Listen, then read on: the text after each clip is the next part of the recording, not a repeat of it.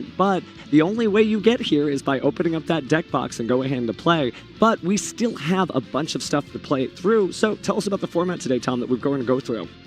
So we've already passed day 1, which was 9 rounds of Swiss with 45 minutes previously, and it's best 2 out of 3. Now into day 2, we got 2 more rounds of Swiss, 45 minutes each, and then we're going to make it to the top cut. Cutthroat top cut, we have top 32 and top 16 at 45 minutes still, and once we get to top 8 and top 4, that's going to be 10 additional minutes at 55 minutes, and in the finals, they get 65 minutes to play out and declare an undisputed winner, and all of these are going to be best 2 out of 3.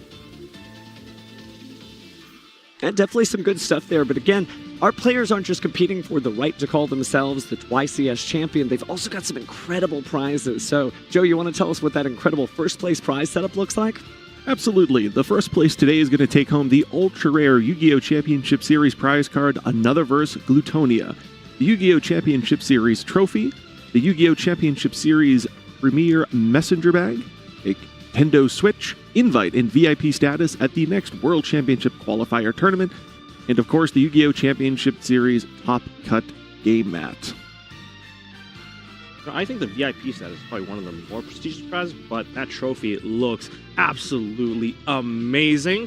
Featuring, of course, Another Verse Glutonia. I just love how it's like laser etched in there, like a hologram card. Really pretty looking. You also get, of course, the Ultra Rare Glutonia itself, so not only do you get the prize card, you actually get it etched into the trophy. Yeah. Certainly some great stuff there. Again, it has been a long road to Worlds here, but we're going to take a look through Yu-Gi-Oh's history, and afterwards we're going to take a short break before we begin round 1.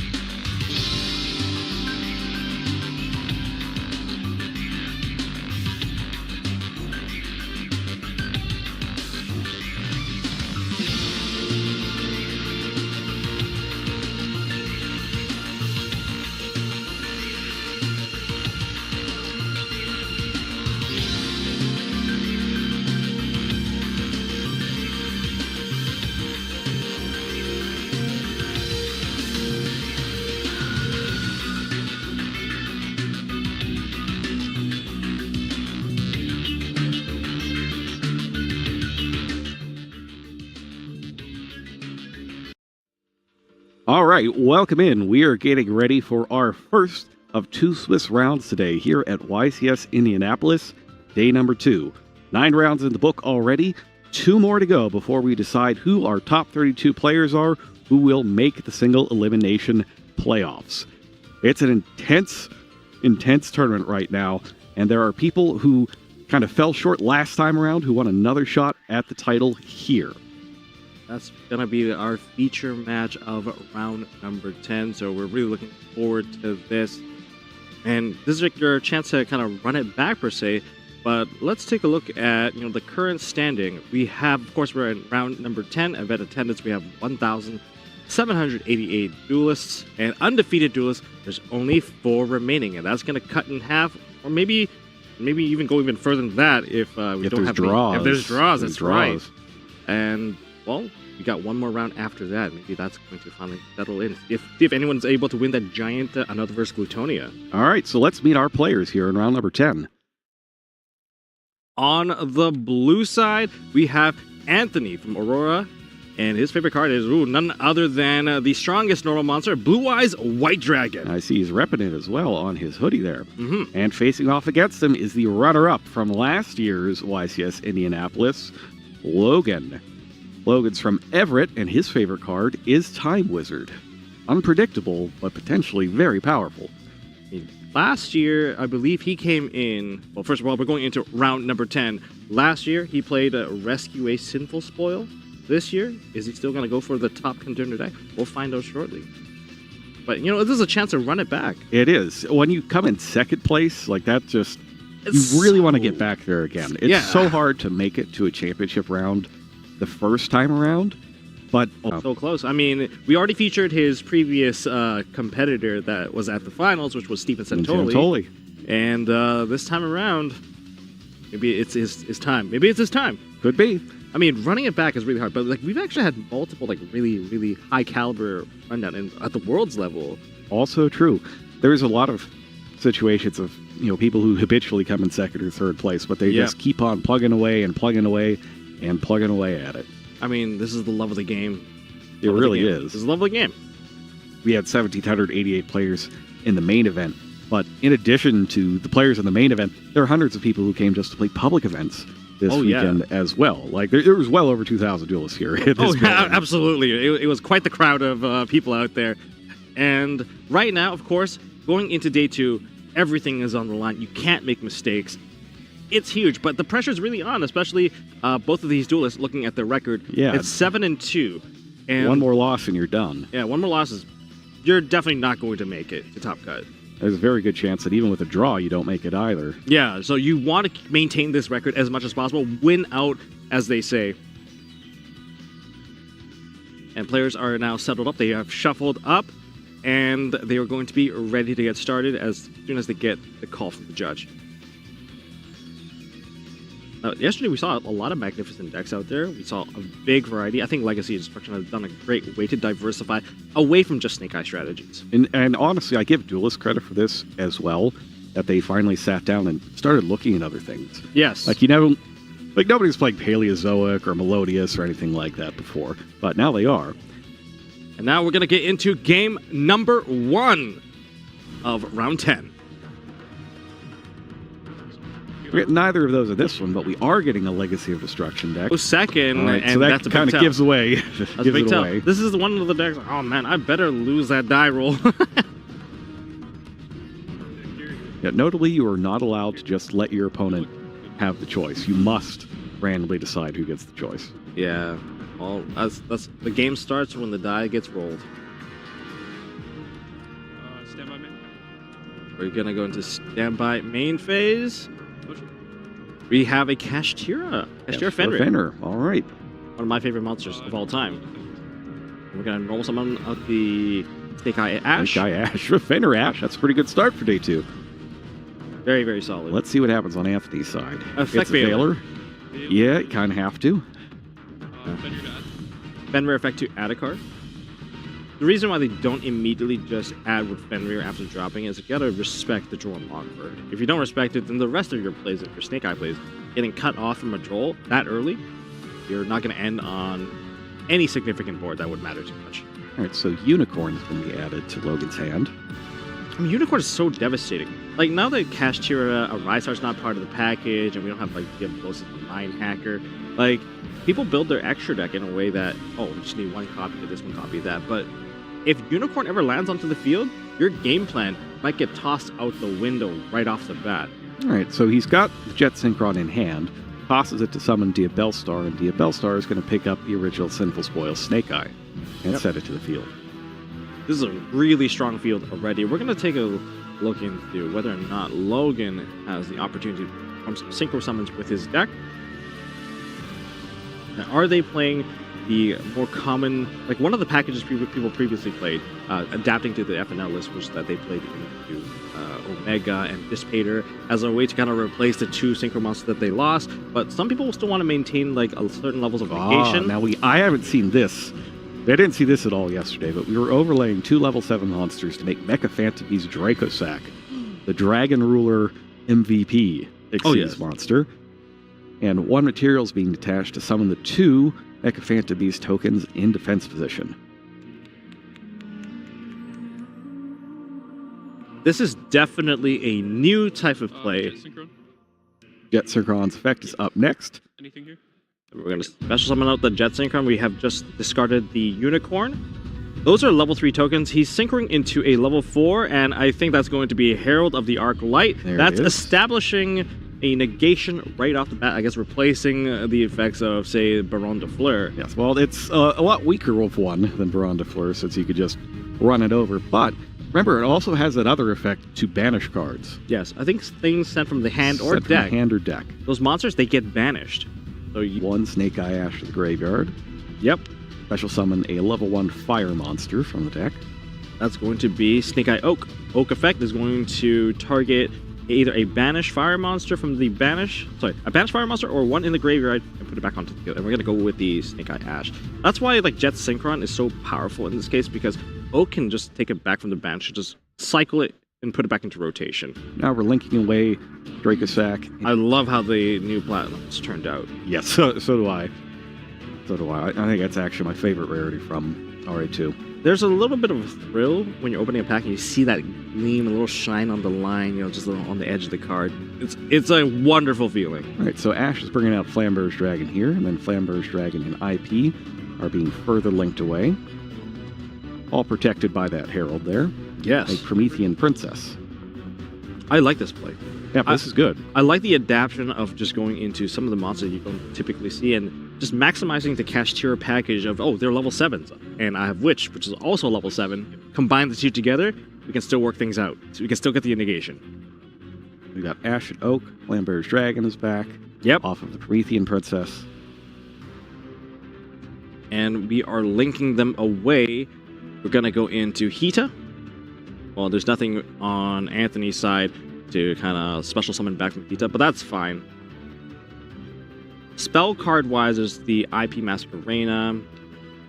And they're checking right now where exactly the banishing happens for Yes, Herald of the Arclight. I believe Because it comes up from time to time, but not quite yet here. Yeah, it can affect the cost of certain cards. If you want to play a card like Forbidden Droplet per se, you can't throw the monsters from the hand, which means that you have to commit a monster first if you want to negate the Herald. Otherwise, Herald could negate the Forbidden Droplet. That's one of the key plays which did affect us in the past with that. And then we're going to summon into an SP Little Knight right away. Ooh, this is an interesting take because we're not using an IP Masquerena on the opponent's turn to make it. Yeah. But we're just making it straight away. So if you're wondering what exactly the Herald prohibition is, it's any monster sent from the hand or main deck to the graveyard is banished instead. So that's what we're looking at here. That's right. There's the one in there. One in there. All right, we'll see if the 10 Pi player is going to be able to push through this field. Does Logan know what he's up against? Very likely. He chose to go second, who would choose to go second? Now, one thing to note here, there's no Divine Temple of the Snake Eye on the field. So right now, you're not really getting back the IP. Unless you use Flamberge to push it out. I guess you could use Flamberge. You could use Flamberge to push it out. So that's one of the options here. But the SP Little Knight's already on the field. So we're going to see Terraforming being activated, and that is going to be adding a Sangan Summoning. Nothing on res. This is a very dangerous card. We're going to activate this card. Is it going to resolve, or is it going to be negated? I mean, there's got to be no shot. I think you have to. Yeah. I just hope he doesn't have another. I think he has another in his hand. You got to be able to push something away. Graveyard, yeah, sorry. But there is a second copy in his hand, I believe. He had to use it on the activation there because I believe it's only the search effect that's once per turn on it. You can actually activate. We're going to special summon a Cashier Fenrir, just kind of card for card, and, blow for blow. I mean, I like Cashier Fenrir in the 10 pie deck. It just offers a little bit more diversity and more removal effects. Just to clear out some of these problematic cards. I mean, if you remove the Flamberge, it's a very big play.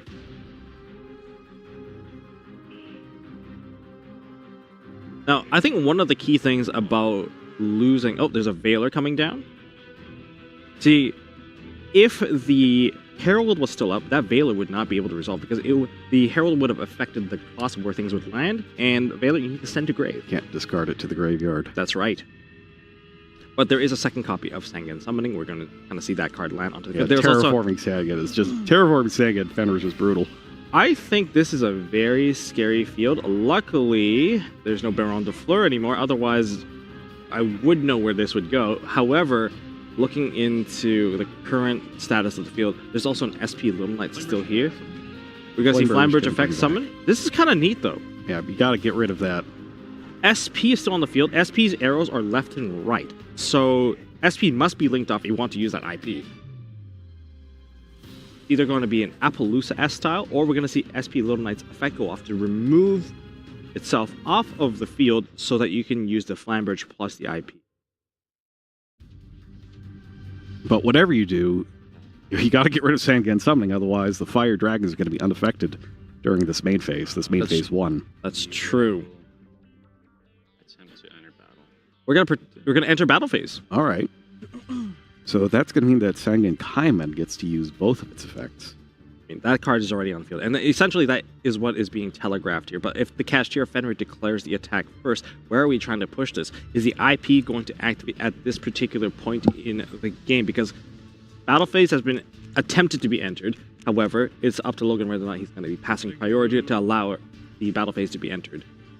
Because, you know, of course, when your opponent wants to pass phase, you can slow down the game and be like, no, hold on a second, I actually want to do something. But it is going into battle phase now. We're in battle phase now. The IP Masquerena will not be able to do anything. And we're going to see Fenrir. Fenrir's going to attempt to declare an attack here on the SP Little Knight. Will there be a trigger? No. So you don't exactly want to trigger, and I can see why Anthony chose not to trigger, because that's going to lead to SP being triggered. Still in battle. And in battle phase, we're going to continue this, and we're going to follow up with the Sangan Kaiman. The last card, I believe, in Anthony's hand is going to be a Ghost Ogre. I think if Ghost Ogre was to activate, it would have basically been used on that IP Masquerena, so that they can't actually link off anything. Without IP, you can't... IP's effect requires you to use IP as part of the material. And if you Ghost Ogre that, you would actually make the board very free to kind of, you know, break apart. You can just pick it apart now. But now we go into Hydra with the Sangan Kaiman. So because it's the battle phase, both effects of Sangan Kaiman are able to be used, both the add and the special summon from hand. And now Hydra's on the field. Because of that special summon, Promethean Princess can now be activated. Yes. Flamberge, and I'm going to target Hydra. That is the danger here. Pop, this will resolve. And we are going to get another copy of Sangan Kaiman. That's the dangers of the Promethean Princess. We needed that battle phase to clear off the SP Little Knight, but then you're going to be running into the Promethean Princess. I mean, of course, Snake Eyes is super layered, especially most of the effects in the graveyard. Now we have Flamberge activating, resolving, getting the Oak, and getting the Ash on the field, and the Oak is now activating, and also the Ash, giving you just so much card advantage. Now you get another copy of Ash for follow-up the next turn. I do think that there will be a next turn, and that's going to summon back the Jet Synchron, putting that back into rotation. Like, even if you don't use Jet Synchron as a synchro material, you can still use Jet Synchron as a link material. All right, so now we're in main phase 2. That means we're going to another turn here for Logan. Sangan Summoning's effect is now being activated to get... That's Fadra. That's the one that summons from the graveyard. I like the kind of the awkwardness of the timing of these effects, either on summon or in damage step. The in damage step part is brutal, and I think for a lot of people, this is how, like newer players, this is how they're learning how the damage step works, by what they can and cannot do to these when they trigger in the damage step. That's a tough lesson. That's a tough lesson to learn. Normal summon out the Fadra, and the effect of Fadra is going to go up. That's going to summon out Hydra. No. And that is going to be Link summoned likely into Harak Seal of Heavenly Spheres. Will this be enough? We're going to pass turn on here. Oh. In the main phase, we do have the IP Mask Arena play, All of these cards are good but we are currently fire locked, and it's good. by the Promethean Princess. Yes. Okay, so we have two types of interaction, plus the ghost. No, you're good. I'm gonna go main phase. So we have a non-targeting effect to return a card on the field back to the hand, a face-up card, and also ability to summon out a monster if the graveyard effect of Heretic Seals isn't negated. We're starting off with a Link 2, likely going into... Phoenix effect. Ooh, this is a nice one. A Phoenix effect that's going to activate, discard a card, destroy the Sangan summoning, and also draw a card because that is now co-linked with Promethean Princess. Yep. And the Promethean Princess cannot be destroyed by battle while it's co-linked.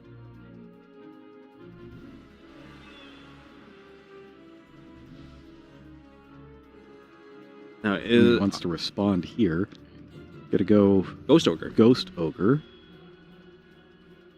I think the key point here of the Ghost Ogre here is just to minimize the amount of link materials available. Says when it was activated. Yeah. So that's not going to stop the draw. Yeah. The effect says if it was co-linked when this effect is activated, Just a double so it doesn't matter whether or not it is. they'll pop, and Yeah. then, your turn player, so any triggers on the neutral. Yeah. This is the key point of knowing how the wording of card text work. All right, so that gets the Fenrir. That's the Fenrir dealt with. Now Yeah. that just leaves the Seals. And Seals is kind of deceptive here. The monster that it summons out will have 0 attack and defense, but don't forget that that monster's effects are not negated. Yep. So kind of a rookie mistake against Ted Pie is just running into the thing they summon and accidentally triggering their entire combo on your own turn. Yes. I think we've seen the card that's potentially going to come out, and that's probably going to be a Fadra. Fadra cannot be destroyed by battle. So your life points are pretty safe. But right now, there's a little bit of a difficulty because if we keep ourselves in the main phase while those monsters are coming out, you have a Yes. chance to kind of clear them out before they become a problem in the battle phase. Poplar has now been summoned. I think it's the first Poplar we've seen. First Poplar I've seen. He didn't go for it in the opening turn. That was kind of neat. I mean, Poplar was such a, popular part of the combos. A little bit. Now, these 3, it's 1, 2, 3, 4 Yep. materials. So that represents Appaloosa. Yep. And indeed, it is Appaloosa. Apo does not gain counters. Yes, this is not an activated effect. The Apo gains attack points, just to be clear. It's a very common misconception because of the way that players like to represent the attack points of it. They'll use dice or something that you're not actually supposed to do. So it's kind of led to this, just mass understanding. Yes, it simply gains counters, but that's not actually how it works. It's the attack points. And when you combine it with Moon Mirror Shield, things get even more complicated. So 2,400 attack points. So it's very strong. If you want to think of it in terms of, since it is Bow of the Goddess, I like to think of it as how many arrows can be shot. Oh, I like that. In this case, it's 3, 800 attack points each. But it takes time to reload. That's why it's once per chain. Exactly. Bow of the Goddess. Activate original Sinful. Original Sinful Spoils. We're going to put back the Flamberge into the deck. Yeah. There's a lot of monsters on the field here. I mean, that opens up basically the entire extra deck. It's really safe because, first of all, the bouncing effect, say, of the Erratic Seals is going to be dealt with through Appaloosa, possibly. And the graveyard effect could be as well, the tributed effect. Yep, both of them are separate chains. And the Ogre is gone. If the Ogre was kept, it would have been also a little bit more interesting as well, because Ogre is a great counter to Appaloosa, because you can't reduce attack to negate something if your monster is destroyed. So Ash's effect is you sending itself and the Flamberge to the graveyard, summon another Flamberge. Ooh, it's just so good. This board is very scary. Damage rush 24. We have 3,000. Well, the monsters are a little bit too low. 2 chains, right? 2 different chains. Yeah. Logan confirming that those effects are going to be happening in two chains. and we're going to be forcing the effect of Hieratic Seals. That's going to be negated with Apollosa. Apollosa is going to negate both of those effects, putting Apollosa down to 800 attack points now. 2 shots from Apollosa. 1 arrow left. Make sure that Hieratic Seals is unable to affect the game. So one thing I was wondering is, the Apollosa is coming. Is there any world where maybe you use the Hieratic Seal a little bit early on IP? I don't think it matters. No, I don't think it matters. Would it have been marginally better? I don't know. I don't know. Like, maybe if you can keep the Ogre, if the Ogre was kept, maybe that was a little bit better. But I think maybe there was a slight misfire on the Ogre that could have maybe helped dodge the situation, but there was a lot more monsters on the field. It may just be academic, but when you go back and review your matches, like even if you were going to lose either way, you should still always strive to make the absolute best play you can. Yep. So maybe that's something to take a look at looking back at this game. Well, we go into it is over. Yeah, it's over. We're into Access Code. Access Code can deal more than enough damage to punch through this entire field. And game 1 goes to Logan. Logan really wants to get a second shot at taking the YCS Indianapolis title.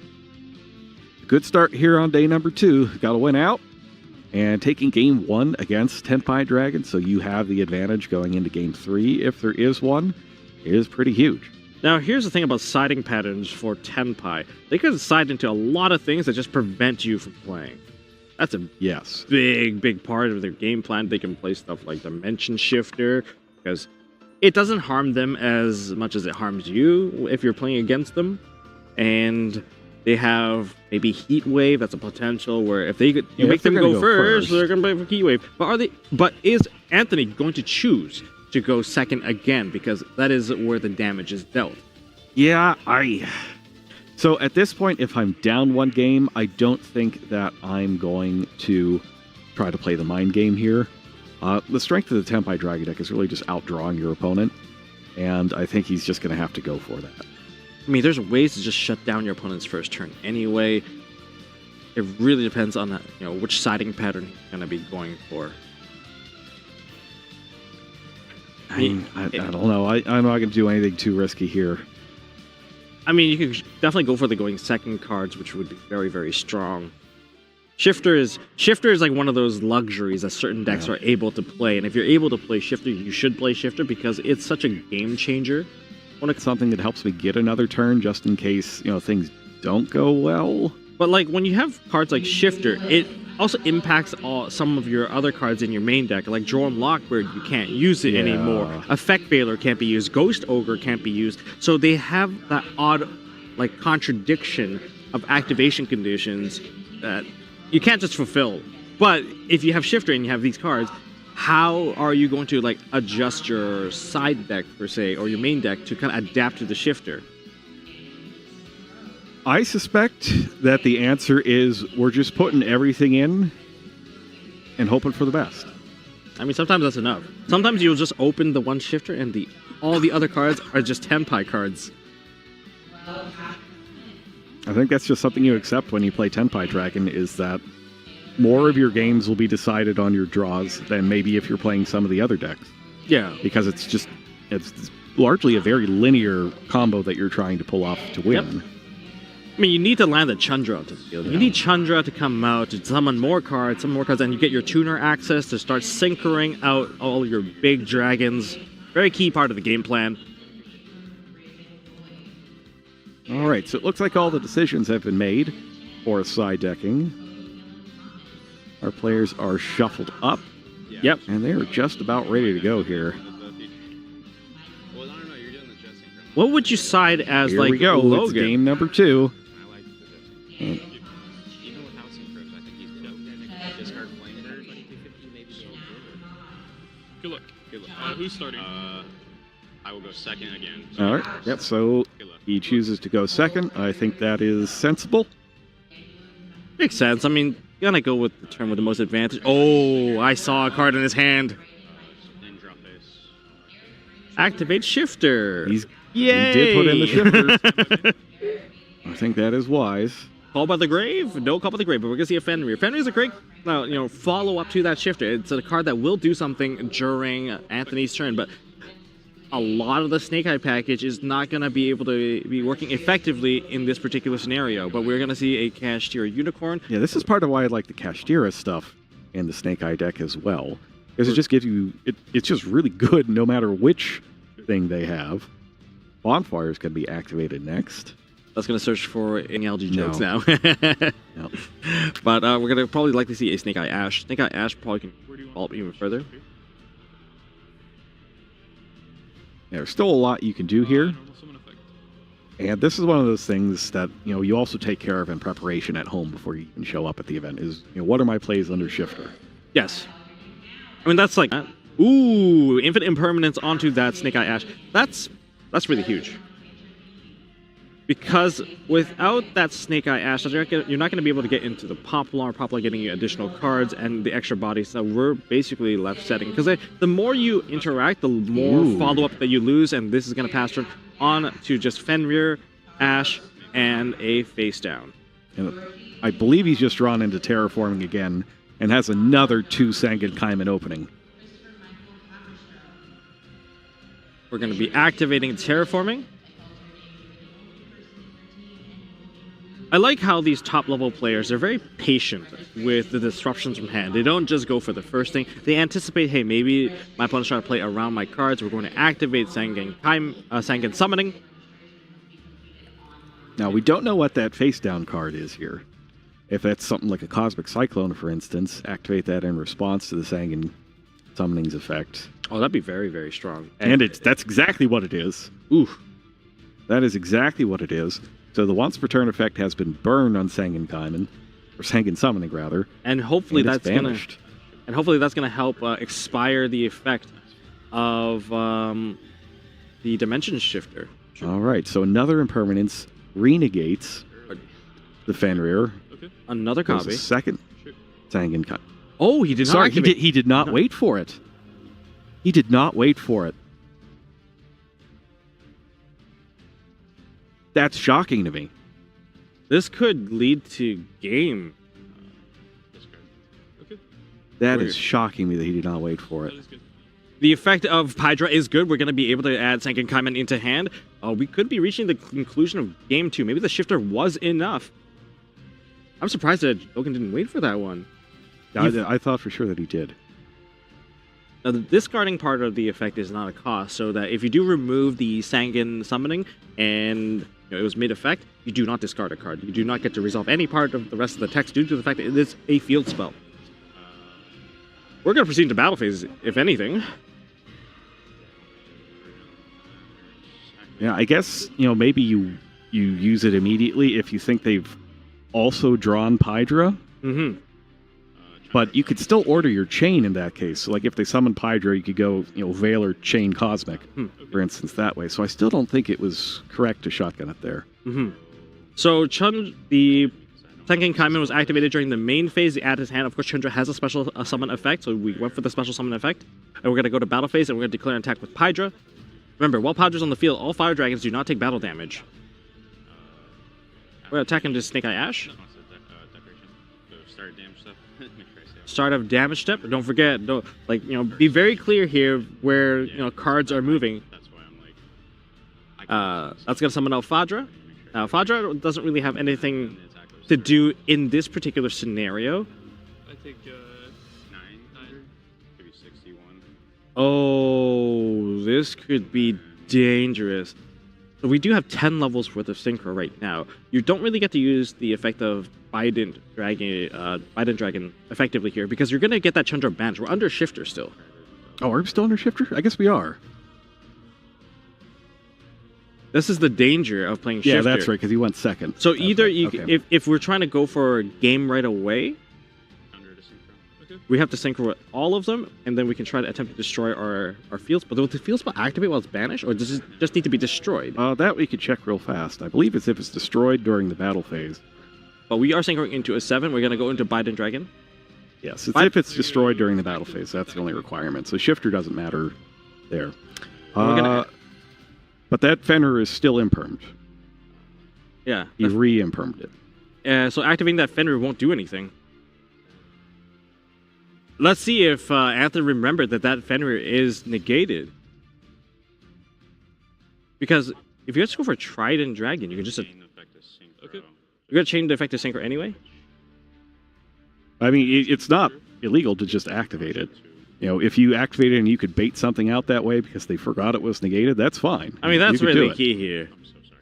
Are we going to go for Trident Dragon, destroy the field spell, and this go for a ton of damage? Yeah, that's what we're gonna going for, play it. Trident Dragon. Resolve no effect. New chain effects to pop one. We're going to destroy the field spell? Negated anyways. Off of it. Yeah, he knows And- he and knew it was he negated. knows. He knows. He knows. It's a good move, though. It's a good move, though. You got to activate it We're and gonna see if double it'll the do damage. something. Attack.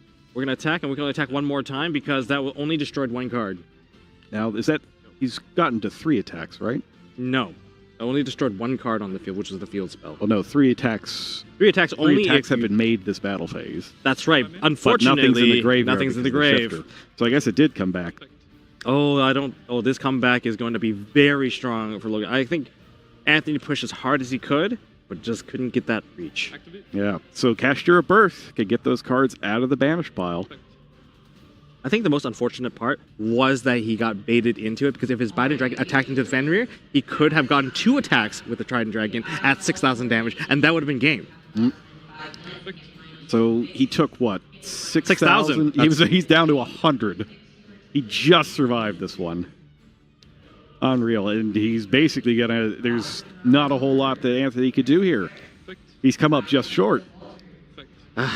That was well baited. That was a close one. I was worried when he didn't hold back on the Sangan summoning and got hit by the second one. But it seems like he's managed to pull it off here. Yep. That was very unfortunate. If he just left the Fadra alone, like, nothing happens. Declare the attack, because I believe Biden Dragon is stronger than that Fenrir. It should be, yeah. Eesh. Well, that's the key thing about... It was a great play. It was a great play. The negated Fenrir did more for the game than anything else here. Kept Trap zone out of the way, And and we're- everything else gets in there for over 8,000. And we are not seeing a game 3. Logan takes a clean game 2. Well played on the negated Fenrir. Yep.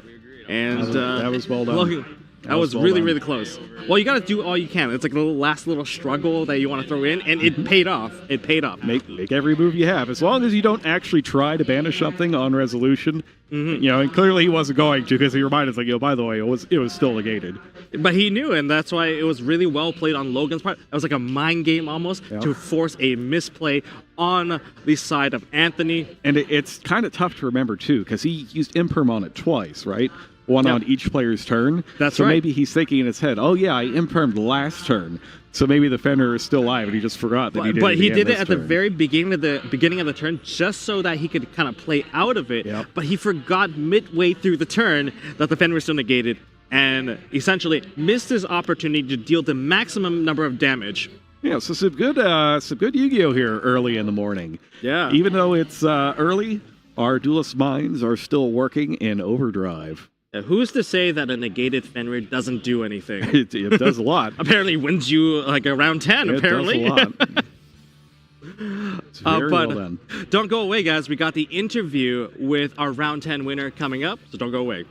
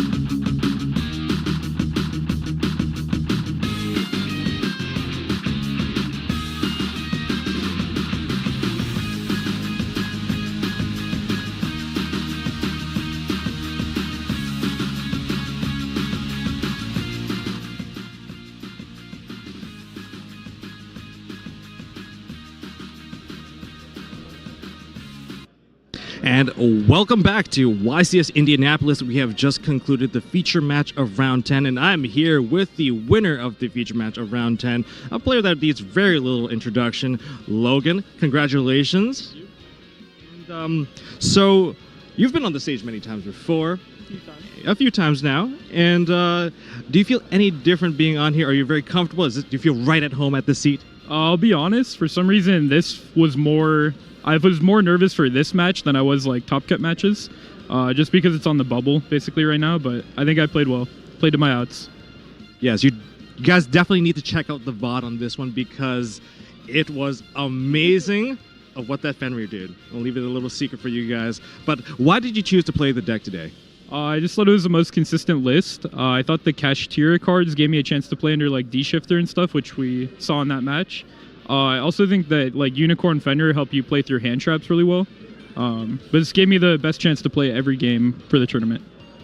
Sounds good, sounds good. Now, is there any particular match that you don't want to see coming up into the next round? I don't want to play against Runic Stun, really. I actually have a good record against that deck, but it's always scary playing against that deck. Sounds good. Now one more match to go to secure a spot into the top cut. I wish you best of luck, Logan. And I'm going to toss it back over to Jerome. All right, great start to my day. You know, sometimes when I need to start my day off, I'm going to boot up Master Duel, play a couple duels on there while I have my coffee and my breakfast. And, you know, you could do the same and play in tournaments at the same time and win cool prizes like this Master Duel Remote Duel Main Event Series desk mat. We do these monthly. You can see the next couple scheduled here. We got one on June 16th at 11 a.m. and another one on July 7th, also at 11 a.m. So if you are a Master Duelist and you want to get some cool prizes, love this Zeus mat, by the way. It's a fantastic prize. I highly recommend hopping into the Discord server and checking these events out. That's going to do it up next, but first, we're going to take a break. Don't go away. Yu-Gi-Oh! Legacy of Destruction! To fulfill my promise to the Pharaoh, I'll need an unparalleled new strategy. I won't accept anything less than your best. And you'll have it! Meet Gandora G, the Dragon of Destruction! This can't be. To think such a monster exists. It sure does, in Legacy of Destruction! It's time to duel! 9 cards per pack, each pack sold separately.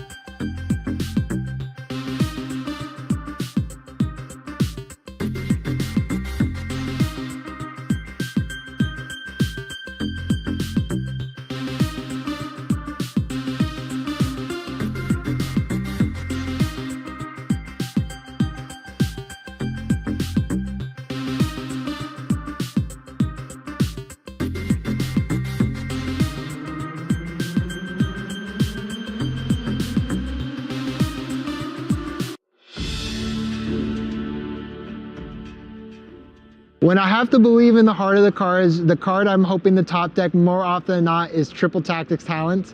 I think that card is just really, really good going first or second. It gives you a great chance. It gives you the most options to help play through established boards. So often that's the card I'm hoping to draw off the top of my deck. I would say that Bonfire is definitely a good card, or Snake Eye Ash to open up with, to get my engine going with my strategy. When I have to believe in the heart of the cards and figure out what card I need to top deck, it has to be Ostinato. The card is just so versatile. If that kind of gets off without any negate going against it just creates such a crazy presence on your board that a lot of times it's just too oppressive for your opponent to get through, even going second too. If you get Ostinato and kind of bait one of their negates and you have the rest of the cards in your hands to play, whether it's talents in hand or something like that. The card I'm trying to top deck, just always my Grandmaster Hanzo, one of my toolkits that I can get into my stuff and be able to build a board off of that can combat some of the craziness of the current format. This goes back to my roots of when I really started getting on the train of being more competitive, and it's always Sky Striker Engage. So that's a card where if you see that off the top of the deck, there's a Sky Scourge card that rips everything from your hand. And I was at Locals one day, it was the finals of Locals. My opponent summoned the Sky Scourge, ripped everything out of my hand, and I was like, there's one card that saves me in the situation, and I topped Engage and I won the game. So when I believe in the heart of the cards and I need to top deck one card, the card that I want is probably Crossout Designator. All the decks that I play, I generate follow-up. So when I see Crossout Designator as my top deck, it just feels like I have like the strongest card in my hand that plays around all of the possible unknowns that might be in their hand. In my deck that I'm playing this weekend, King Sarcophagus. Just so that I can activate it and then to summon out all my other big guys again. And then just swing. When I think of a top deck, the first thing I think of, Brandon White. That's my Duelist soul card. It's just Miracle Fusion for Brandon Despia, which is a very good in many cases. You can't Ash Blossom it. You can just go straight into Mirror Jade if you have a set up Graveyard, which is why it's a great top deck. If I'm top decking and I need to find a particular answer, I hope to find Pot of Prosperity on the top of my deck because that helps me find 6 more cards.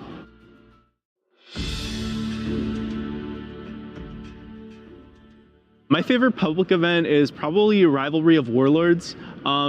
We play in such high pass.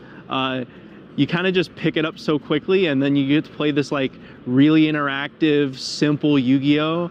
And I really miss those days. My favorite public event would have to be the Giant card. I think that it's just really unique that you can get a super cool piece of artwork that you can hang on your wall. And so I've won a couple of Giant cards, and it's definitely, every time I look at one, it's a nice feeling of accomplishment, and it's really cool to show friends that aren't a part of the community or play the game because they just look fantastic. My favorite public event is by far it's Rivalry of Warlords. The idea of needing to adapt on the fly is very fun. I think every single one of those decks is very cool. The power level is like a little imbalanced at times, but like still, most of the decks that you can possibly get in Rivalry of Warlords can win a game. You just have to learn how to play it like really quickly, and I think that's fun. My favorite public event, I think, is the regional side event, Flight.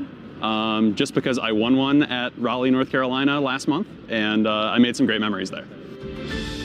So my favorite public event has to be Time Wizard. It really holds a special place in my heart just because it's what I used to play back when I go into regionals and started playing as a kid.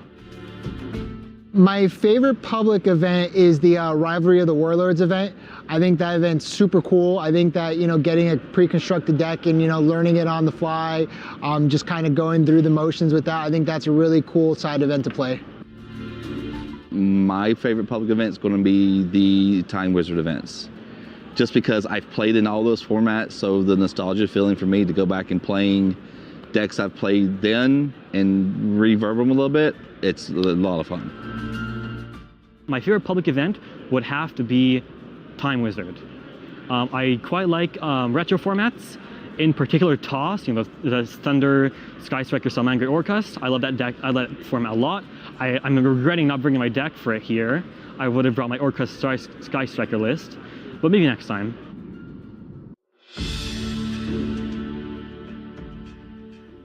Preparing for the YCS is a big deal. It's something that you really have to take your time and establish what you want to accomplish. I think that it's really important to understand that if you're going to an event, that you don't want to be upset with your choices past the event. So if you really do believe in something that you want to bring, you really want to make sure that you bring that with you, because the second you do poorly, you'll blame it on the fact that you didn't bring that card or that strategy. So I do think that you have to overlook at a couple things, because maybe you're too afraid of certain matchups, but they're not that real. So you just have to bring something you're really comfortable with and something that you think you can do really well with. And I think that I'll do pretty well this weekend myself. I prepared for the YCS kind of by playing at locals a lot. I have very competitive locals back home, and then also kind of making it to day 2. You know, I'm really hoping I can make it to day 2, but if not, I'm here to be with my friends and hang out. By playing with all of my friends, we have a really solid locals of like 20 to 30 like pretty strong players that do well at regional events, and we just go back and forth at locals. We get together outside of locals and we test a lot, and it really helps elevate each other. My main goal is just to like do better than I've done before. I think my best record before dropping out of YCS before was 3-3, and I just want to beat that. If I can make day 2, that's a bonus. Preparing for the YCS, just play as many events as possible, whether that's local tournaments or regional events, even like kitchen table you go with my friends. Just try to get as much practice in, and I'm hoping that I do the best I can. Realistically, I'll be in the side events tomorrow. Prepare for the YCS by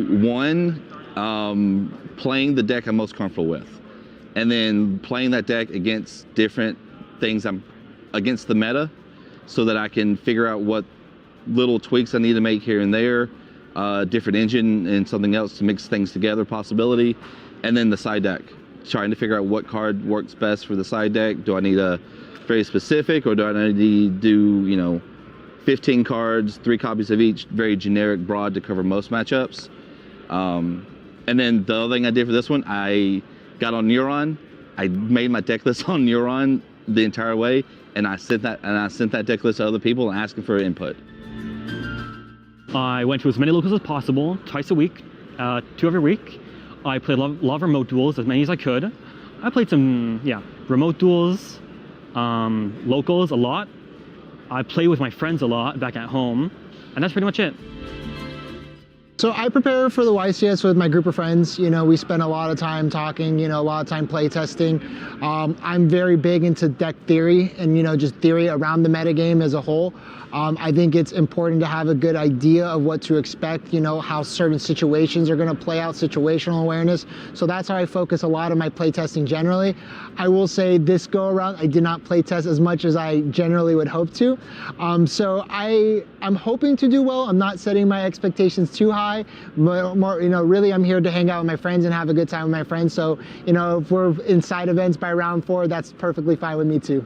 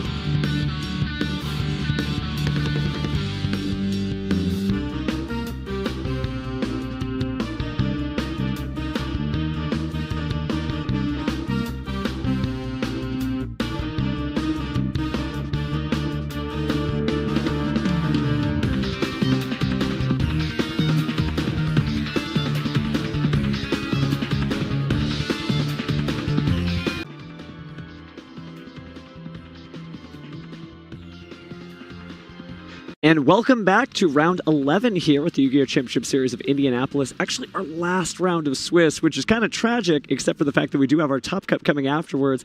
Again, this is probably one of the most important rounds because, again, you might have heard players refer to it as being on the bubble. It's the point where if you don't get enough points, you may not make that top cut. So I know we've seen a lot of great matches since then. Joe, are you looking forward to this one? Yeah, I absolutely am. We're going to be looking at a Tenpai mirror match this round, something that we've yet to see in the feature match arena. It's one of those things where, again, Tenpai Dragons, as we've seen, are such a good deck. And again, with so many players in the tournament, it was bound to happen eventually. But here's the cool thing. Remember we talked about that Another Verse Glutonia card that we had? Out of our 1,788 duelists, there's only 2 undefeated duelists left. Remember, if there's one at the end of the Swiss rounds who's undefeated, they will get that Another Verse Glutonia giant card. So, well, good luck to whoever it is that's left at the end of standings. Always an exciting feature. It is true, the undefeated duelist could draw, then nobody gets the card, but I guess we'll find out after the final round. But don't worry about that, we're going to get into our duelist introductions here for the final round of Swiss. We've got Casey from Dania, Florida. Favorite card is Rescue Cat. It's a classic Rescue Cat. Mm-hmm. And their opponent will be Kalen from Kansas City, Missouri. Their favorite card, a precursor to what they'll be playing today, Tenpai Dragon Chandra. Some great stuff. Again, longtime judge Cookie, as they're colloquially known, is no stranger to the YCS events here. It's probably going to be a good match here. You know, these duelists have been just grinding out the Mahjong deck all day long. I actually recall commentating a feature match that Cookie was in not too long ago where they featured a Horus Resonator deck with the Dragon Link package that you would typically see with Pistials, and I think it was really quite impressive because it was a deck that wasn't especially popular but was really piloted well. Now, it's definitely been a star-studded tournament between content creators, longtime competitive duelists, judges who are taking their uniform off to show, hey, they're great duelists too. So it's been a really good show here. And here's the funny thing. We know that a Tenpai Dragon duelist is going to win this match. It's just a question of who, and it's going to be a lightning explosion back and forth between these Fire Dragon strategies. So it'll be interesting to see whether or not they're aware of what the opponent is playing. Obviously, your deck is very much incentivized to go second when you play this strategy, but it's even more so in the mirror match. Go first. That'll give them a hint, and then the other person will know they're playing Tenpai, so it's going to be a little bit of a head game until we see that first card drop down. It's one of the matchups where the die roll is probably more important than you would typically see when you play these decks that inherently want to go second, and that is absolutely the case with both of these deck lists, as is really the case across the board in these Tenpai strategies. Typically, you have a pretty reasonable chance even when you lose the die roll to get what you want, which is to go second, but when you know here that it is the mirror match, that die roll is especially important because you want to have the opportunity to have the option of going second. So we'll see that critical die roll in just a few moments. Duelist just shuffling there. So much of a mirror match that it's actually they're both using the same color sleeves here as well. Certainly styling in synchro white. There are some differences inherently in the design of both of these decks. Obviously, they're going to have the same inherent engine with the Tenpai monsters, Sang and Kaiman, Sang and Summoning, but in addition to that, you need to incorporate a variety of other cards to support this strategy. Both players have elected to use a quantity of Kashtira Fender, something that we see that is especially popular. There's obviously the hand interactions. It looks like Cookie's actually cut down quite a bit on the overall number. Looks like there's only 10 overall in their deck list, as opposed to Casey, who's upwards of 16. And by cutting some of those hand interactions, it looks like Cookie has elected to play cards like the Triple Tactics Talent plus Thrust package with some interesting normal spell cards, Change of Heart, Lightning Storm, even the classic Monster Reborn.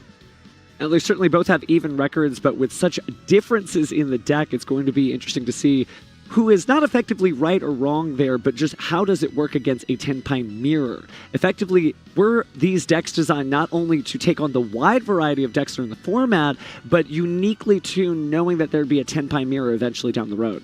Yeah, so I think the inclusion of Fenrir is a concession a little bit to the mirror, because if you are forced to go first, obviously Erratic Seal is the classic opening play with a lot of dragon-based strategies, but sometimes when you have Fenrir plus Erratic Seal, you have a little bit of interaction. But with that being said, it looks like the players have shuffled up and they are ready to begin our final feature match of Swiss.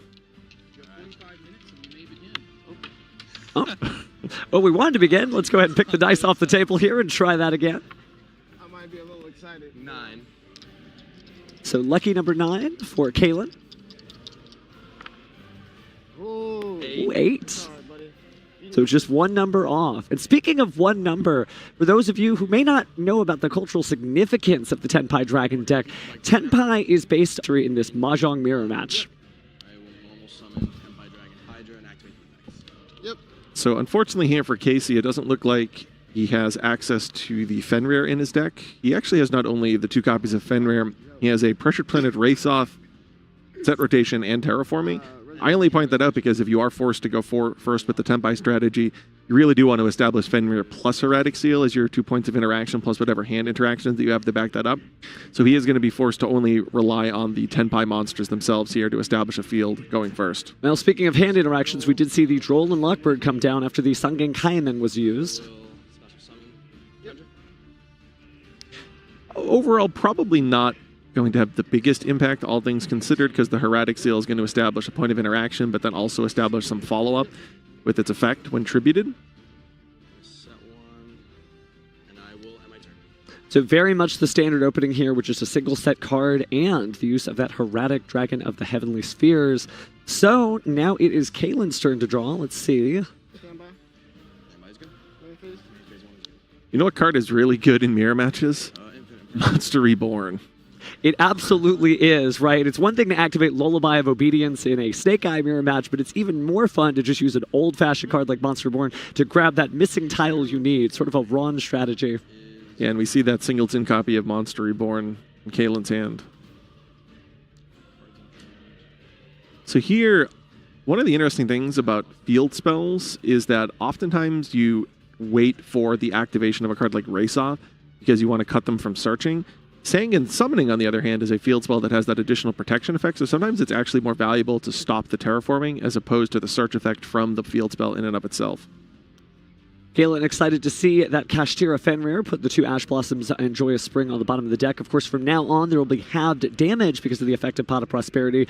But as we all very well know, this is a deck that is capable of doing more than 16,000 damage, so it could win in the very first turn of the player here. Special summon. Committing Kashtira Fenrir to the board. Looks like the special summon is good. Activation of the effect, we do see that there is an Effect Veiler in Casey's hand. May be coming down now.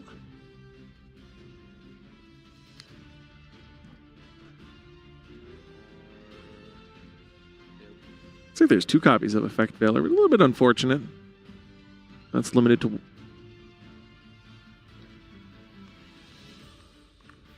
Not getting a whole lot done with the Effect Veilers. Of course, there's that threat of the Kashtira Fenrir there, of course, but... yeah, just limited applications here. Doesn't necessarily move the game state forward to sit on it, and would move the game state forward to really try to stop it. But now we're going to see our Tenpai Dragon Fadra. So here he's going to immediately Synchro Summon in main phase 1. Oh no, he's actually going to go into a Link. No one could blame you. I mean, at this point, they're just sending the cards to the graveyard there, so it's hard to tell.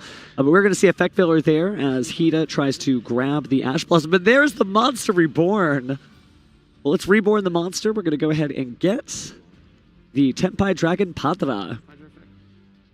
Gonna try it again. Sometimes in Mahjong, you win with your own pieces, and sometimes you just grab some from your opponent.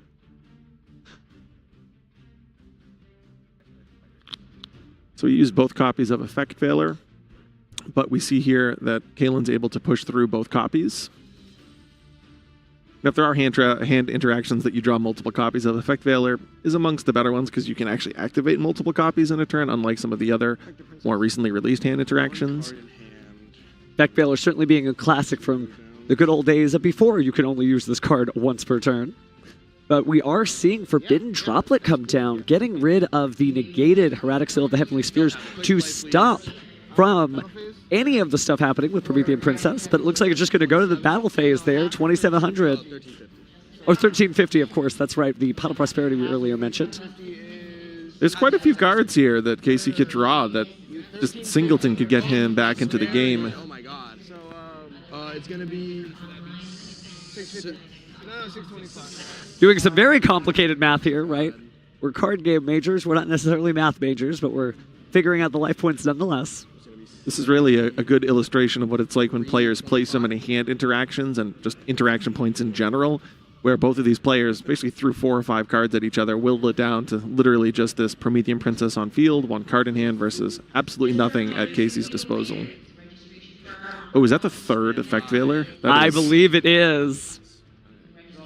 Now, that is going to be helpful, though, to stop the Promethean Princess Bestower of Flames from using its effect again. However, depending on what we draw... Up. Ever the judge, Kalen recognizing that the opponent didn't cut before they added the card. So making sure that before we add that card to the hand, we shuffle and cut the deck, and we did. Ooh, look at that draw, too. Oh, man. Saying in Kaiman. Going to the... Oh, sorry. It's saying in Summoning.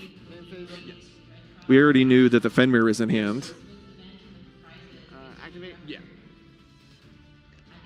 All right, now it's time to build that custom hand by adding any of these Tenpai Dragons to the hand. Looks like we're going to go for Tenpai Dragon Chundra this time. Yeah, you can hear Casey asking, am I allowed to concede? Because with Promethean Princess and Chundra, there's 2 monsters in which he would need to negate, and he only has 1 Effect Veiler.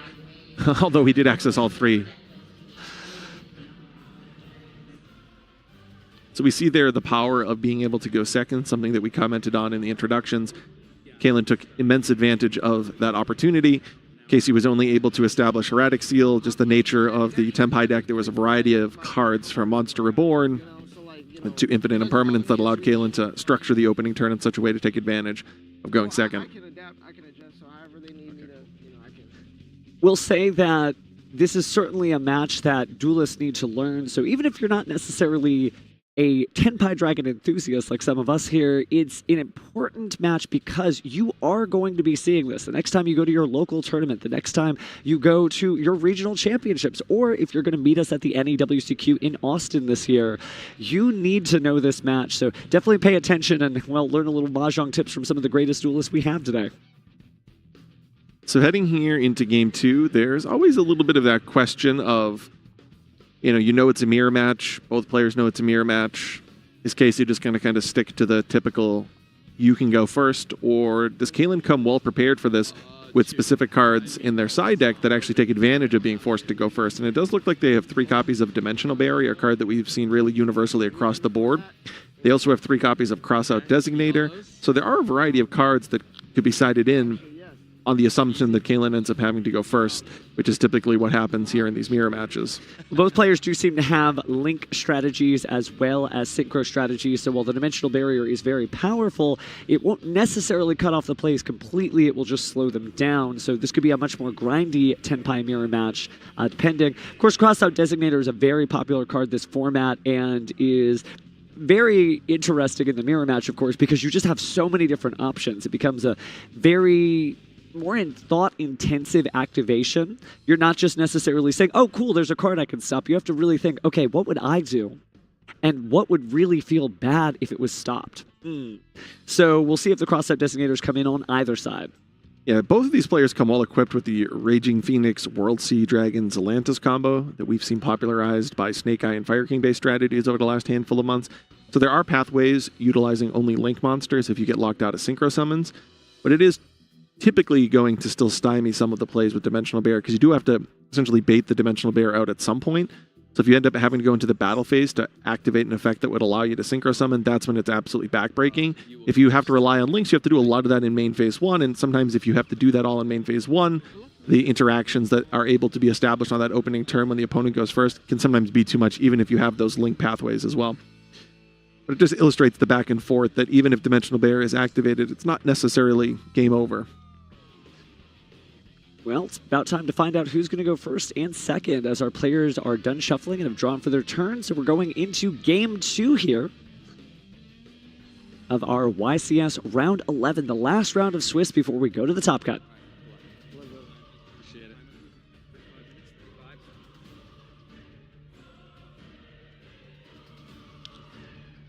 So who has to go first?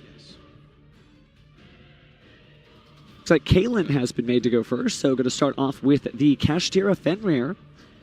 As we mentioned in the previous game, when you are forced to go first, it is amongst the absolute best opening plays because it just establishes a point of interaction, a quite free point of interaction. And if you're forced to go first, your deck, unlike some of the other popular ones in the format, their opening plays are quite a bit more watered down. A Fenrir just adds that point of interaction that can sometimes buy you the turn that you need to actually get to a turn with a battle phase. Well, definitely getting set up for that turn with the battle phase by activating Sangen Summoning and grabbing a single copy of the Tenpai Dragon Pydra. And we see the great utility of Fenrir. Sometimes Fenrir in a full-blown Kashtira strategy is searching for Rise Hearts or follow-up with a consecutive turn. Here, it's just used as discard fodder. So that Fenrir that was searched was immediately discarded with Sangen Summoning, kind of mitigating the drawback of having to discard after utilizing the effect to search. It also helps that, again, the Kashtira Fenrir is a 7, very popular number, of course, because of its easy access, mathematically speaking, to 10 star synchros. But looks like we're going to go ahead and use Pydra to get the Sangen Kaiman, activate the Sangen Kaiman to add the Tenpai Dragon Shundra to the hand, go ahead and special summon the Tenpai Dragon Shundra, and then combine those two into our first synchro summon of the duel. Yes. And it looks like a Biden to Tragion. It's now going to be sent away for Hieratic Seal. So this was just a way of putting Biden Dragion into the graveyard, potentially to be special summoned out at a later point. Now that feels like one of those has to be crossed out designator. I think I saw a copy of Called by the Grave. Main phase 1. Yep. We are going to start similarly to you and activate infinite permanence target Hieratic Seal. So one good turn deserves another, negating the effect of the Hieratic Dragon of Heavenly Spheres there.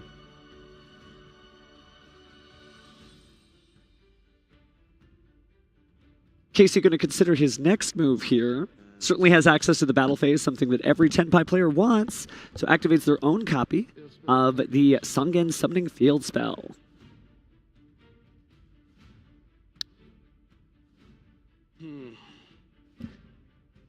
Taking a moment to consider.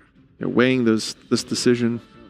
Looks like he actually already has another copy of Summoning in hand, a Kaiman in hand, and I think I saw a Chundra in hand. So he already has access to his engine. It's a question of how we can whittle through that Fenrir plus 2 spell and trap cards. I am going to enter battle phase. Certainly a heavy burden to carry these cards into victory, right? Yes. We are going to the battle phase, though. We're at the beginning of the battle phase. Looks like the Hieratic Dragon of Heavenly Spheres will activate its effects. And since it's been tributed, we're going to go ahead and reach into the deck here for another monster card. Yep, even though the effect is negated, it still obviously has an effect when tributed that will allow him to special summon a dragon from the deck. In the previous game, we actually saw Casey forced to utilize Forbidden Droplet and not be able to get the Hieratic Seal summon from deck.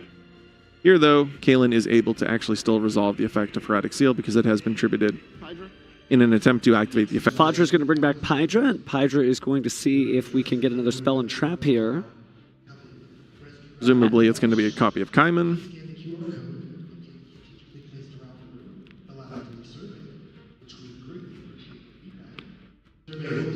Good to see all 3 Mahjong Dragons on the field there, representing the white, green, and red tiles from the original game.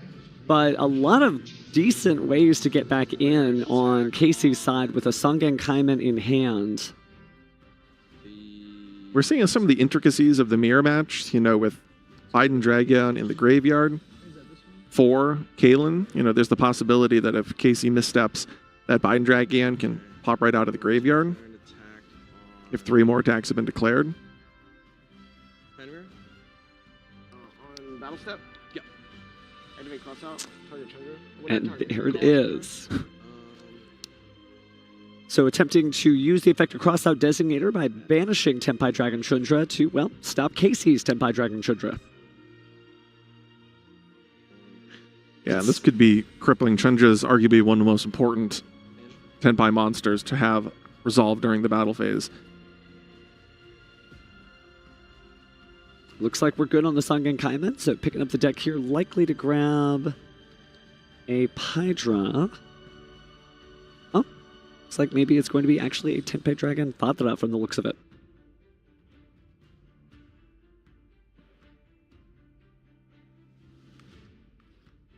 They're feeling in a good position there, certainly having 2 pieces on the board.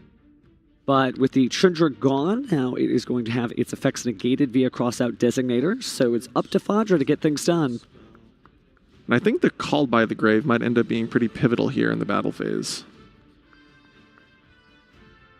Activate the effect to sync or something. So this could actually be here a... Watching that Black Rose Dragon light tightly there, but also thinking about the Sangan Bident Dragon. The problem is, if he goes for something with the assumption that he'll be able to special summon back from Grave, that's where the Call by the Grave might end up really being backbreaking. Chainlink 1, activate the effect. Activate my call by technique. Target Fadra. Called by the Grave. So I wonder if he has a copy of Call by the Grave in his deck, because he does have the crossout designator in his own hand. Oh, wow. Oh, yeah. and that's the handshake. Kalen takes it. Just quickly making it to victory with the Called by the Grave card there again. All you need is just one card away from victory, and as we saw these players try to find that card, in this case it was Called by the Grave. Great sports to be able to see Kalen up there in the top cut, but we'll get a chance to interview them in just a moment. But, wow, what a match, though. It's really goes to show you that it's not necessarily lightning fast. When I said it's a lightning explosion of cards, it's these really crucial moves, like you were saying, Joe, just back and forth, making sure that there is no mistake. Each card feeling maybe heavier than they ever had before as you activate them. And we saw there that Kalen was able to navigate going second, which is obviously the ideal situation for the Tempai strategy, but also whenever you have access to Fenrir, it really pushes the viability of that opening play. So even though the deck prefers to go second, you know, when you establish seals, plus Fenrir, plus a few hand interactions, of course, in this case, the critical Call by the Grave and crossout designator, all of a sudden you do have 4 or 5 different points of interaction, which can be difficult even for the best Tenpai player to navigate through. No, those Heavenly Spheres have brought a lot of Duelists to victory and sometimes have been the go-to defensive play, including for Dragon Link players, so it's nice to see that Dragon doing good work again. But again, just wild stuff to see, and we are very excited again for all of the Duelists who have really worked their butt off, I would say, to get to this top cut, because think about it. You had to go not only through 9 rounds of Yu-Gi-Oh! Yesterday, but you also still had to go to 2 rounds fresh and earlier than before. But we'll get a chance to see how all that feels in just a moment when we interview Kalen in our Round 11 interview. We'll see you soon.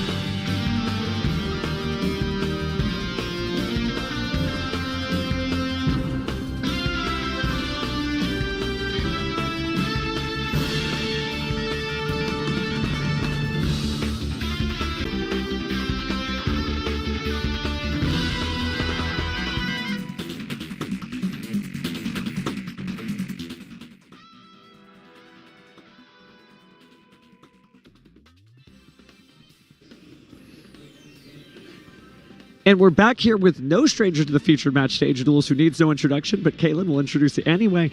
You've been here before. Does it feel any different when you're up here even after all this time? You always get your jitters for sure, because like being on stage is like, ooh, I'm on stage. Like people are watching me. People are going to say something about this. However, you know, the experience is always an individual, and this individual experience was fun. Now, on a Tenpai Dragon mirror match, every card is so important and must feel so heavy in your hands trying to figure out when to activate it. Was there any moment that like really stood out in the duel? So yes, at least agreeing to the tangent before. Now to the question, in this particular experience, no. All plays were pretty much readable. Tenpai really wants to go second, so like I kind of knew I was gonna go first.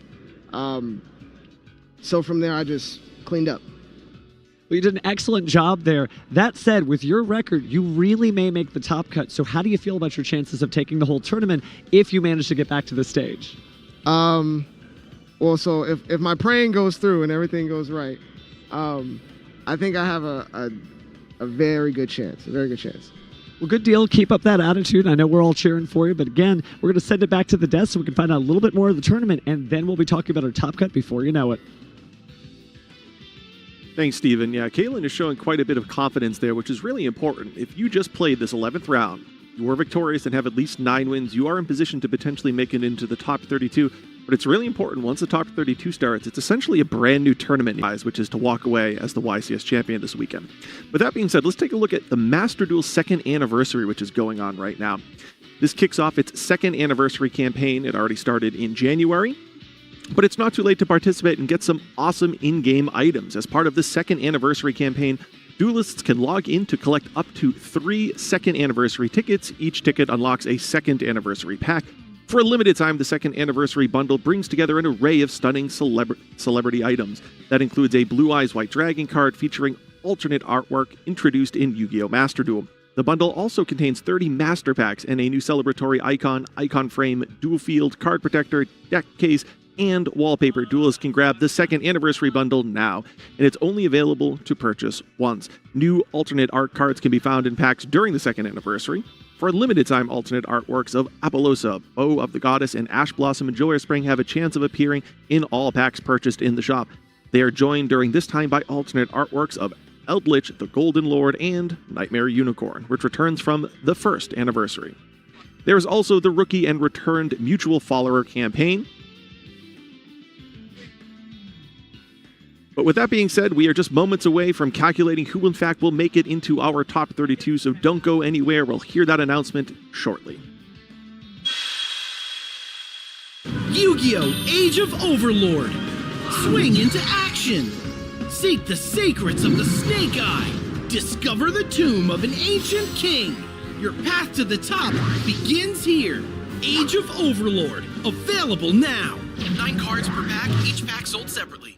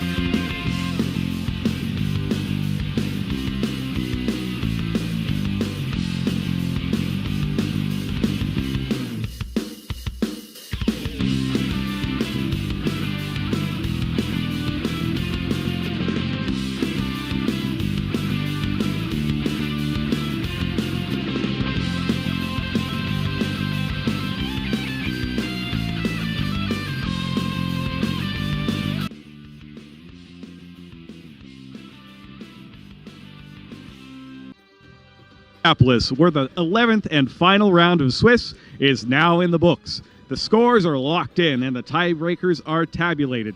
And any second now, our head judge Tim is going to be coming up those stairs to deliver the good news to the 32 players who will be taking place in our single elimination playoffs today. And I see him right now. He's got the paper.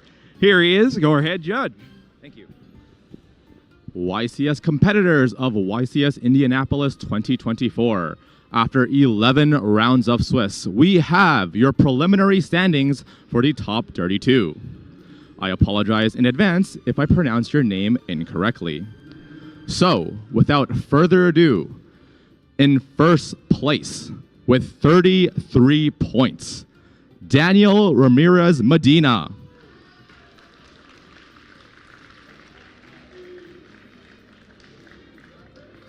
In second place with 30 points, Paulo Roberto Goncalves da Silva.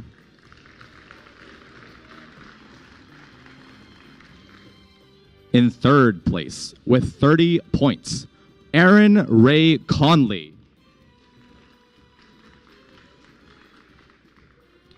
In fourth place with 30 points, Blake Michael Morrison.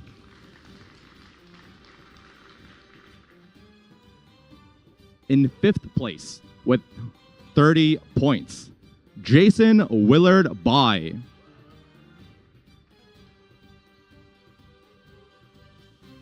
In 6th place with 30 points, Adam Timothy Prunchnowski.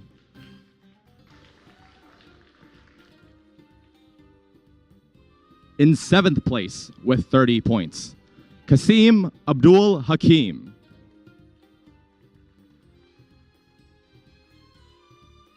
In 8th place with 30 points, Jose Luis Santiago Torres.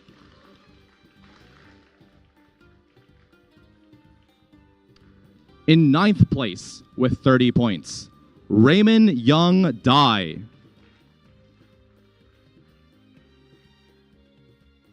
In 10th place with 28 points, Jose Uriel Diaz de Leon.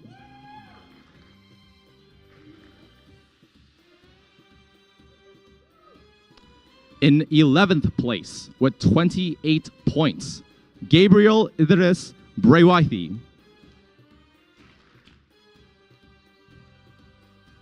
In 12th place with 28 points, Johnny Gwen.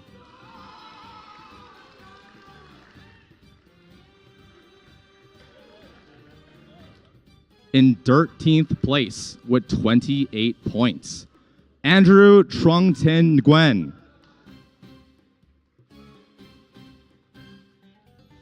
In 14th place with 27 points, Cameron Taylor Neal. In 15th place with 27 points, Gabriel Susi.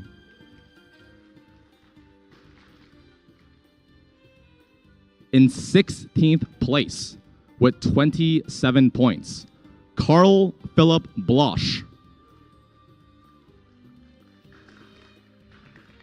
These are the first 16 players in your top 32 preliminary standings.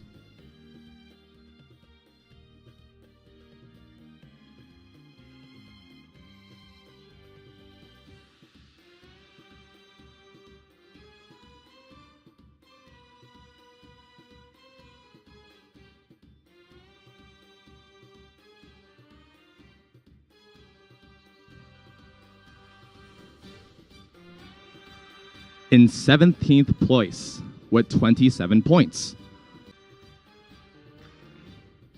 In 18th place with 27 points, Craig Johnson Smith. In 19th place with 27 points, Mogwete Lei Gyu. In 20th place with 27 points, Sebastian Wesley Todd.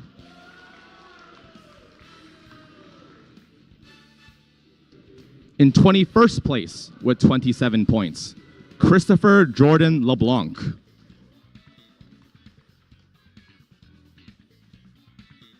In 22nd place with 27 points, Justin Chase Russell.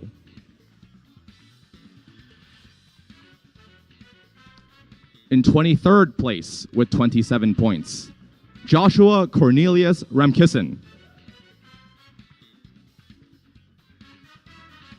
In 24th place with 27 points, Adrian Gonzalez. In 25th place with 27 points, Peter Michael Contaminus. In 26th place with 27 points, Austin Wesley Coling.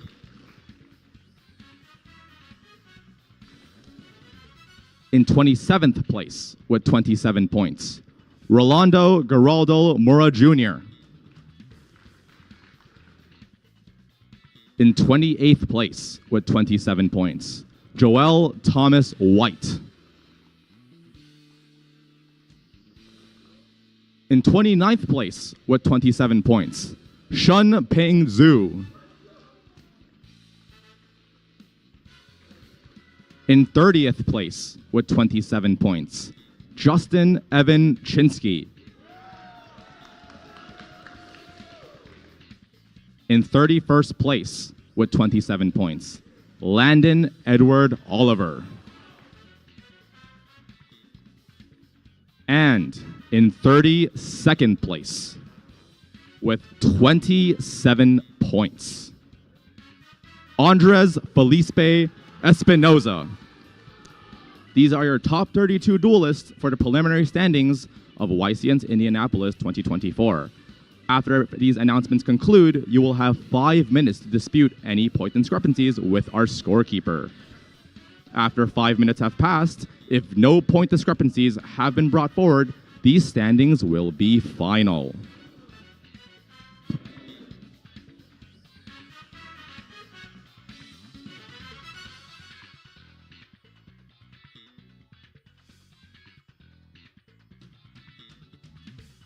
Hey, what an incredible top 32 we have there, including UDS champions, former YCS competitors. Tom, any great names that you recognize from that list? There's definitely one closer to my hometown, which is Vancouver, which is actually first place Daniel. He's also a friend of the previous runner-up, Logan, as well. So it's really close ties with each other. That's really cool. And we can take a look at the top 32 graphic right here. Daniel, Paulo, of course, are very famous duelists. Gabriel Susi. I've actually met Gabriel Susi as well at the WCS last year. Good stuff, good stuff. And Joe, you see any lineup that you remember? Yeah, I just see the diversity all around the world here. We have Paulo, Blake, Gabriel, Carl, and Simon representing non-United States countries. That's really exciting to see some European players. I know Gabriel actually got second place at the French Nationals, I think, just about a week ago. So you see him having 2 really great weekends back-to-back. Hopefully for his sake, he doesn't get second place again this weekend. We know Simon He, a former YCS champion, as you mentioned, numerous UDS and YCS champions scattered throughout our top 32. So it'll be really exciting to see which of these fine duelists make it all the way to the finals. We also have Cameron Neal here from Texas, who could be a back-to-back YCS winner coming off of YCS Raleigh, but we'll have to find out once we go to a quick break before our top 32.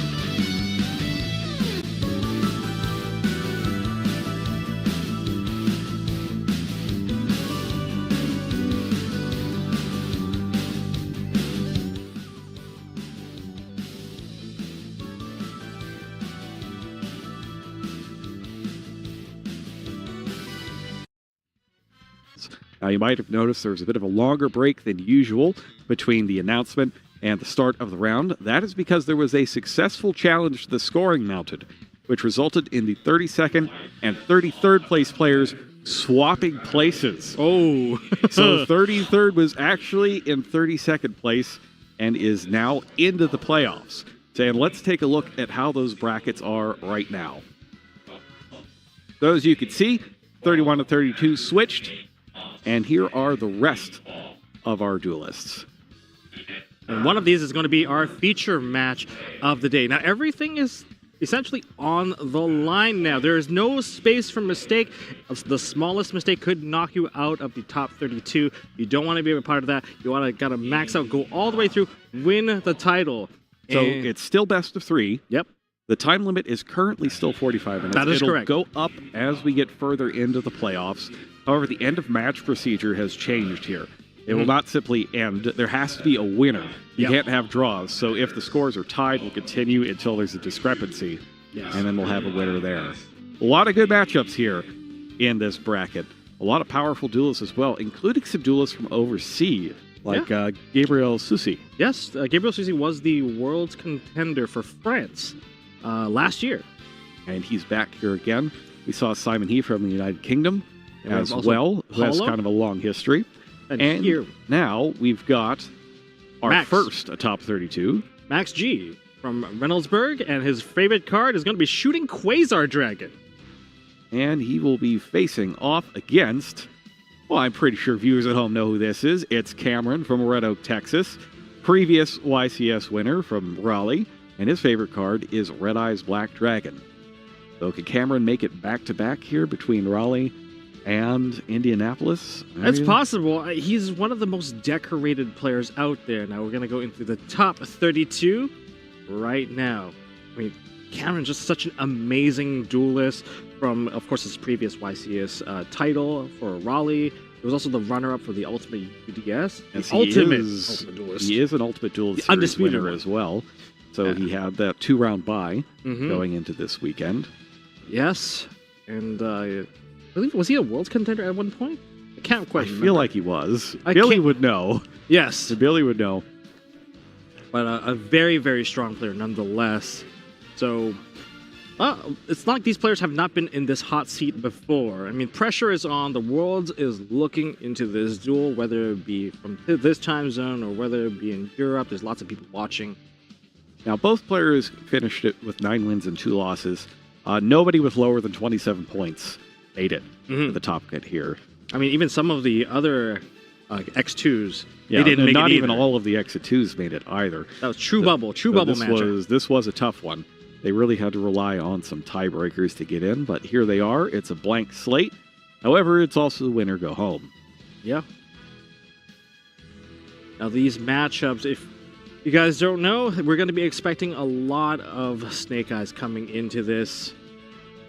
Let's see if we're going to see even more Snake Eye here. I'd like to see variations personally, but the deck list is just so strong. Players know what they're doing. Well, generally, if you want to stay close to 40, like you don't necessarily need to be exactly 40, especially with Snake Eye, where you have some various, engine requirements that you don't necessarily want to draw. It's okay to go up, 42, 43, 44, somewhere in that range.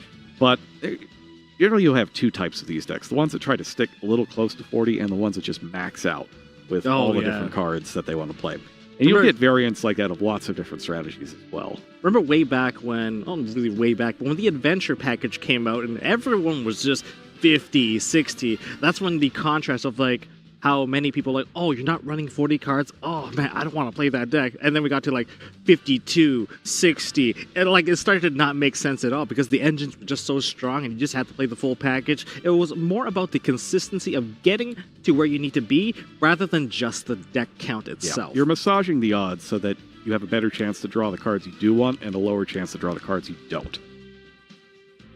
All right, we're going to go into game number 1 of top 32. And we bring this up because Max's deck is a 60-card type of Snake Eye deck. Snake Eye Salamandreate deck. And he is incorporating some moves and combos that you couldn't fit into 40 cards. And you wouldn't want to fit into 40 cards because they have some requirements that you don't necessarily want to touch. Okay. So he's going first, though. He starts off with Wanted. That's a great start. I mean, one of the cards you want to see. We got ourselves the Black Witch. Would you like to cut, or would you like me to? Cool. And we are going for the cut right away.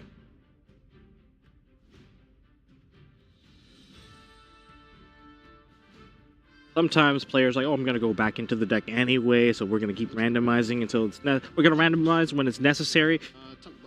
Which now has been summoned onto the field by discarding the... Or rather, sending to the graveyard. Remember, the Ghost Mode does have an additional effect of if the monster leaves the field, you're going to take damage equal to the attack. We're going to normal summon out Jack Jaguar. Ooh, we're actually going into the different package now. Into Salamander Phalanx. Phalanx effect is going to search for the field spell. I think we just saw the card. I think he just passed it. Only gets one thing. I think he passed it. It was at the very front. There it is. Got to catch. Got those eagle eyes here. That's another one of those things. If you play 60 cards, right, you're not going to draw a Sanctuary very often. Yeah, that's true. So you'll be searching it more often than not. But when you play a 60 card deck and you still hit those unplayable hands and you get a really terrible mix-up, it just feels all the more worse. Yeah, it's me and Cyframe Driver. Always have it in hand. So there's a Will of Salamander right here. That's going to be able to special summon out back that Jack Jaguar or summon one from hand, but we're going to see the Jack Jaguar put back onto the field. Just such a good card. Jack Jaguar really stood the test of time here. We're going to take the two monsters. I think they can only go into a link monster here. Yep. Two fire monsters. Going to make the Ghost Rare Sunlight Wolf. Yes. Burning you. What's the Ghost Rare that goes in Salamander? Right? It's Sunlight Wolf. Are there multiple? Soul Burning Volcano. Is this the only Ghost Rare? I think there's a link 4. Might have been a Ghost Rare. Actually, no, that was a Starlight. No, I think it might be the only one. Yeah, this is the only one. Well, at least we definitely know what that is. And we get to summon back our Jack Jaguar. That is going to get hit by a Nibiru. Nibiru's token is going to be placed into the same front column of the extra monster zone. Yes, the same column as that. Those devastating things that you can do to a Salad player. And that is going to be Nibiru. But nowadays, they have ways to kind of get out of that by weaseling their way out. Literally with Salamander Weasel. You can see right there, we remembered the damage there. Yep. So 2,500 damage because the negated Diabell Star. Let's go to a special summon of Snake Eye Ash. Snake Eye Ash effect is going to add to the hand a level 1 fire monster. That's going to be Poplar. Poplar effect, that's going to summon out. And Poplar effect is going to, on summon, add a Snake Eye spell or trap card into hand. That's going to be the field spell. That's going to be Divine Temple of the Snake Eyes. Yeah. It's been activated, and on activation, that's going to place one of those Snake Eye cards into the spell and trap zone as a continuous spell. We're going to be placing the new card, Snake Eyes Diabell Star. Carries the Diabell Star name and the Snake Eye name. I like this card a lot. I'm happy to see that it's being incorporated into these Snake Eye decks. Many of these players, they have also decided to utilize the card because it is a level 8 monster, pushed it into giving access to Hope Harbinger as the most common rank 8 he played into, which allows you to go into Lambridge. We're going to summon into the Relinquish Anima with our level 1. Disappears, I guess. And we're going to attach it. So the token does not disappear. It actually does get equipped. It does get equipped. Yeah. We're going to use the effect of Snake Eyes Diabell Star to summon itself onto the field by switching another fire monster into the graveyard and putting that into the spell and trap zone. And that is more than enough. What a quick game number 1, with Cam taking it with the Nibiru, just countering the entire play. Yeah, that's a tough one. Like, the thing with Salamander, right, it's a bit of a meme, but it's true, is that it's really rather weak to Nibiru. So adding that into your Snake Eye deck is kind of increasing your weakness to this card that normally you'd actually be pretty good at playing through or being able to set up something ahead of time to stop it. But interestingly enough, nowadays the Salamangreat deck does have options to play through Nibiru, but based off of what I am seeing, well, actually, Max's list does have options to play through it, but this was not the hand to get there. No, that's pretty limited. Like, Jaguar is a great card, but you don't really want to draw it, right? You want to get that out of your deck with something else. Some of the newer Salamangreat cards, there are options for you to actually play through the Nibiru. I think we've seen it on stream before. We're like, oh, Nibiru is over? No, they continue to just rebuild the board. Not as strong as what it would have been, but it's definitely better than passing turn on the token. Exactly. And it's really rough, too, so it's, the opponent gets to place the token, they can put it where Anima gets it, and the rest is history. We saw exactly what happened. Well, now they're going to be going into siding. Max getting a second chance at going first, and unless he wants to play it a little bit different, choose for second. But as a 60-card deck, it's just the most unlikely thing to choose to go second, unless it's a 60-card deck tailored to go second initially. Yes, so an example of that would be like Ediseption's Horus, Adventure, Phantom Knight deck. Like, that deck could get huge, but he also chose to go second with it back in Raleigh as well. And like right now, playing a deck like that could give you an advantage because now you do want to win the coin flip, right? You don't care whether or not you win. If your opponent wins, they're going to go first unless they're playing Tenpai Dragon. Yep. And if you win, you're going to go second, and they're going to think you're playing Tenpai Dragon. So maybe there are some opportunities to just kind of mind game the coin flips going forward if you have a deck that's strong enough. Yeah, I agree with that point. I mean, it's kind of nice to kind of take every aspect of Yu-Gi-Oh! Into account. But players are now completed with their siding procedure, and they're kind of waiting for the call. All right, opening hands being drawn right now as we speak. Let's see if Max is going to be able to execute his combo. Here we go. It's game number 2. Max with his back against the wall already. 1 game away from elimination. You make it all the way here. You definitely want to make it past top 30. It just top 16 just sounds so much nicer. You know?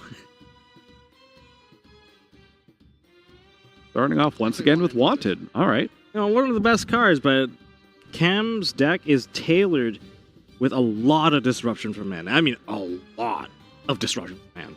Let's see if this witch is going to make it through that early main phase. Yep, she did not last time. We'll see if it's a repeat.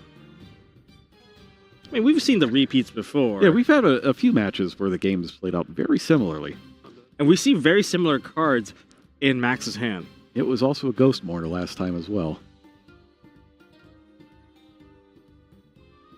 Did you say Ghost Mourner has been one of the standouts of this tournament? Yeah, I think it so. All over the place. I think it's just played really well. One of the key advantages of Ghost Mourner is that you can activate it outside of the main phase. Yes. Which is going through. Are we going to see the Ghost There it Mourner? is again. All right, so it's an exact repeat. Deja vu. So far of the first game. Ooh, this is a different follow-up. We have a Talents follow-up. We get to either draw cards. We're going to go for the draw card effect. It's scarier when your opponent chooses to look at your hand. That means the rest of their hand is great if they don't need to draw more. Drawing telegraphs that, hey, maybe this is something that needs a little bit more execution, but unfortunately drew into a Snake Eyes Diabellstar, and he does not have a Salamangreat card to use that Wolf Salamangreat. This is not a good position to be in. That's tough. Needed a little more juice there, but Talents is unable to Don't tell me it's it. 1 for 1. It is 1 for 1 again. Wait a minute. Is this game 1? We're sure we're not in the time loop here. We're going to start with a normal summon of Snake Eye Ash. It's going to hit by an Imperm. Infinite Impermanence has been activated in the middle column, but now we don't want to make any mistakes here. So let's all keep track of that at home. And here, it's in the middle column. Middle column.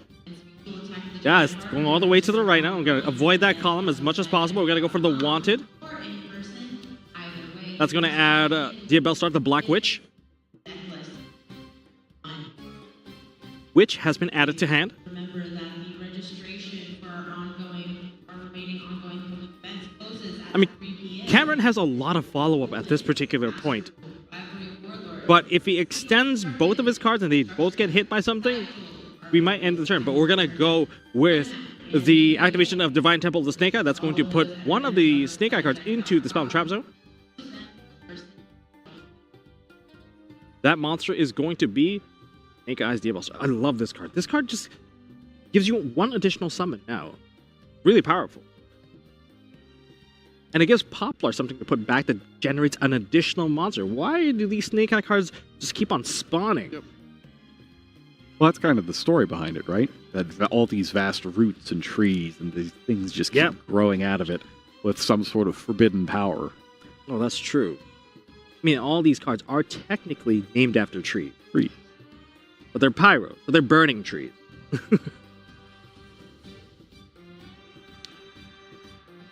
Okay, we got to the Diabell Star being summoned onto the field, and there's a set on the field through Diabell Star effect. Gonna check the graveyard real fast. Just wanted Ash. Well, there is a fire monster, though that could come into play later on. So he tossed the Ash for Diabell Star this time. And we're going to see what's happening here. Looks like a Link summon. It's a Link summon. And he's got Ida front and center. Yeah, he saw it, and he's going to capitalize. That Ash going into the graveyard is now paying interest for this Ida. Yeah, because if that face down card is nothing useful, it could just be over. We're quickly reaching the conclusion of this game. This is where interesting cards come into play. I really wish there were more diversity in terms of like people's siding patterns. Like a Torrential Tribute would be really, really cool to wipe the field. Maybe a Daruma Karma Cannon would also be kind of cool too. You know, that's a really stunning play if that was a possibility. But right now we're just going to be linking off the Hita and the Ash. Into what is the question? Now we can go into Fire, we can go into Promethean Princess, or we can go into SP Little Knight to kind of draw out the game a little bit. Choose to banish away some of the resources. But you do have a Spellcaster. Spell cards in grave. Is there enough spell cards in grave? I believe there is. Yeah, but there it counts the field as well. It counts the graveyard too. Field and graveyard, so there's exactly 1, 2, 3. Yes, 3. That's going to summon back, of course, the Diabell Star, the Black Witch.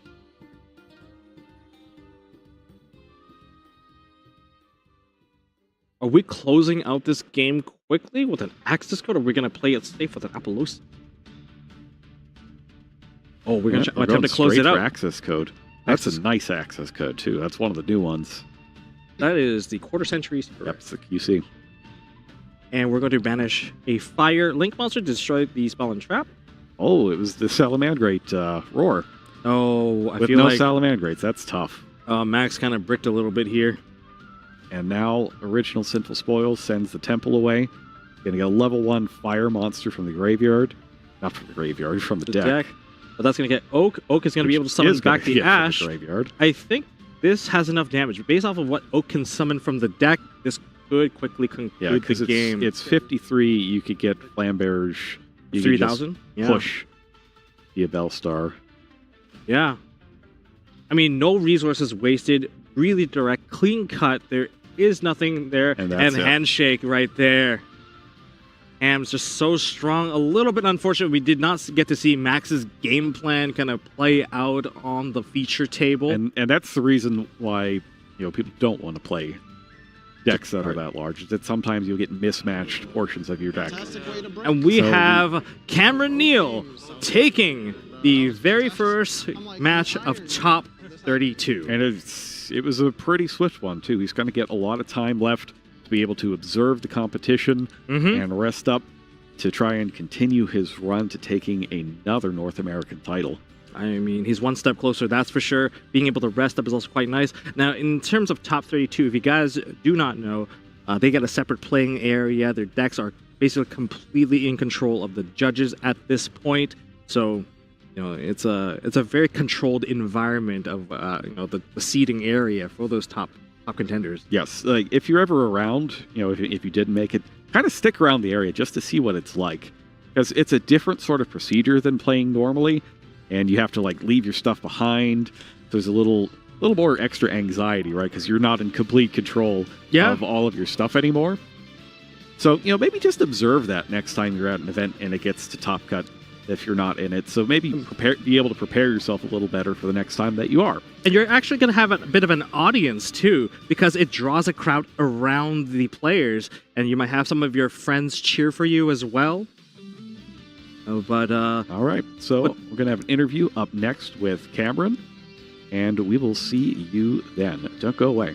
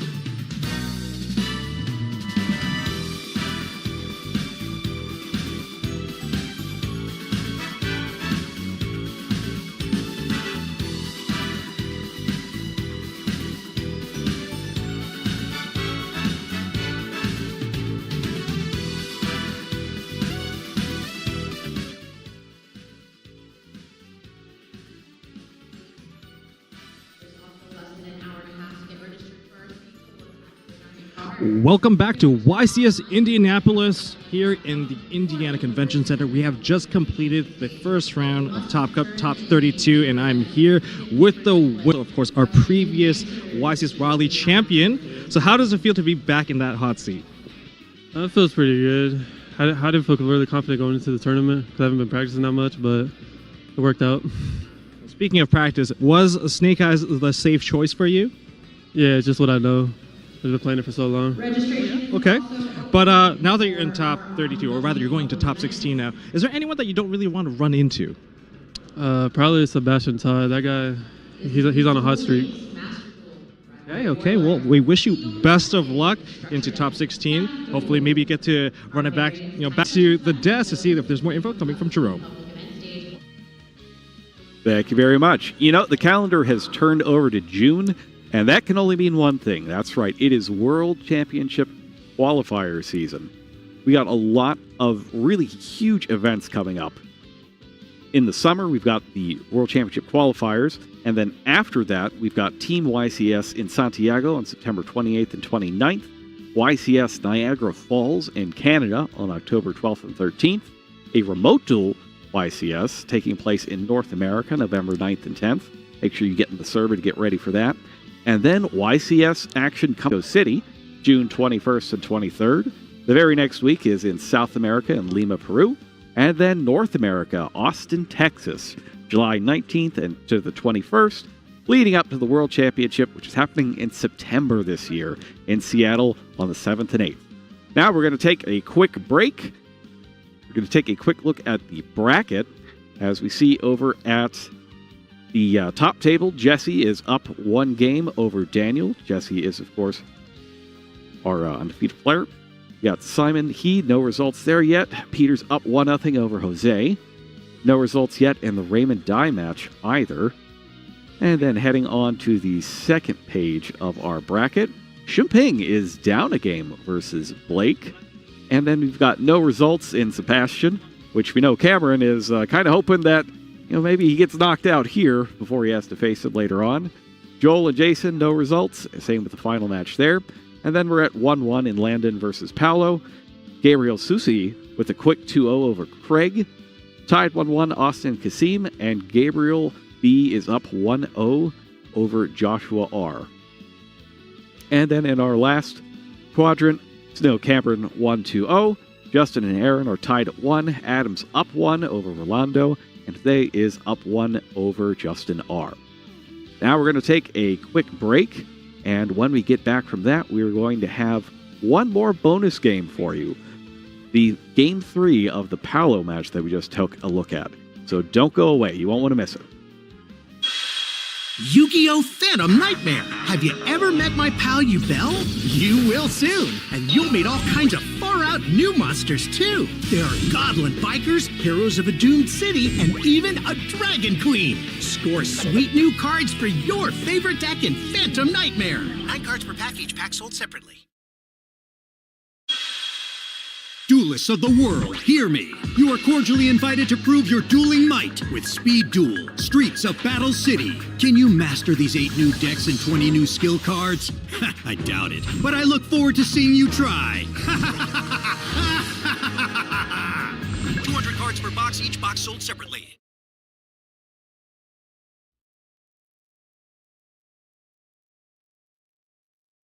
Welcome back. As promised, we are getting ready to take a look at game number 3 of the Paolo match versus Landon. It's going to be a good one. So let's not leave them waiting any longer. Let's take a look. Here we go. Ready to start game number 3 in a Snake Eye mirror match between Paolo and Landon. Now, we haven't seen anything from this game before. We don't know, which player won game 1 versus game 2. Mm-hmm. Well, it's a Snake Eye mirror match. I do anticipate probably, if it's still anything from what we've seen before, very likely tons of disruption. I don't think people are choosing to go for the board breaking method, just that the graveyard is so powerful. So many things that just pops out of nowhere. So many things coming back out. It's a very difficult situation when you try to break into a Snake Eye board. If you don't successfully break the board and win right out, the follow-up game is just so strong. The Paolo's starting, so I would assume that he won game 1, and Landon won game 2. And he's starting off with terraforming, not for the temple, but for Pressured Planet Wraithsoth. I mean, the inclusivity of the Kashtira package is just one of the strongest things you can have in there. I mean, go for both the Unicorn and the Fenrir.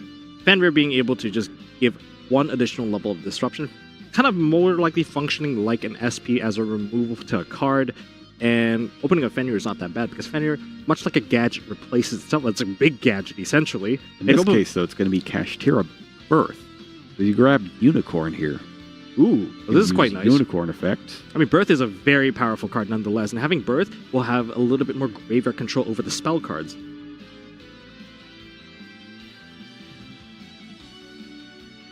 It's kind of nice to see that people are choosing to kind of branch out from the pure Snake Eye deck that we've been seeing for months and months.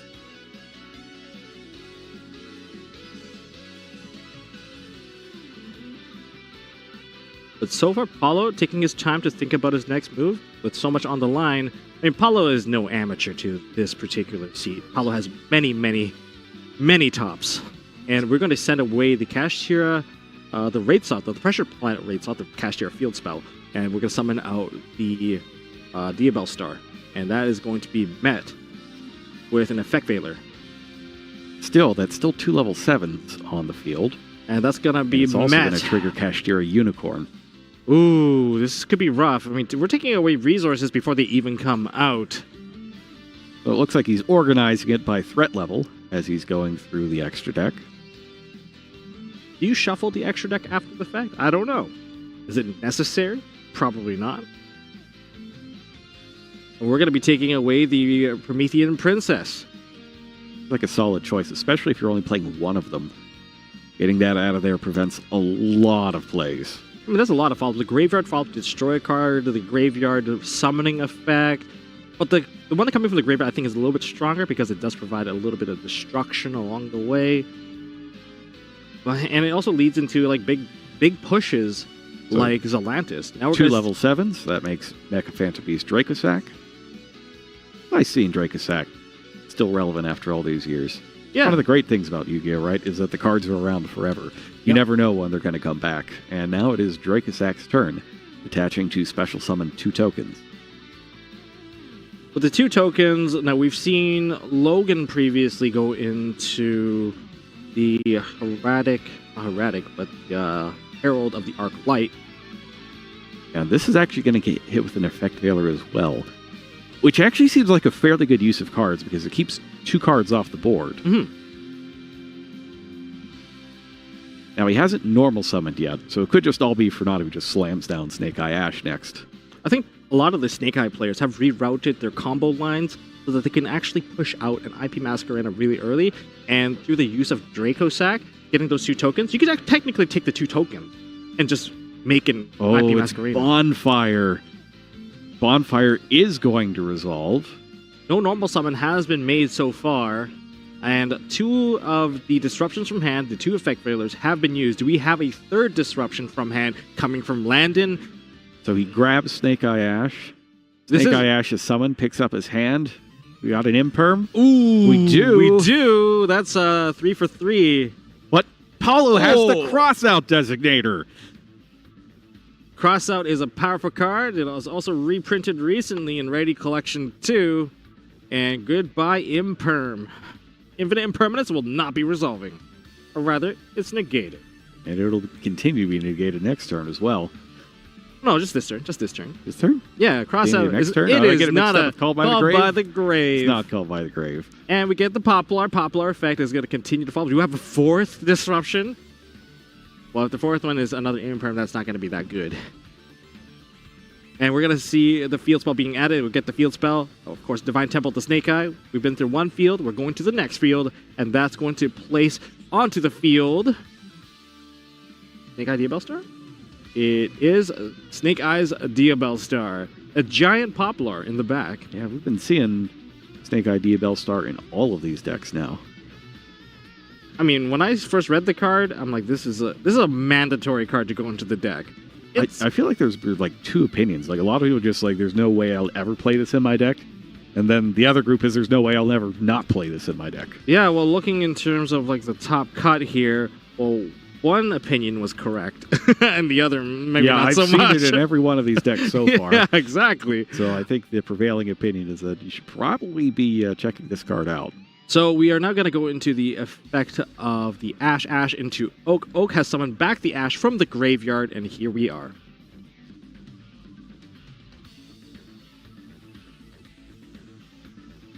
Apollo really considering his play here, is going to attempt to activate the effect, spinning the card 360. Does that mean he's using the effect? Yeah, I'm not sure what that signifies. That is not a thing in Yu-Gi-Oh! There's no 360 effect. And that's going to use the effect of the Oak into the Flamberge from the deck, so that gets special summoned onto the field.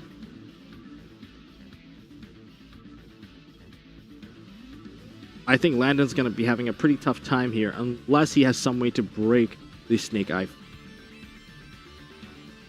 Because it doesn't seem like he has any more disruption. I think the only viable disruption right here, or at this particular point, has to be... Well, I mean, if you had Nibiru, you would have used it on those 4 monsters earlier. Mm-hmm, but like this is the last particular point that the Nibiru can drop. After this, there's probably no chance of that Nibiru resolving successfully. Nope, there is no fire monster in that graveyard, sir. Seeing that he did not get hit by Nibiru, Paulo is going to choose to go for a Link 3 or 2 instead, and it's going to be the Promethean Princess. His own copy, since he has access to it, Paulo's going to activate the effect. That's going to summon back the Flamberge onto the field in defense position. Now, Ash's use, Poplar is also...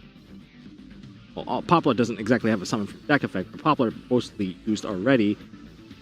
We're going to take the Promethean Princess. Poplar, Ash. It seems like Ash is the one that is going to be used as material.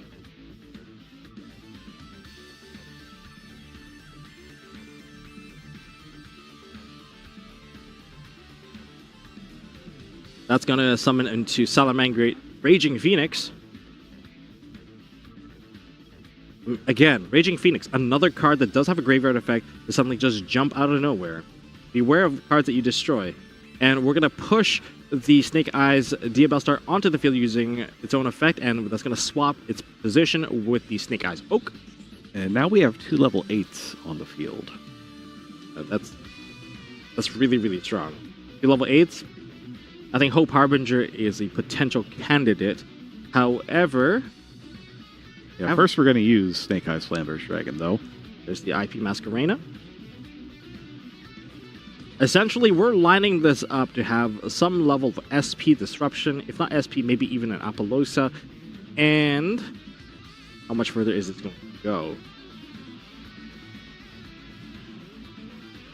We're going to take the Raging Phoenix and the Poplar.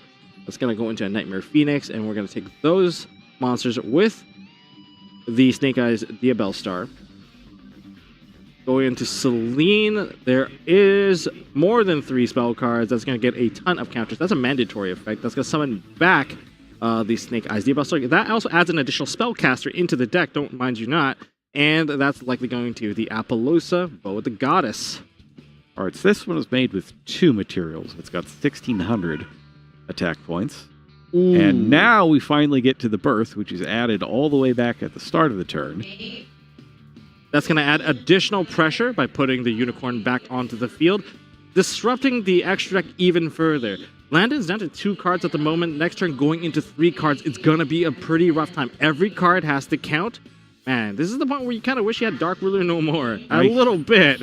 I don't know what that's doing for you here. Not a whole ton. Because remember, the IP is still sitting there in the back row, so it can dodge the Dark Ruler and come out later. Like if we were to make an analysis onto this field, there's a lot of negation, but the Dark Ruler would be able to turn off the Flamberge and the Apollousa at the same time. All you need now is some level of Cosmic Cyclone type play, and then an Ash. And then an Ash.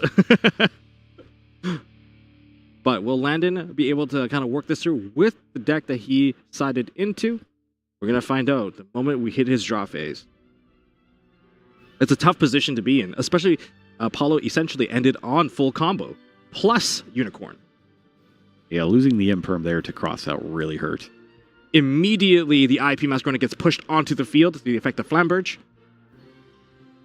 That's going to represent the SP Little Knight. Yeah. And he starts with Snake Eye Ash. Snake Eye Ash is very powerful. I mean, are there side deck options for him? We'll see if Apollos is able to negate it or if Landon has something else in there. I believe he chains Wanted. Gotta get as many effects as possible. We're fortunate that there is no number 38 Hope Harbinger, Titanic Galaxy on this field. And the Droplet. Wow. So those are the 3 cards. Droplet, Wanted, Snake Eye Ash. There's quite a few things to negate on this field because if you don't negate the Unicorn, your extra deck is also going to get touched. If you don't hit the IP, you might eat an SP. If you don't hit the Appaloosa, you're going to get 2 cards. 2 of your monsters negated. There's just so much going on this field, and not to mention that a spell card was activated while Birth is on the field, and that's going to basically get that whole graveyard banished if Paulo chooses to do so. And I think he gets another monster out of the extra deck as well because the Ash was activated. Yes. We're getting a card for sure. We get the Witch from the Wanted. We get the Poplar into hand from the Ash. So that's a really good use of all your resources and minimizing the cost of that Forbidden Droplet. These are the plays that you need to make if you want to make it to top cut. It's a nice combination of 3 cards that he had there. Is able to get around some of this stuff and also make it so that Masquerena is not live anymore either. He was pointing out that one and Appaloosa as the cards to be negated. Couldn't chain it either because a monster was sent with the Forbidden Droplet. Now, the threat of Flamberge can be mitigated if you put your own Flamberge and maybe just push that to the back so you don't have to put it into the graveyard. Now, that is a potential option. But don't forget, there is also a Promethean Princess in the graveyard. We got a card, 3 cards. Was it 3 cards banished? Yes. The Wanted was one of them. I think that's probably the most relevant one. Yeah, the one that provides you with a draw, yeah. I would assume the Ash was also in there. Mm-hmm. And now we're looking into the extra deck. We've got to rip another card out. You can play it safe by removing some of the offensive options, like either Zelantis or Raging Phoenix or Axis Code. We're going to take away Hita. Hita makes a lot of sense as well because that's the one that functions much like a combo piece, a part of the puzzle here. Just go into your opponent's graveyard, share your opponent's graveyard with yourself, and we're going to get the special summon of Poplar because that was added to hand. So we're kind of not exactly in any open game state. We've been going from chain to chain and lots of trigger effects going off. And now we got another trigger effect going off with the Poplar. Poplar likely going to be able to add a card. Does Paulo have any cards in his hand that can signify any further disruption? Now we also still have the field spell that can push the Oak onto the field as well.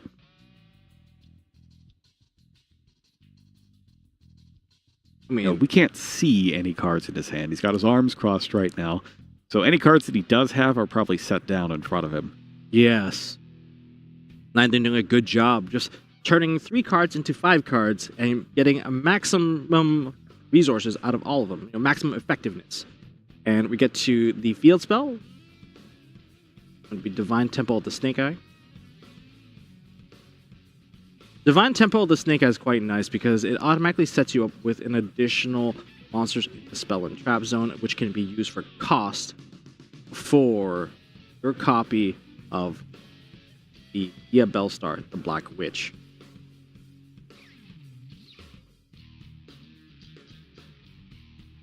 I feel like Landon is like walking a tightrope right now.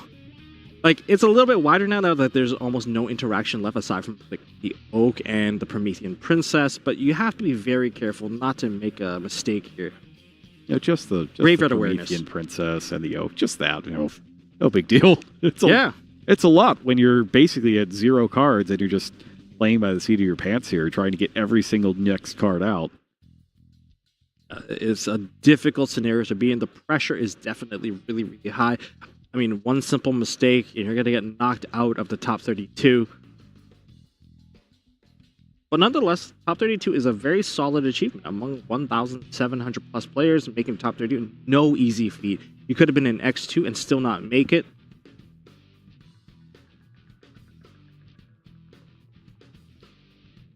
He's not looking too thrilled. Are we waiting for a response at this particular moment? It's either a response or a ruling. It looks like they're consulting with the judge there. We could see over on Paulo's screen. Mm-hmm. They're kind of listening in at the moment.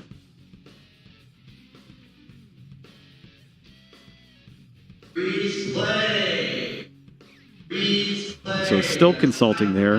They're receiving some instructions on something. Landon's not happy. If I were to guess, they're talking about some kind of infraction. Oh. And the way he's shaking his head, it's probably slow play. Yeah, there's a slow play warning being issued to Landon. Yeah, I assume it's because of the low number of resources he had combined with the amount of time it took to make the choice there. It's a high-pressure situation. I can completely understand, but I believe this is the second warning, so the time is now currently paused. Slow play warning is one of the most dangerous warnings that you can actually receive. If you receive it early on, it could completely affect the rest of your tournament, and this is a tough situation. So I imagine that because it's his second, they're consulting right now to see if it's something that they want to upgrade into a game loss. Because slow play is one of those ones where it is always the exact same infraction. Yep. It's not like you can get a slow play for taking too long to search something and a slow play for taking too long to declare, what card you're summoning from the extra deck, and a slow play for they're deciding the same your attack infraction order. It's all just the same thing. It's not like procedural errors where you could get one for 5 different things and they don't add up into a game loss. So that's why they're going ahead and checking with this one, because it's always just the same infraction.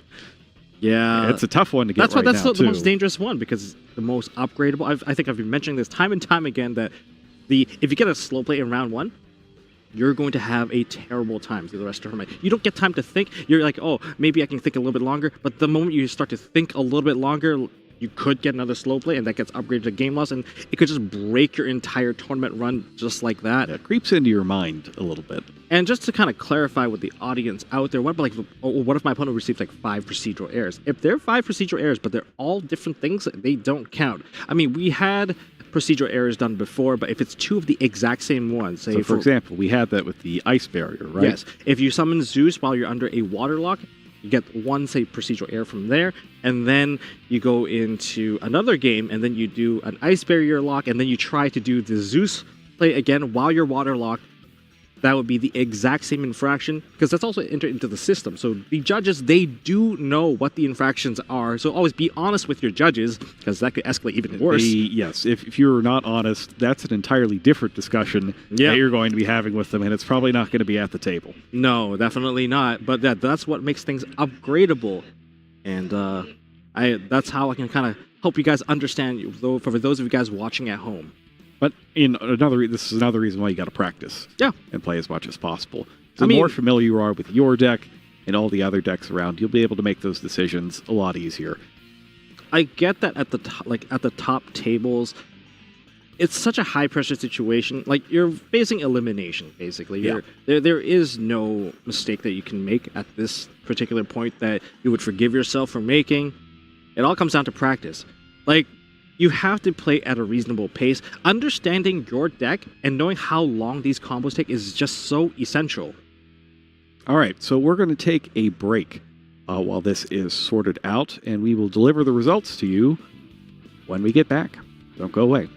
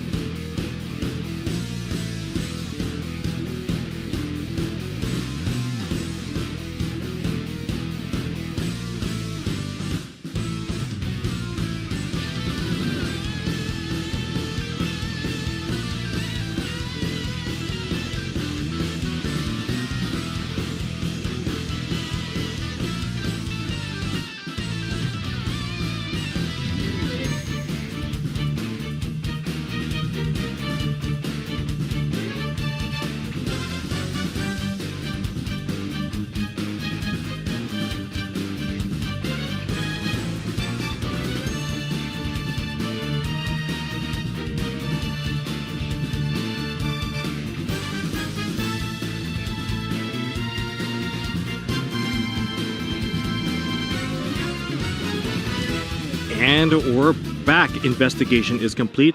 Kind of clarify with you watching from home, a slow play warning has been issued. It was not upgraded, and we get a 6-minute time extension, so we have about 11 minutes added to the timer.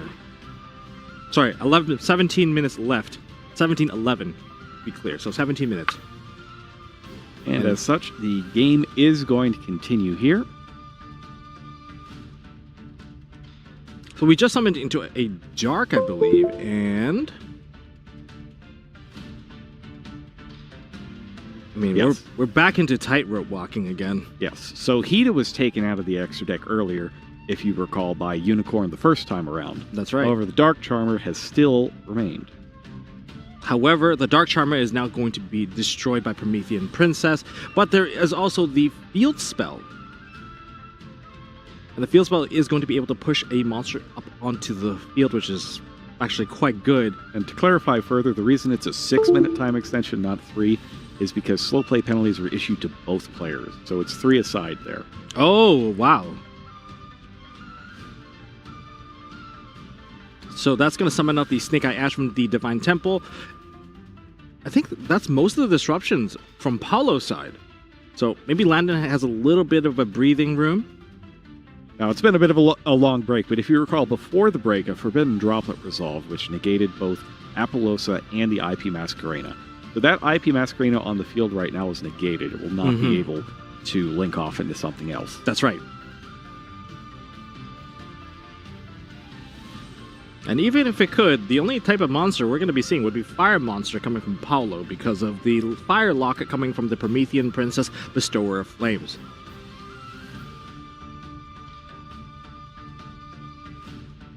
So we are successfully able to summon out the Snake Eye Ash on Landon's side. With the entire zone locked out, I don't think that field spell is going to do very much, but it could come into play once the monsters start to clear off of Apollo's field. Oh, he's going to go ahead and send it away with the Ash. And that gets Snake Eye's Flamberge Dragon out of the deck. That's quite nice.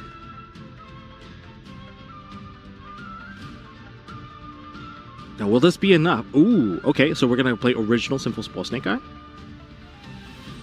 Sending the Poplar. Let's go summon out the Snake Eye's Oak. Landon playing at a quicker pace now. That's going to activate the Oak. And Oak is going to lead back into the Poplar. Poplar, I believe, already activated its effect from earlier on when it was added to hand through Ash.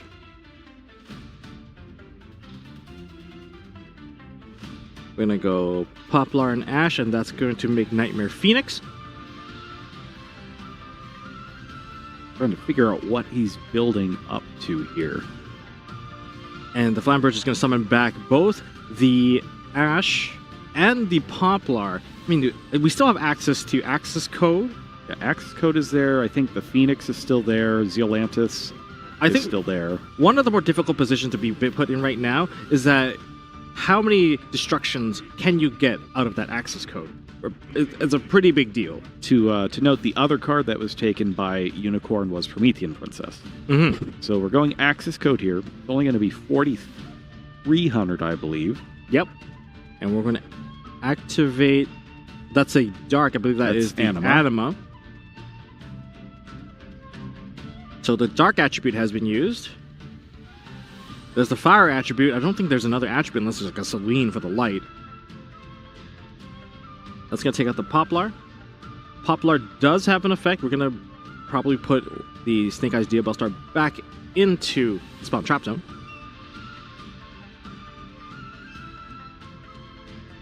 Is this going to be enough for Landon to stay in this game? We're going to go into Typhon now. Typhon, all Interesting. Right. That's it for summons then. That is the final summon that Landon is allowed to conduct this turn. That's right. But he has to use the biggest monster. Yeah, he has to use the biggest monster. And he's committed into it. I think he is scooping this up now. He concedes this game to Paulo. Remember, if you're going to make Typhon, highest attack. It has to be the highest attack. Highest attack. So easy to forget. It is so easy to forget.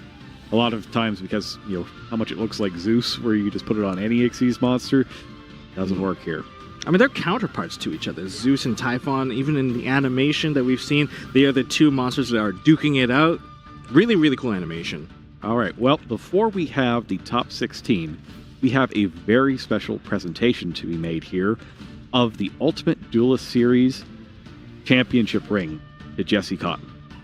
He was unable to receive it at the UDS itself. However, we've brought back Josh Bavarnik, our head judge from the event, and Jesse's here as well competing in the tournament, and he will finally receive his championship ring to end the Ultimate Duelist Series. Yeah, it's a one-of-one ring, custom size for Jesse. That's why it takes so long. You got to make sure you get it in the right size. So he's brought his jacket. You've seen a lot of belts here this weekend, and now we are finally going to see the ring with its rightful owner. So let's go ahead and get Jesse that hardware. My name is Josh Bavarnik. I'm the head judge of the Undisputed Ultimate Duelist Series. We have Jesse Cotton, our Undisputed Ultimate Duelist. To commemorate the Ultimate Duelist Series final event and honor you as the Undisputed Ultimate Duelist, we would like to present you with this ring. Feels almost surreal getting a prize like this. This ring is so crazy, and I had a lot of support to get this far, and I'm so appreciative for everyone who's been supported along the way. Doesn't stop here, just the beginning. Wow. It's a good looking ring, huh? That is a pretty ring. I mean, okay, think about it this way. You're wearing the ring, you sit down, and it's Jesse Cotton facing you, and he's telling you cut the deck. He just hands you the deck with the ring right just blasting in front of you. Like, I wonder if he could shuffle with that. Wearing that. I'm sure he can. It's pretty hefty. But, I mean, the level of intimidation that just comes from that ring, it's exuding pressure, you know? All right. Well, Jesse's an experienced duelist, so let's find out from some of our other duelists how they got into Yu-Gi-Oh!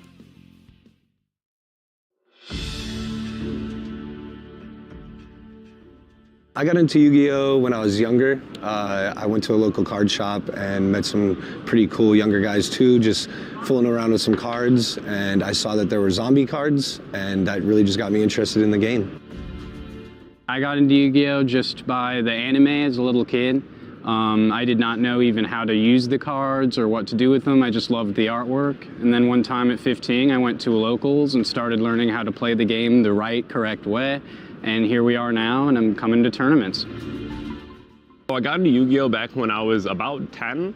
There was a local card shop that isn't there anymore, unfortunately. The owner saw me coming in and just kind of watching play for a while. I was 10, I couldn't really afford cards.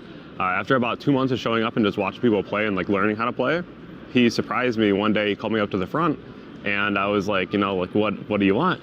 And he goes, do you really like this game? I was like, I think I do. He goes, are you going to play this game? I was like, I would like to, but I can't afford cards. He reaches in a drawer, he grabs a Armed Dragon level deck, hands it to me and goes, enjoy the game, and I hope you have fun. I got a promotional videotape from Kids WB back in something like 2002 that had an episode of Yu-Gi-Oh! On it and said, look for cards coming to stores near you within the next couple of months. And I was in Toys R Us with my mom, all of like 7 years old, and I found Starter Deck Seto Kaiba, and that got me into the game. I've been here ever since. So I got into Yu-Gi-Oh! When I was 11 years old. I just moved into a new neighborhood, and my stepdad came home one day and told us about the local game store.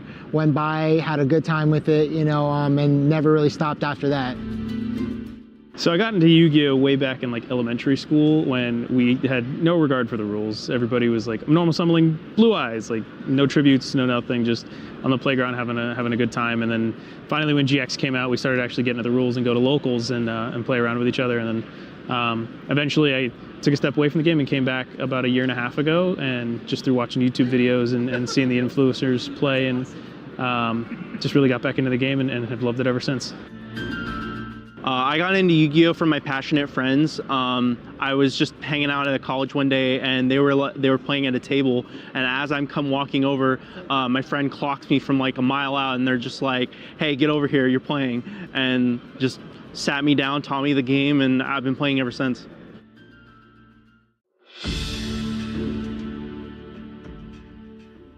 Preparing for the YCS is a big deal. It's something that you really have to take your time and establish what you want to accomplish. I think that it's really important to understand that if you're going to an event, that you don't want to be upset with your choices past the event. So if you really do believe in something that you want to bring, you really want to make sure that you bring that with you, because the second you do poorly, you'll blame it on the fact that you didn't bring that card or that strategy. So I do think that you have to overlook at a couple things, because maybe you're too afraid of certain matchups, but they're not that real. So you just have to bring something you're really comfortable with and something that you think you can do really well with. And I think that I'll do pretty well this weekend myself.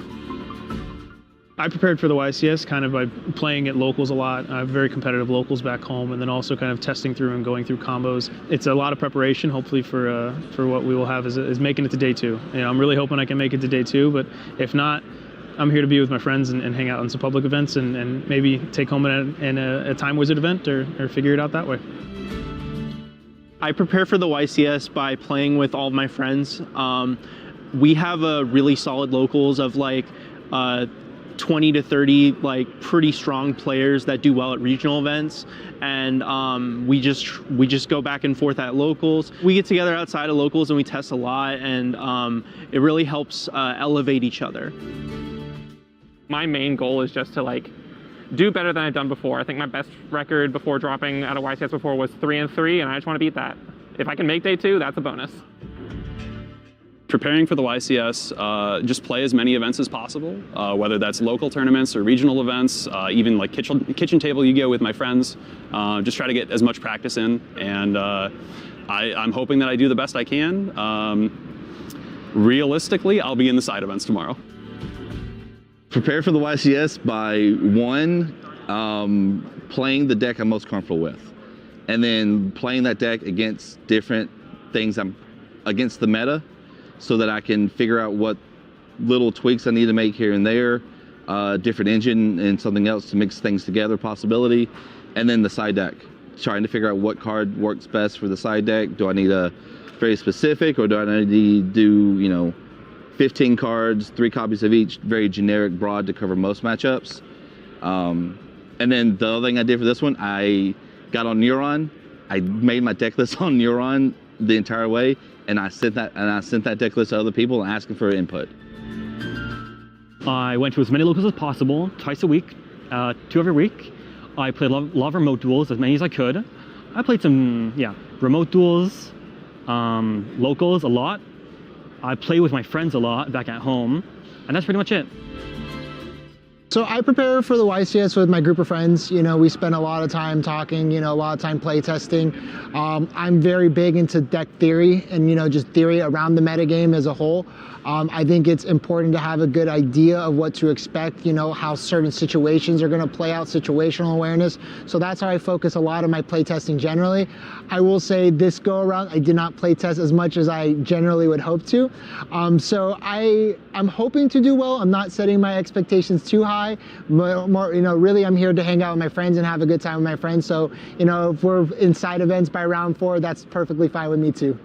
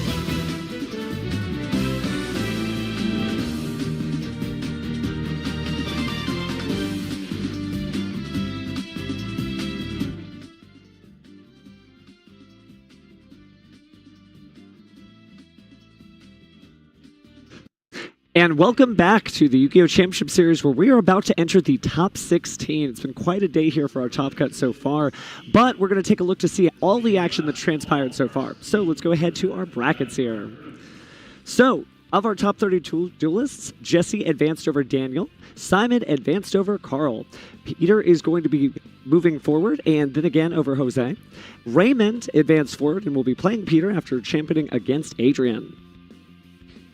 Looking at the next collection of top 16 duelists, we have Shuping, who defeated Blake, and Sebastian, who defeated Andrew. That will be our feature match this round, Shuping versus Sebastian. Then we have Jason, who was victorious against Joel, and Christopher, who defeated Johnny. Moving on to the other side of the bracket, Paulo advances against Landon. He'll play Gabriel, who was able to champion against Craig. Finally, Austin moves on after having defeated Kasim, and Joshua moves on after defeating Gabriel.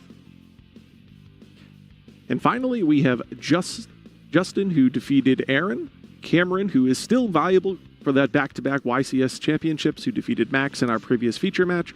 We have Adam, who defeated Rolando, and then, of course, Jose, who defeated Justin. So again, just a star-studded cast of duelists that we have here, and it's going to be really great to see if we maybe get some historic dueling here. Again, we have international players, former UDS champions, and like you said, a back-to-back YCS champion. Doesn't happen every day, but there's some incredible duelists there. So pretty shortly here, we'll be moving on to the stage to see the great feature match that we have, and it's a really exciting one, too. So taking a look at our first duelist, it's Shun Ping from Philadelphia, whose favorite card is Guard Dragon LP.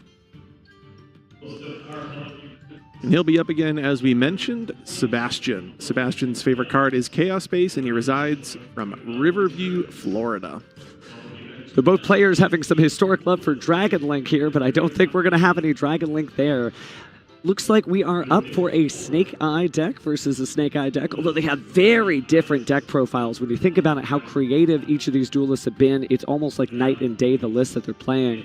I think I'm very excited to see this because, again, you know, we've talked about these different mirror matches that happen.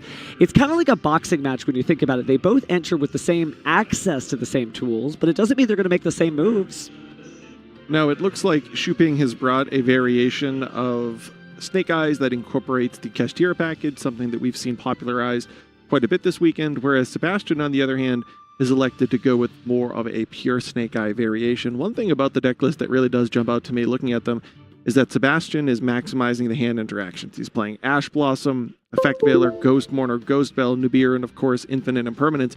Shuping, on the other hand, has gone all the way up to 42 cards, but is only elected to play what looks like about 10 hand interactions total. So he has 3 Ash Blossoms, 2 Ghost Ogres, 2 Nibirus, and 3 Infinite Impermanence. So you see, for example, no Ghost Mourners in his deck, no Effect Veilers in his deck.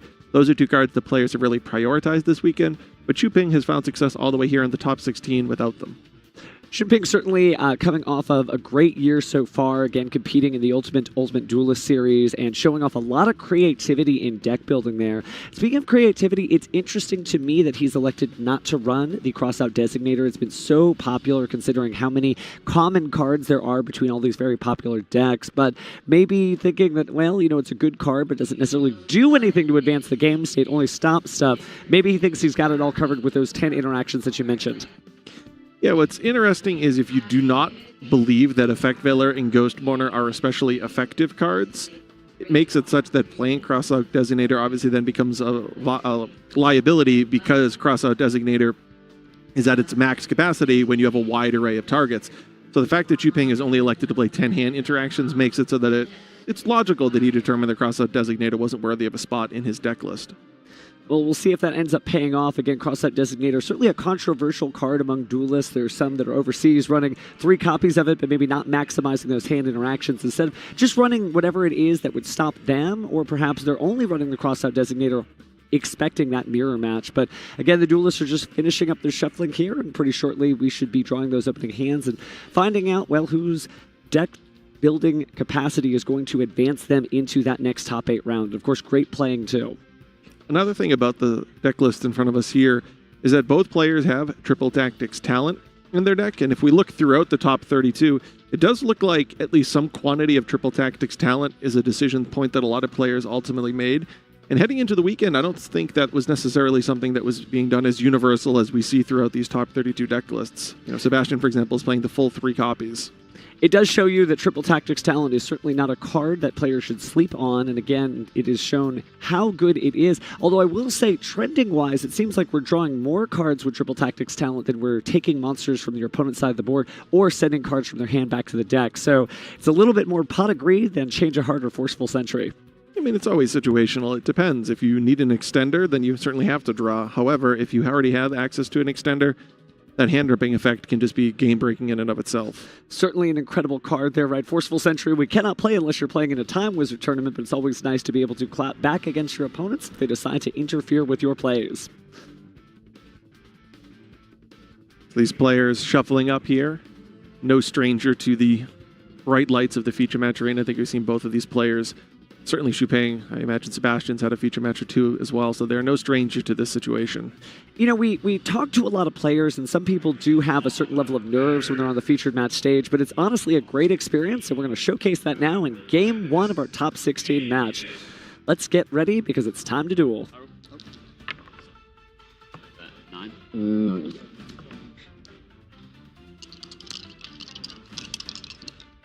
Chupang trying to be as lucky as possible with a lengthy roll there, but it's going to be 9-9. I guess it paid off. Can we beat an 8? Second attempt here of the rolling of the dice. These dice are nice. Wow, those dice, yeah. Sebastian commented those dice are nice. 8, 9, 9, and then 11.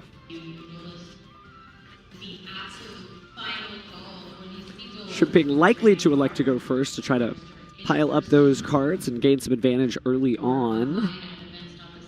Yeah, a deck that has starters like Ash that do so much on their own, obviously will elect to go first whenever given the opportunity.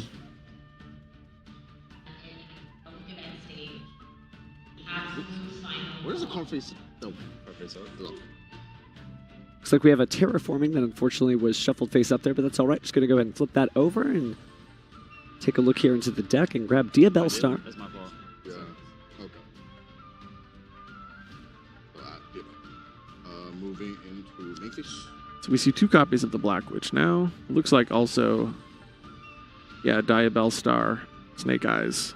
Or rather, Snake Eyes Diabell Star.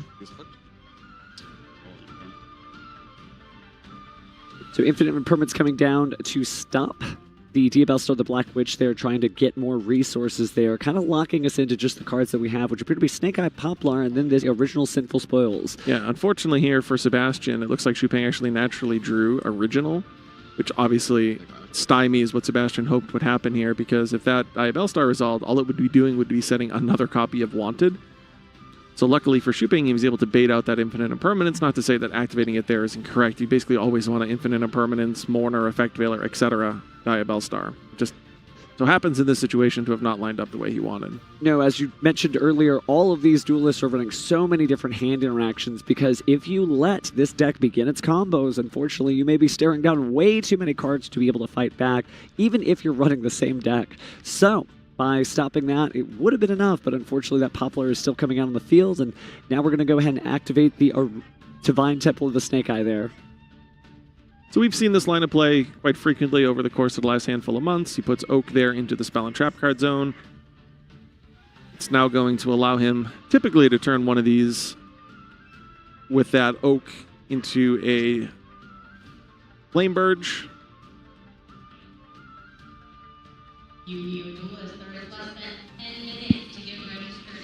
And then Poplar really just an incredible card there, because it really just gets everything started no matter what there. But just like you mentioned, Snake Eye Flamebridge slamming down to the field.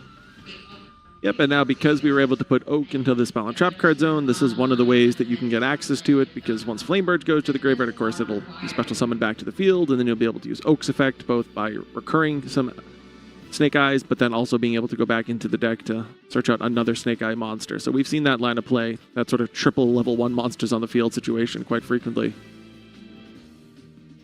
Well, Sebastian either is holding on to any other outs he has, or is, well, maybe doesn't have any in his hand. The Infinite Permanence is the only thing he's activated so far. So Snake Eyes Diabell Star being added from the Poplar effect to the Spell and Trap zone as a continuous spell card. we see that utility of Relinquished Anima. Previously it was Link Kariba, now we have Relinquished Anima that allows us to utilize these level 1 monsters as link material, which in the case of something like Poplar is in and of itself advantageous, so it's that free interaction.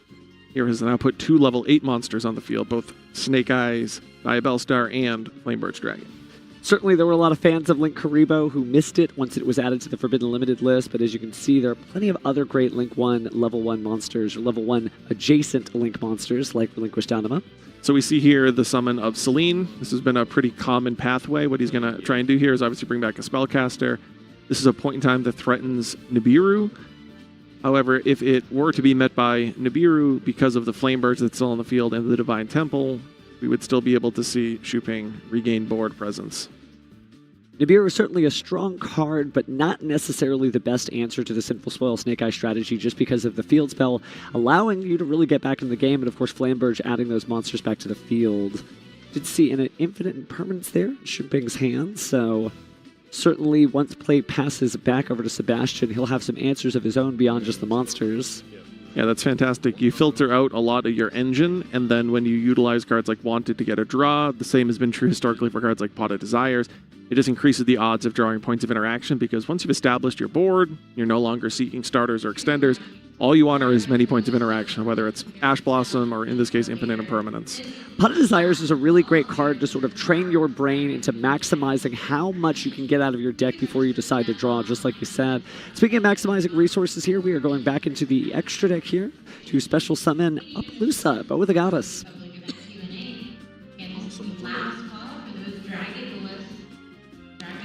Yep, and now we're going to get the Oak out of the graveyard. Oak has yet to use its effect, so this is where we're going to fill the board up.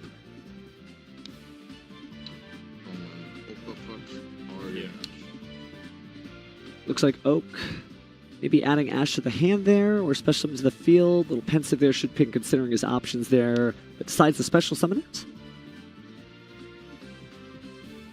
Doing a little hand wave just to kind of double check to make sure Sebastian doesn't want to use something like Infinite Impermanence plus Nibiru, which is typically the way of getting around an Appaloosa. A strong card, but its effect can only be activated once per chain, so certainly a heads-up way to get out of it. Speaking of which, looks like we're going to have IP Masquerena join us, sending those 2 link materials to the graveyard in short order. Yep, these combos basically always have IP in some capacity. Shuping not sure if Snake Eye Diabellstar should be going to the graveyard, maybe playing out the turns in his head, but decides that is the way to go. So we'll go ahead and see the Promethean Princess, Bestower of Flames, hit the board, a beautiful quarter-century secret rare. Shuping is doing what basically all Snake Eyes players are doing that incorporate Diabellstar, specifically Snake Eyes Diabellstar into their deck, which is playing Hope Harbinger, Dragon, Titanic Galaxy. It'll be curious to see what pathway he chooses to put the 2 level 8s on the field, and the way that he seemingly is going to do so is going to involve, Pit Knight, yes. Okay, so that's a card that we've also seen in some Snake Eyes strategies.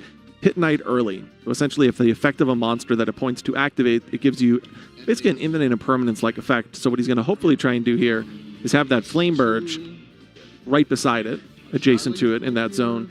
And then when the IP Masquerena comes out of the spell and trap card zone through the effect of Flamberge, he'll have the interaction with Pit Knight early. So he's elected to value that monster negation as opposed to some type of spell negation that would be provided by Hope Harbinger. Looks like that's enough, though. So, Shunping Zhu takes game 1 with just an impressive board, and as we mentioned earlier, Sebastian probably seemingly only had that infinite impermanence, and so if you're only holding starters, that's great, but when you were looking at a field of Appaloosa and, like you said, Pit Early and all those different monsters, it's not a lot you can do to get in. So, yeah, it was kind of my fault because I was shuffling in. I think that's how I got turned. Yeah, it was like after. Looks like the players are just conversing briefly about the terraforming, that the judges are present, so we don't need to worry about that. So again, we can just think about what is it that Sebastian's going to need to do to make sure that he's not in that situation other than go first. You receive more cards from deck check. All right, so yeah, just clarifying things. So heading here into game 2, Sebastian is obviously going to have the opportunity to go first. Looking over at his side deck, he has a couple cards that we've been seeing pop up a few times here or there, which are a copy of Bestial Druisworm and Magnemut. Some players have elected to side deck those against Snake Eye-based strategies, a little bit more back when we were using Borload Savage Dragon, but you can still utilize it on something like IP Masquerena. Basically, every time the Snake Eye player combos off, IP Masquerena is going to find its way to the graveyard with the intent of being recurred back to the field through Flamebird. So sometimes you can pick off that Dark Monster there with one of the Bystials. Be interesting to see if Sebastian chooses to do that when going first. Besides the copies of Bystial, Druis, Roman Magnemite that he has, in his side deck he has a singleton copy of Called by the Grave.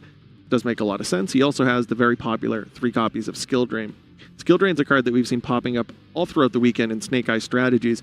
It kind of reminds me a little bit almost like a Dimensional Barrier-esque effect. If you begin to play as a Snake Eyes player and it gets interrupted by hand interactions, if you use Skill Drain, you can often shut your opponent down on their turn, and then when it passes back to you, you can actually just use the effects of a card like Snake Eye Ash to send away that Skill Drain via cost, make it so that your Ash resolves, and now all of a sudden you're playing free of that Skill Drain effect.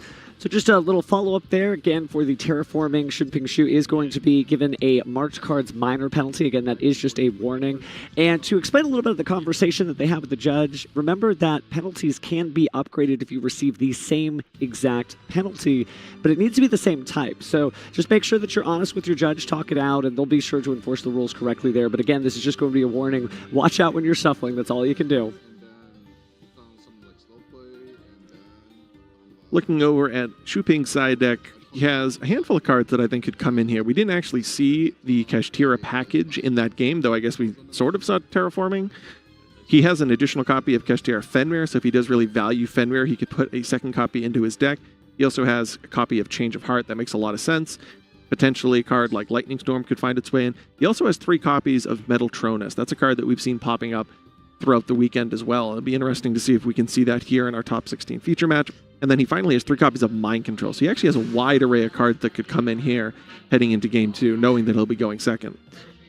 We certainly were happy to see the Monster Reborn in the Tenpai mirror match from earlier in the Swiss rounds, but Shunping has come to this tournament effectively trying to steal as many monsters as he can from his opponent's side of the board. Again, think about that Change of Heart, Mind Controls, the Triple Tactics talent. He definitely wants to take control, expecting probably that Snake Eye would be a very popular deck. I think that'll definitely pay off, so let's see how that comes out.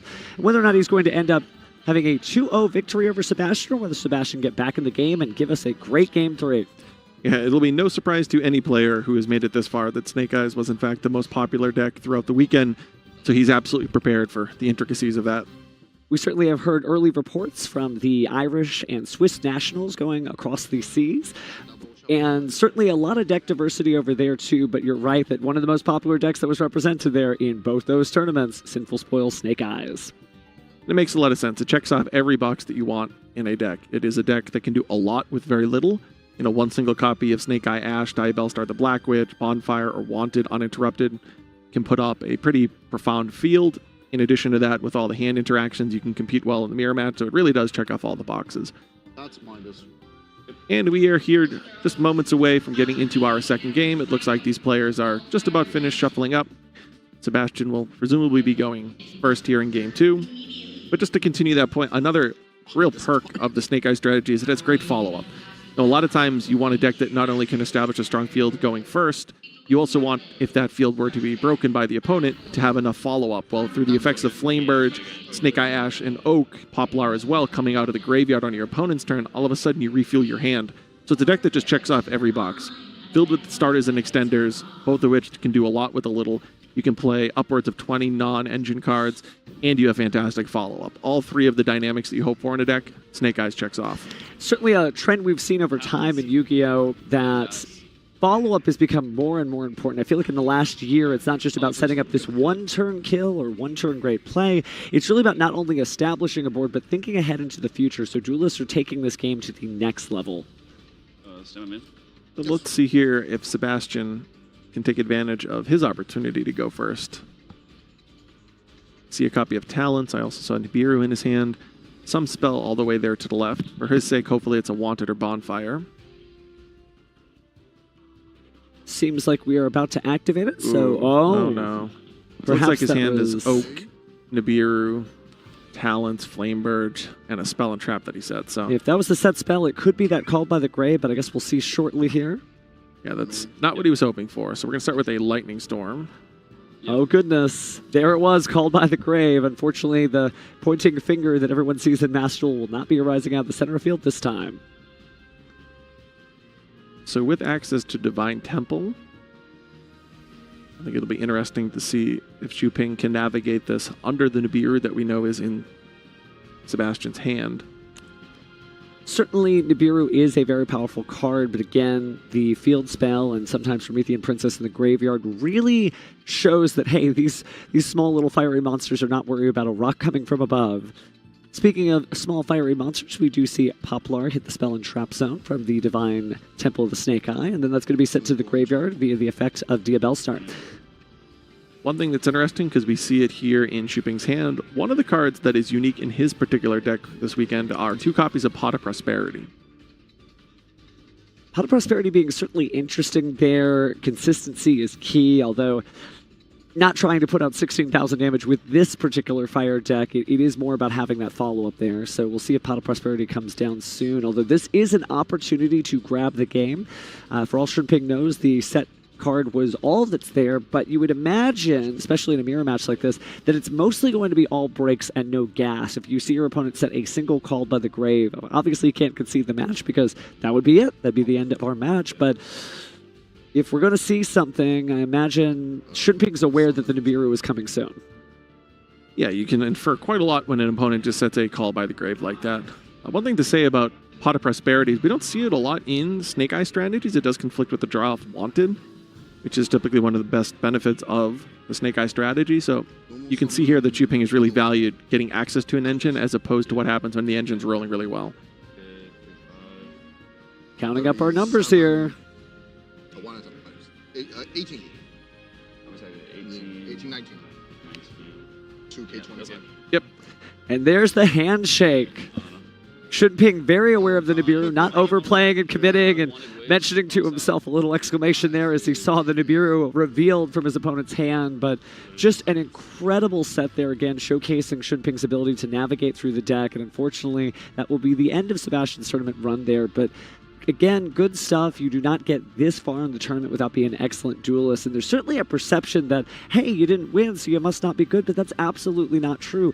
Almost 2,000 duelists showed up to this tournament, and none of them are slouches. It's just there can only be one, right? We're only going to be able to crown one person as the winner of YCS Indianapolis here this year. Yeah, a bit of an anticlimactic ending here for Sebastian, but, he can hold his head high. Making it to the top 16 is still a great accomplishment. Absolutely there again.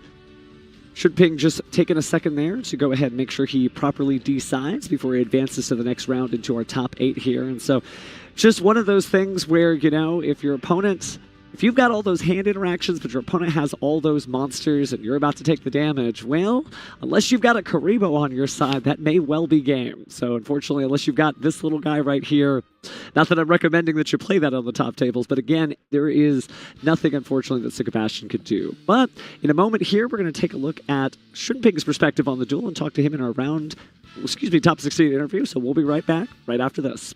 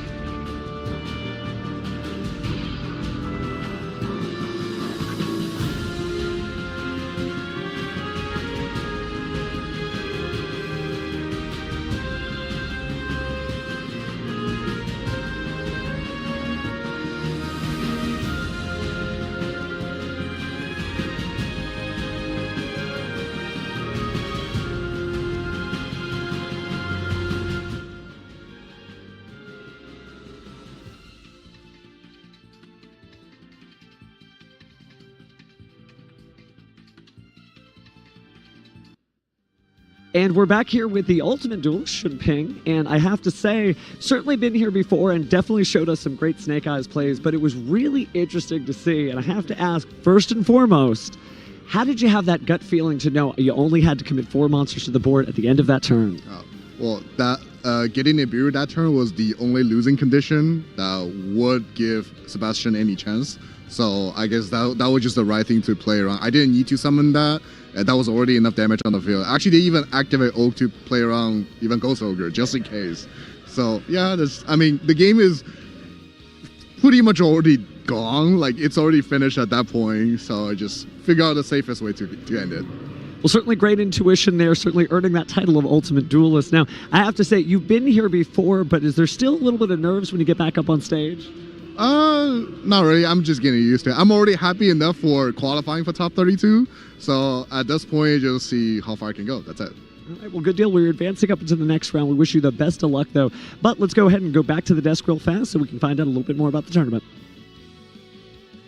Thanks, Steven. Yeah, as Shuping mentioned, he is no rookie to the Top 32 Feature Match Arena. He's been there multiple times. As Steven mentioned, he is in fact an Ultimate Duelist.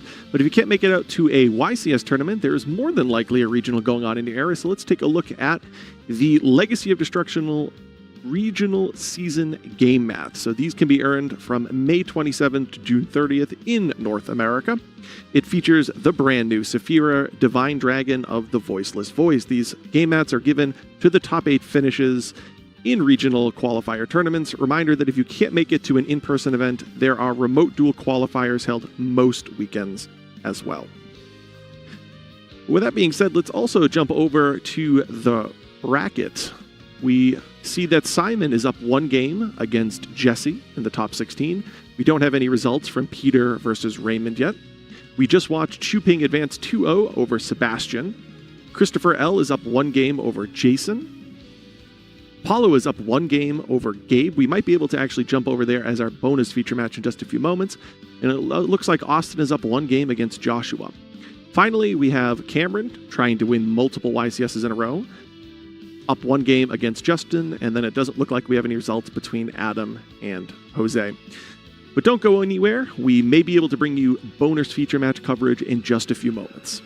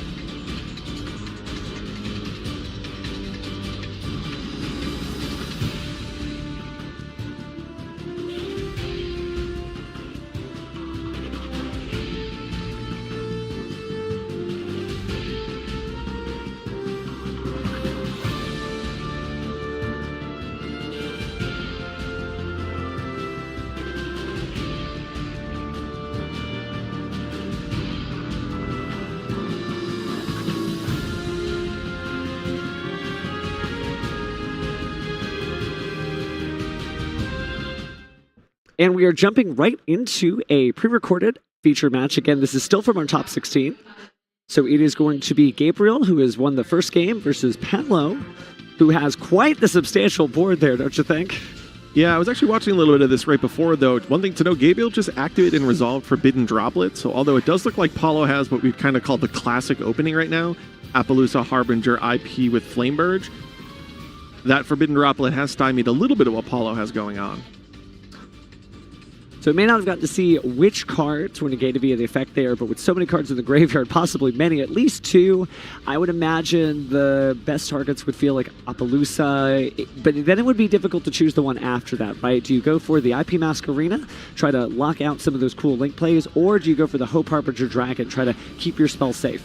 Yeah, it's a difficult decision. One thing that's interesting here is we just saw a Dyna Wrestler Pankratops, not a card that we see all that often hit the field. And of course, Paolo has way more monsters on field than Gabriel does, so he's able to summon that. And it is a level 7, which actually can synergize depending on some of the cards in Gabriel's extra deck. Pankratops to many duelists might feel like the original Kashtira Fenrir, right? A high attack level 7 monster with a cool effect that can get rid of a card at a moment's notice. But it looks like we're going to take a look here through the graveyard of Paolo, as Gabriel verifies those options he has. And again, this is a really cool match since both of these duelists traveled internationally. They did not wake up in the United States, well, at the beginning of this week, but they certainly did at the end as they've come here for the YCS Indianapolis. You see Paolo activate a copy of Skill Drain. We commented on this in the previous feature match, although we didn't see it. Skill Drain has become an incredibly popular card out of the side deck from Snake Eye players this weekend. It looks like Paolo is bringing 3 copies of it. Gabriel is elected to go in a little bit of a different route. It looks like he has like deck lockdown instead, but regardless, Skill Drain incredibly popular this weekend as a sided card. Especially once you get your own field presence on the board, much as Paolo has done, and a second Skill Drain being activated there just to make sure there is extra insurance. But the monsters, while their effects are good, it's still important because you've just got big bodies on the field, right? Skill Drain always has been a classic card for things like Goblin Attack Force since the way back machine. And we're seeing that that'll pay off just the same as Gabriel concedes that game and Paolo wins the second game of our additional feature match. Yeah, it looks like he tried to use the Pankratops on Skill Drain. Paolo then activated a second copy of Skill Drain. So regardless, the board was going to be drained of skills, even with that first one being sent to the graveyard. That looks like I misspoke, by the way. It is an additional feature match, not a pre-recorded match. This is coming live from our side stage. So we'll be able to watch the entirety of Game 3, which is exciting. We have to assume that Paolo went relatively uninterrupted. Looks like potentially Gabriel had a Phantasme as his only hand interaction. He tried to use Forbidden Droplet, as I commented on, but it just wasn't enough because in addition to the monster presence that Paolo had established, he also had, in fact, 2 copies of Skill Drain set. We've seen that style of play from Voiceless Voice when you think about it, just activating a redundant copy of a continuous card that does the same thing, but just make sure that the protection is there, because for the most part, Cosmic Cyclone seems to be the go-to for getting rid of spells and traps, although we did see Lightning Storm in our main feature match of this top 16. But again, if you're just going to be mostly vulnerable to single target spell and trap removal, having just those additional copies face up mean no.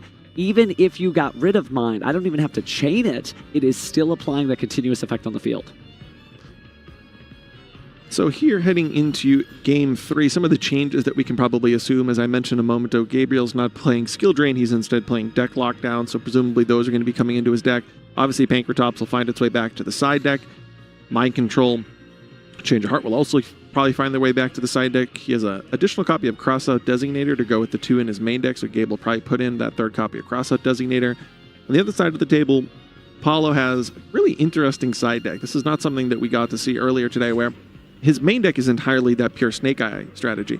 However, in the side deck, he has Birth, Fenrir, Unicorn, and Pressured Planet Race Off. So he's actually side decking 4 cards for that Kashtira package. He's even side decking a card that you don't normally see in side decks, Terraforming, to go along with that copy of Race Off. So that's something that I don't think we typically see, but we do see here in the top 16 from Paolo.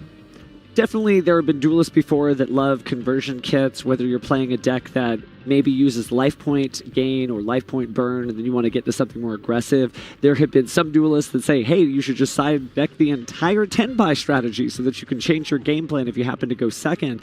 But this is really interesting. Again, with the skill drains too, you have these giant, very consistent monsters, and if your opponent starts interrupting your plays, that's okay. You can just activate skill drain and just triumph with attack points alone. The Kashtira package that the Snake Eye deck has been incorporating is a relatively lean package anyway, so I can understand that Paulo elected to side deck it because you're only committing 5 or 6 cards, and maybe he values the flexibility of that Kashtira package more than, a Cosmic Cyclone, something that he's elected not to incorporate at all in his side deck. It also gives you a valuable way in matches where Crossout Designator is not valuable to take those out and replace them with that. For instance, as he continued through his tournament record, we don't necessarily know all the duelists he played, but perhaps if he played a Melodious duelist, there wasn't a lot of intersection between the cards they were running. And so it's just an interesting way to side those cards out and get something a little bit more effective that is very reliable. As we've seen Kashtira decks, Snake Eye decks main deck those Kashtira cards. It's one thing about Crossout Designator from Paulo specifically, is if you know anything about Paulo, he loves his hand interactions. In this case, he has 3 Ash, 3 Veiler, 3 Mourner, 3 Ogre, 3 Nibiru, 3 Impermanence. In his particular deck, he would probably keep Crossout Designator in against something like Melodious, because Melodious sometimes has a very similar 20 hand interaction package as well. Paulo is probably the most equipped to use Crossout Designator because of his love of hand interactions. You'll know he'll have just about every single viable one in his strategy. That certainly helps. And Ghost Mourner and Moonlit Chill, it has been... Not everyone's running it. Same thing with Effect Failure, but they're very powerful cards. They do something nuancedly different. They could be chained later in the chain, right? They don't have to have that immediate activation as some of those hand interactions usually do. And it gives you a little bit more insurance. But as we saw, unfortunately for Sebastian, sometimes having too much insurance and not enough actual game plan, sometimes you get stuck there. But we'll see what happens here as Paulo is getting ready, drawing his cards. And I think we're about to go into Game 3 of our additional feature match. Yep, so Gabe will be going first, and he's opening up with a single copy of Bonfire. Looks like he's searching out Poplar. And obviously he's going to be activating Poplar's effect.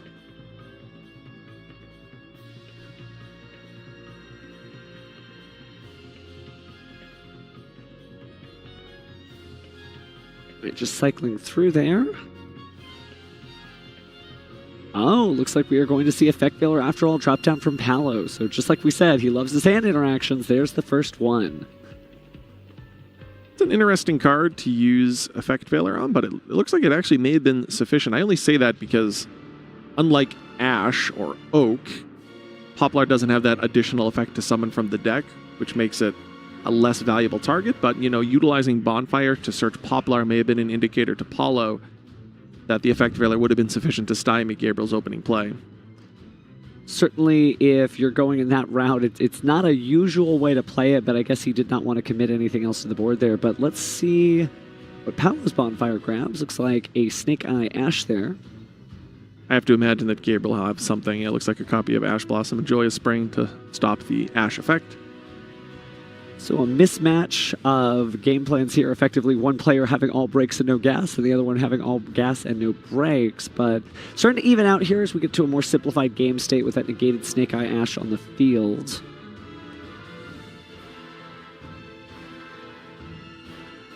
Looks like we're sending Diabell Star to summon Diabell Star, and that's going to be met with Ghost Mourner.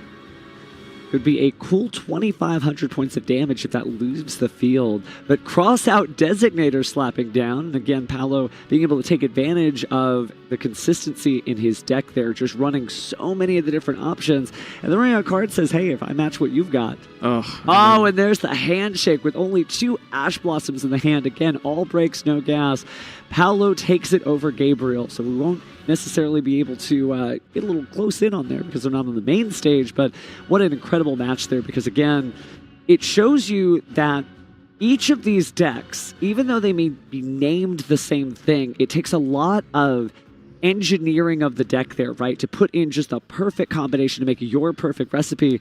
And then you got to cook it, right? You have to let the duelists cook effectively to make sure that they are actually serving up what it is they plan. So obviously that worked out for Paulo. We may be able to see him on the main stage here soon. Yeah, it's unfortunate there for Gabriel. You see your opening hand and you have one engine piece with Bonfire gets interrupted. Your hand has 4 hand interactions, and they're redundant hand interactions, if that. So it's really unfortunate to see that as the conclusion of our top 16. Absolutely is, but here's the good news. Our top 16 may be behind us, but that just means we get to move to top 8 for even more intense dueling action. So don't go away. We'll be back after this break.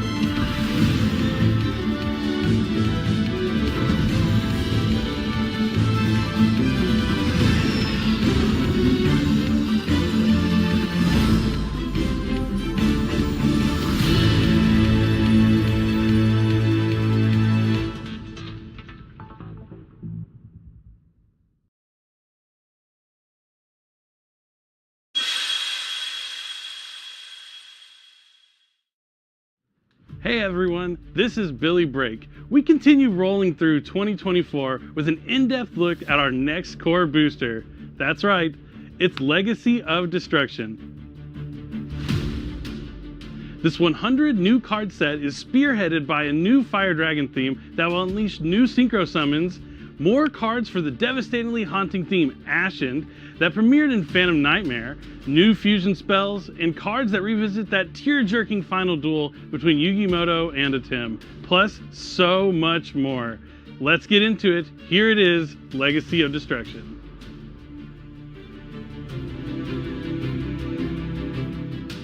Legacy of Destruction draws heavy inspiration from Yukimoto's most personal victory, his triumph over the Pharaoh that allowed his soul to pass on to the afterlife.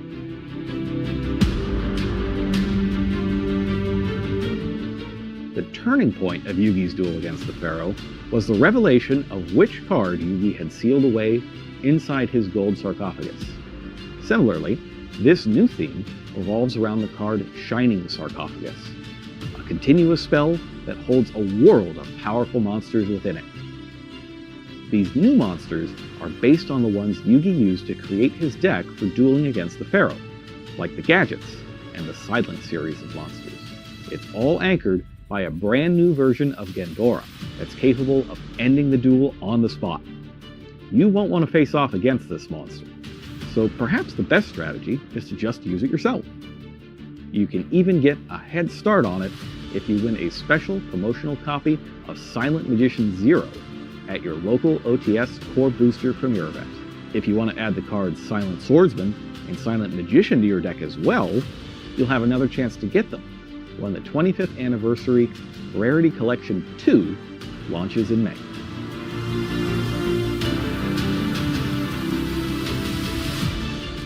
This is Ragnarika, the Evil Seed, an unassuming level 1 plant monster that lays the roots for a brand new strategy that ties plants, insects, and reptiles together.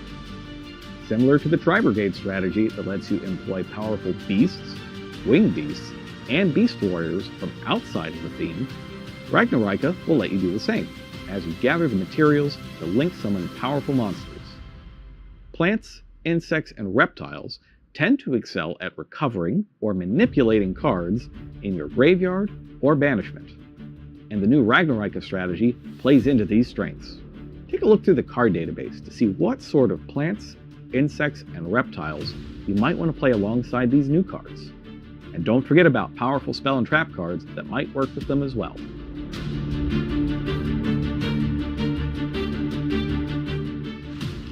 If 2 heads are better than 1, then 3 heads must be even better than that.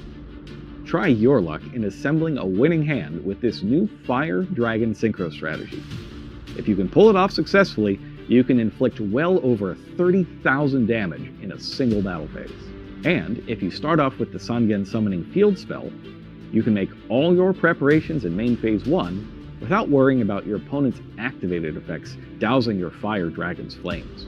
Now, to get the most damage possible out of this strategy, you'll need a copy of Trident Dragion.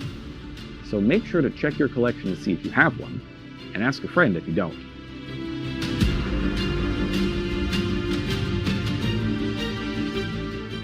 Two fusion-powered strategies are gearing up for another round in Legacy of Destruction. Gather up more materials for your huge Ancient Gear fusion summons, or orchestrate your next great victory with new Melodious cards. Some strategies will get their first ever fusion monsters as well. Momented Plan strategy for Valiant Smashers gains a monster that can be fused with any 2 Momented Plan monsters, while Lightsworn gain the ability to merge Judgment Dragon and Punishment Dragon to create the new Enlightenment Dragon. The Ashen theme that began in Phantom Nightmare also gains the power of fusion in Legacy of Destruction. Come on back to the channel later on for a full breakdown of all the new Ashen cards.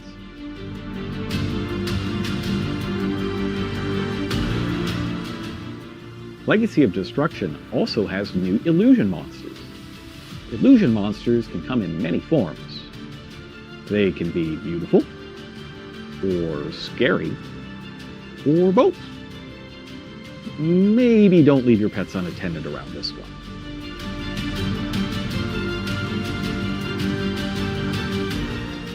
You'll also be able to find new cards for strategies like Voiceless Voice, Goblin Bikers, Centurion, Gold Pride, Ubel, and more. Legacy of Destruction is full of cards that are a ton of fun to play and enable some seriously powerful strategies. I hope you'll all enjoy it when it hits shelves everywhere. Legacy of Destruction arrives soon, and we hope y'all are ready for what awaits.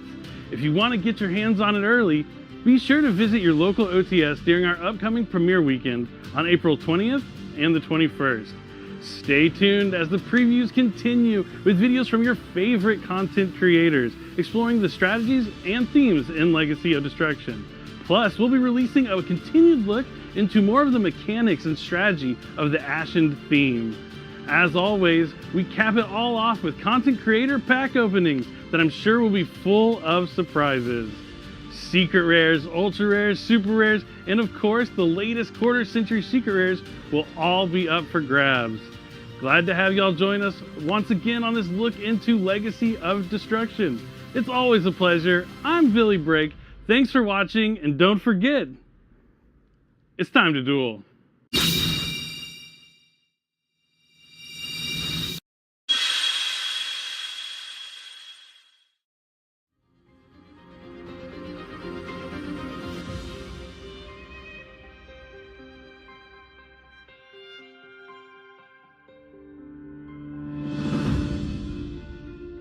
In Phantom Nightmare, you were introduced to Vados, the Eruption Dragon of Extinction, destroyer of the city Obsidian and its people. In Legacy of Destruction, you'll learn of the terrifying powers that were unleashed in the battle with Vados, and how to wield them in your own Ashen deck.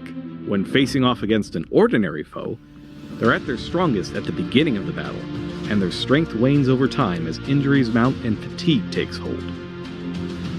Vados, however, is an extraordinary foe, whose strength only increases over time. By unbinding the souls of the Ashen from the cycle of life and death, and fusing them unto itself, Vados' destructive capabilities are multiplied. Vados, the dragon of endless darkness, exists to snuff out the light of hope in your opponent's eyes. It cannot be destroyed by card effects, and your opponent cannot target it with monster effects. Upon its arrival, its flames can wipe the field clean of your opponent's spell and trap cards. It can consume the soul of one of your other Ashen cards on the field, sending that card to the graveyard to destroy any opposing card that activates or activates its effect on the field. And best of all, or worse, depending on your perspective, you can fusion summon it using all of your opponent's monsters. Ashen to Endlessness is a new continuous trap you can set from your deck with the original Vados. Its on-field effect lets you fusion summon a Pyro monster using monsters on either field, including the original Vados. If you do, the monster you summon gains 500 attack for each material used. Vados, the Dragon of Endless Darkness, specifically requires the original Vados, along with 2 or more other level 9 or lower Pyro monsters. That can be the Ashen monsters on your field, as well as Vados from your opponent's field, which then lets you use the original Vados' effect to destroy all monsters on the field, and the new Vados' effect to destroy all of your opponent's spells and traps. The new Vados would be immune to the destruction effect of the original, leaving your opponent's field clear for a huge direct attack. Now, if you've given your opponent a copy of Obsidian the Ashen City, then when the new Vados destroys it, you'll get to special summon another Ashen monster from your deck, and further increase the amount of damage you'll be able to inflict that turn. But Obsidian has another use. If it's on your field, remember that it turns your opponent's special summon monsters into Pyro monsters during your turn. So instead of fusing away your own monsters, you can fuse away your opponent's instead, decline to activate the original Vados' monster destruction effect, and just leave all your monsters on the field to finish the duel in a flash. Ashen to Endlessness also has a type changing effect while it's in the graveyard. It lets you turn your opponent's monsters into Pyros during their turn for an even more devastating fusion summon. Shaman of the Ashen City can shuffle 3 of your burnt out Pyro monsters into your deck and add Obsidian from your deck to your hand if any of them were Ashen monsters. At the same time, if your opponent controls a Pyro monster with 2800 or more attack, Spearhead of the Ashen City can be attributed to return 1 of their cards to the hand, useful for putting Vados back into your hand to use again. Together, they can be combined to Xyz summon a rank 4 monster, like Infernal Flame Banshee. Even when it's defeated, Vados can get a new lease on life via extinguishing the Ashen. By sending any Dark Pyro monster from your deck to the graveyard with this spell, you can add a high-level Pyro monster like Vados back to your hand. Then, you can use its fusion summoning effect in the graveyard to immediately bring out Vados, the Dragon of Endless Darkness. Alternatively, you can fight back against enemy monster effects by rekindling the Ashen. This quick play spell puts 1 of your burnt out Ashen cards back on the bottom of your deck to negate the effects of 1 of your opponent's monsters until the end of the turn. Finally, your Ashen monsters can also employ the power of fusion. Any 2 Pyro monsters can be fused into the Embers of the Ashen, which can restore any field spell in your graveyard to your hand, as well as automatically destroy any Pyro monster it battles. If you do destroy a monster with this effect, and it's your turn, Embers of the Ashen can make a 2nd attack in a row. And one more thing before I go. Now is a pretty good time to have a strategy that fuses Pyro monsters together. But if you're planning on fusing your opponent's whole board into Vados, the Dragon of Endless Darkness, try to make sure you're doing it on your turn, so that your 2 Vados effects are Chainlink 1 and 2, and any recursive effects of your opponent's monsters, Snake Eyes Flamberge Dragon for instance, are at Chainlink 3 or higher. You want all of your opponent's effects to resolve first, so that your Vados effects take everything out. As an added bonus, any on-summon trigger effects of monsters your opponent summons at Chainlink 3 or higher won't be able to activate if they're destroyed at Chainlink 2 or 1, since the monster that met its trigger condition no longer exists.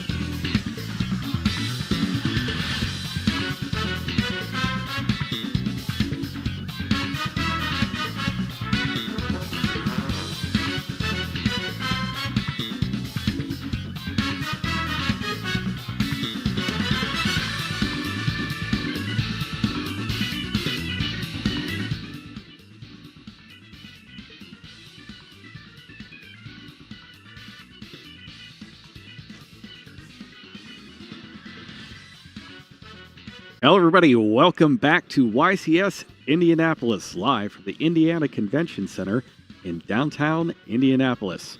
We are now on to the top 8 of the tournament. Only 8 duelists remain. And before we get on to our next feature match, let's take a look at our bracket to see how everything has shaped out. As you can see, Jesse has made it to the next round, but lost to Simon He, who's now here in the top 8. Raymond Dye made it through Adrian and then Peter as well, and will be facing off in this match. In the next section of the bracket, Shumping has made it to the top 8, as well as Christopher. And then moving on to the third one, Paulo, who we've seen in our bonus feature for the last couple rounds. He's had 2 2-1 victories to make it all the way to the top 8, whereas Joshua has 2-1 and then fell to Austin 2-0 there, make our third quarterfinal. And in the last section of the bracket, we've got Justin C. making it to the top 16 before losing to Cameron Neal, who is in our top 8. And then Jose made it to top 16 against Adam P. However, Adam was victorious there and is our final top 8 player. Now, it's time to meet our feature match contestants for the quarterfinals.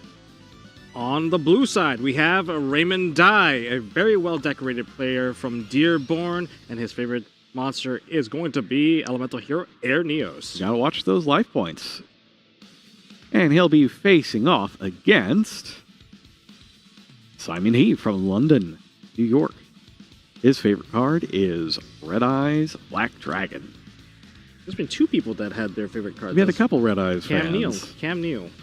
Now, as for Raymond Dye, he's a very well-decorated player into this top 8 round. I mean, we're on the back half of the top cut now. You can basically smell victory. You can smell the trophy from this distance. Now, the rules change here in this round a little bit as well. The amount of time that the duelists have has increased from 45 minutes to 55 minutes here in this round, and it'll increase again next round should they make it this far. So, in terms of like Raymond's record in the past, he was a world's contender in 2019 in Berlin. I think that's where I first met him. But of course, more recently at the world's level, he was the Master Duel contender, one of the runner-up. Yeah, he was part of the team with Jesse and Ryan Yu. That's right. I believe he was the team lead, if I remember correctly.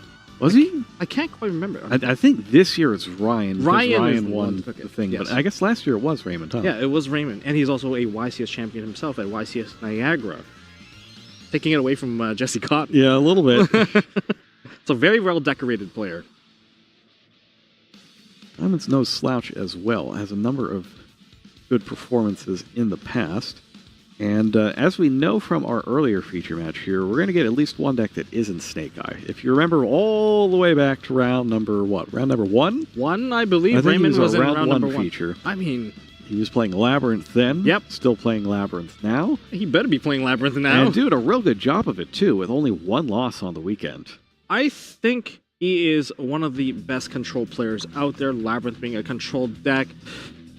I mean, he highlighted the timing, the key point of knowing when to activate your cards, how to maximize, min-max on like timing, tempo, advantage, knowing which trap card to use. I mean, he came out of like a tight situation in a couple of his games throughout the event. That feature match, he looked dead to rights in game 2 there after the, I think it was the cross-out designator came down. Mm-hmm. And he managed to turn that thing around with, you know, clever use of Arius and being able to actually get his monsters onto the field using it. And you know what's difficult? When you get featured in round 1, people know what deck you play. And therefore you have a less of a surprise factor going into the rest of the tournament. And having it featured round 1, that's a tough spot to beat. So the key there in that case is just be like, so what? Yeah, I'm just better than you anyway. Let's play some good Yu-Gi-Oh! And we're moving into top 8, game number 1. All right. Duelists are shuffled up and they are ready to go. The die roll here is going to be a lot more significant in terms of its influence, being a trap card deck versus a non-trap card deck, of course. We got ourselves a 7. 7 to an 8. So, the good news for Raymond, though, is that Labyrinth has a lot of ways to play on the very first turn of the game. There's the Stovey Torby, the Chandragleer.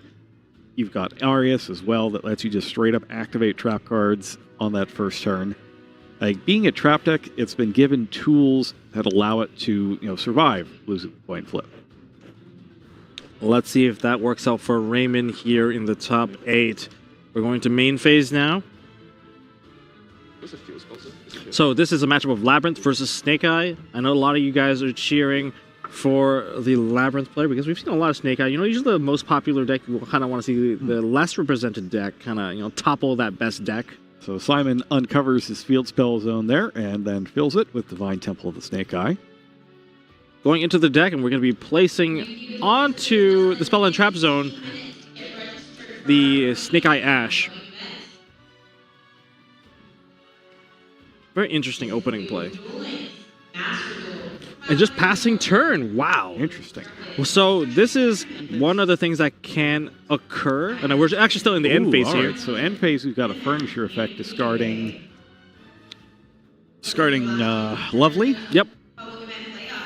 And we're going to be setting onto the field one of the Labyrinth Trap cards. I believe that was a big welcome being set. Welcome. So when you play that many disruption from hand, there are from time to time where an odd chance, or very, very low chance that you would not open the opening play of Bonfires, Snake Eye Ash, Wanted, and that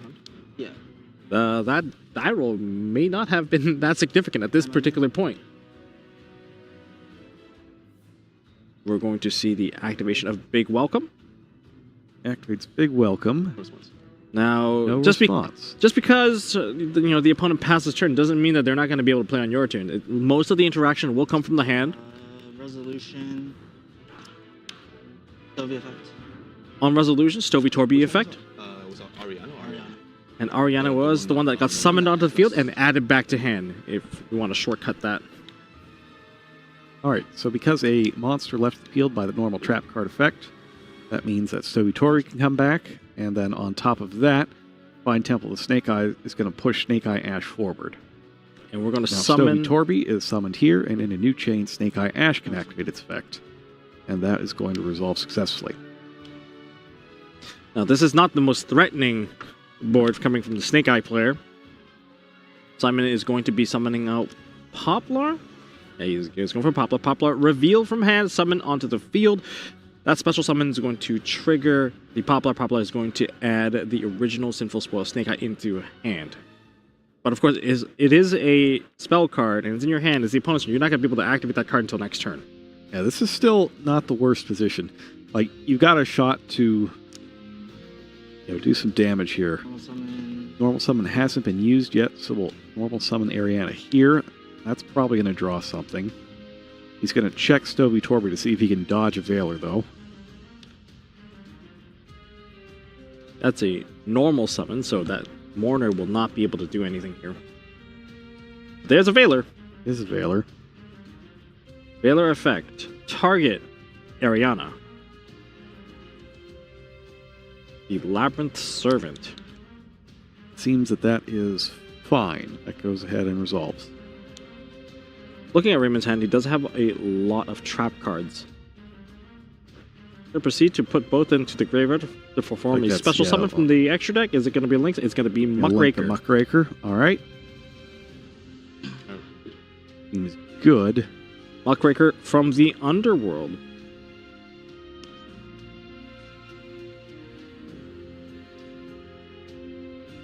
Essentially, we are going to be locked into fiend-based monsters.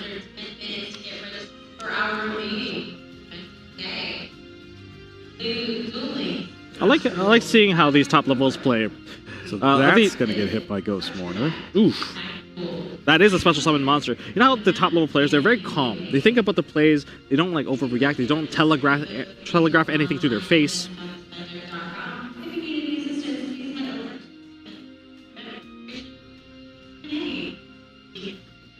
Oh, we're going to proceed with a set 3.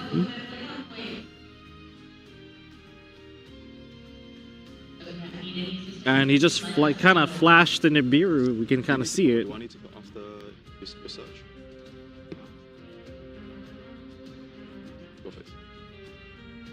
That's 3, leaves both monsters there.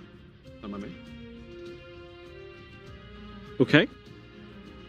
I mean, the turn passed back. It doesn't seem like there was major things happening over those turns, but the disruption was enough to kind of counter a more significant play from landing on it. But we didn't get to see Lady of the Labyrinth or Lovely maybe doing some sort of destruction or getting that set up. I don't know. Maybe those trap cards will be enough because that could potentially be 3 different types of interaction that could hit crucial points within the Snake Eye combo. But the Snake Eye combo does get to start with, a little bit of a head start with 2 monsters already being on the field.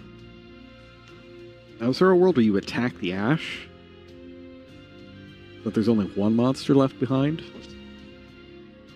I'm not sure. Are we strong enough? Because the field spell does add 1,100 attack points. That's right.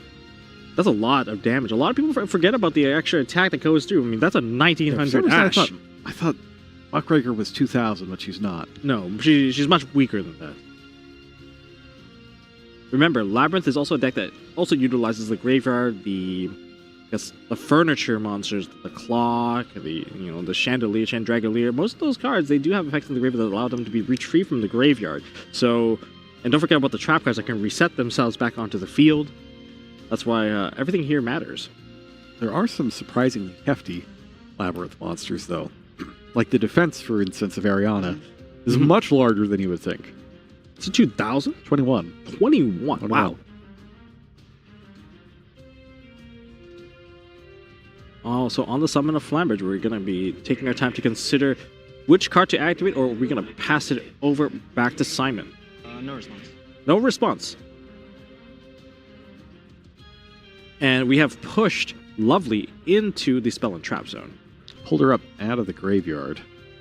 One thing to know about pushing monsters into the Spell and Trap Zone, it goes into the owner's Spell and Trap Zone. Like something that some people sometimes make mistakes on that when the controls of cards switch, but they're supposed to go back to where the owner owns.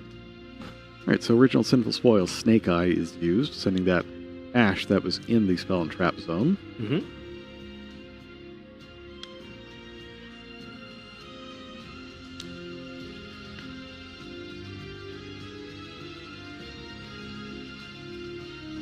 The monster being summoned out is going to be Snake Eye Oak. We're going to be targeting the Snake Eye Ash. I don't believe Ash has been summoned out this turn. We're going to get the effect of Ash. Remember, that Snake Eye Ash was there from the previous turn, so we are going to be getting the adding effect from Snake Eye Ash. Looks like it's going to be Poplar once again. Again, Poplar was already here. That was the head start, so you get to use those monsters right away and reuse those effects because they were already there. So the sequence there was look away those 2 monsters, or send them away to get the Flamberge, and then use Poplar to put the Ash back into the Spell and Trap Zone. So that's how that got there. Yep. So Poplar can't go put another card back into the Spell Trap Zone this turn. This turn. Yeah.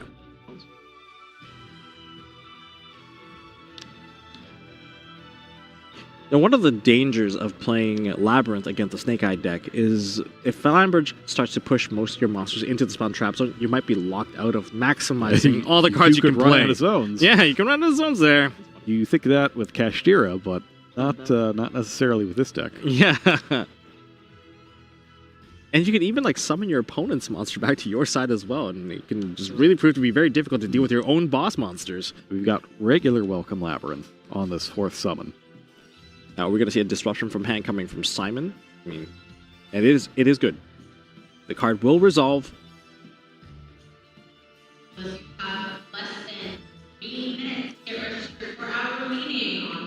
The monster that is going to be summoned is going to be Lady, Labyrinth of the Silver Castle. Taking a look here at Lady Labyrinth. We got those set cards on the field. Yes, that makes it so that she cannot be targeted, and neither, I believe she can also not be destroyed by card effect. Those are the 2 things that are protecting her. Typically, when you play a Lady, you want to keep one set card always on the field so that you can prevent the targeting and the destruction.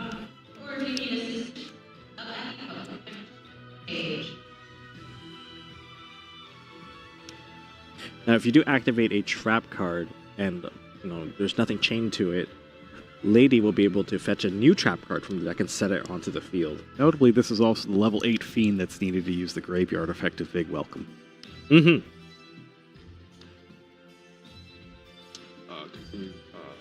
So, nothing else. Nothing on some? Open game state, I believe, has been reached. Oh, actually, on summon, there's actually a response. That's going to be the trap trick. So that's going to limit Raymond down to 1 trap card activation after the fact. And we're going to be chaining the effect of Lady.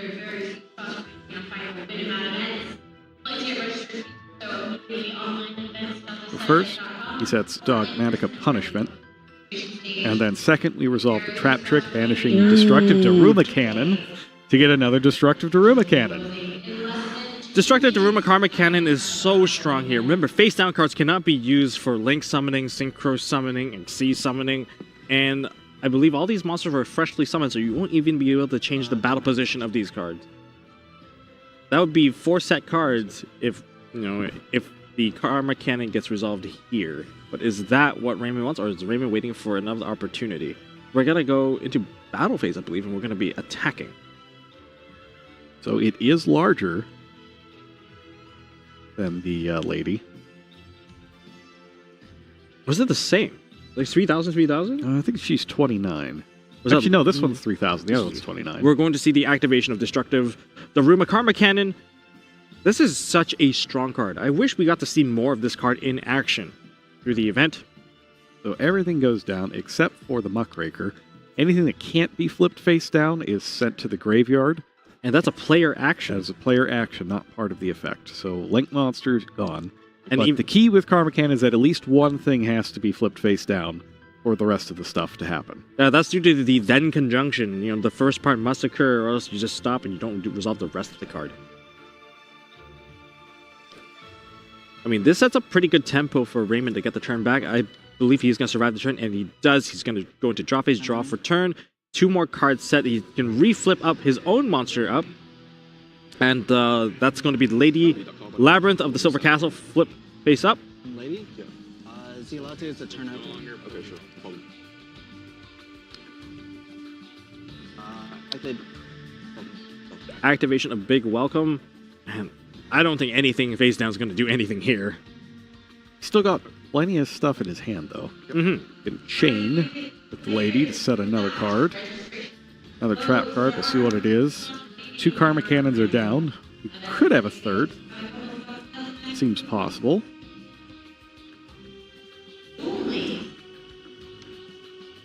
And there it is, another copy of Karma. I mean, Karma Cannon is just going to control the game turn after turn after turn if this keeps up. Chain Link, 1 Ariana, Chain 2 Stovey, Chain 3 Welcome. And here we go. This is what Labyrinth love to do. Recover the resources from the graveyard, put it back onto the field, put it back into the hand. And once they get that far, it's going to be insane. Now, we are going to see an activation of Ghost Mourner and Moonlit Chill, targeting the Ariana that was summoned through the Big Welcome. Thinking about it, but it's going to go through. Stovey is here. Welcome is back. Lady's in hand. And now this gives you what you need to make Chaos Angel. Yep. If you put that lady back on the field. It is only a Dark Chaos Angel, so it's not the scariest of Chaos Angels. Well, what you need here is the banishment, right? Yep, you can definitely use that to take care of the Flamberge, and then the field definitely gets a lot less sticky. We're going to mop that field up quite easily. That's a free summon. It's a free summon into defense position. Lady effect. Lady effect. We're going to special summon.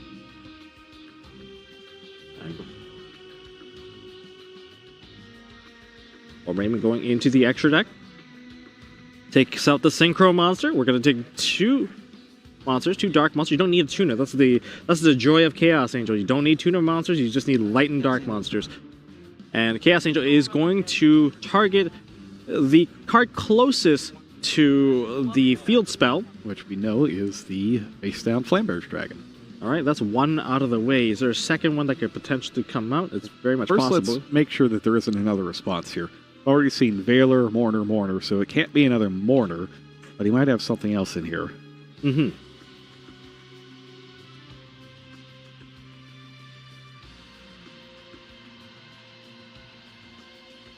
This is a tough spot to be in. We're gonna see he's the got effect a second Veiler. Okay. Veiler, Mourner. That helps to explain why his start wasn't so explosive as you might normally expect. It was very defensive for sure, yes. He's also used... No, I did not normal summon. This was off. Yeah, there was no normal summon from Raymond's side. I have to confirm the game state here, because that was summoned out through Big Welcome. And he has used Big Welcome, so you can't use the other effect of it this turn. Mm-hmm. Yeah, one effect once per turn. Is there anything in there right now that Flamberge could get back? At the moment... Like, could you just whack it? Yeah, I think so. I don't think there's any level 1s. I think all of them are on the field. There's one Poplar. Oh, there's a Poplar. That's it. This is a free... If you do attack into that Flamberge, it's got to be 2, right? Yep, it has to be 2. It's non-targeting, but it does have to be 2. So it's still possible to get rid of that Flamberge Dragon without...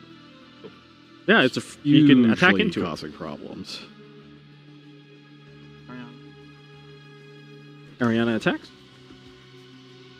That's a Poplar. But now that puts the monster into the spell and trap zone. You don't necessarily Unless need he to leaves use it. If you just leave it, then you'll have he's checking the Flamberge Dragon.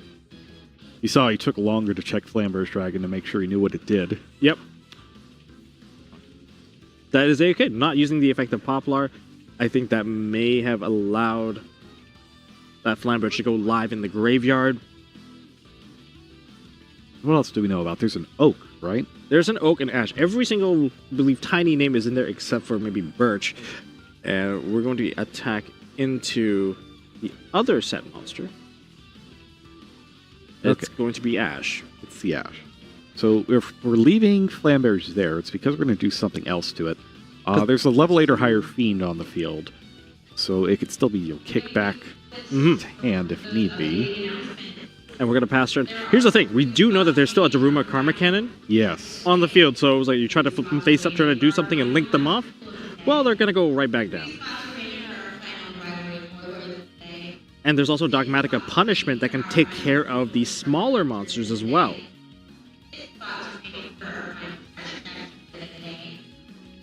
But can Simon navigate out of this position? He might have to sacrifice his field spell to do so if he really wants to get a chance to kind of keep stuff already face up and down at the same time so that you don't, maximize the flip down from the Daruma Karma Cannon.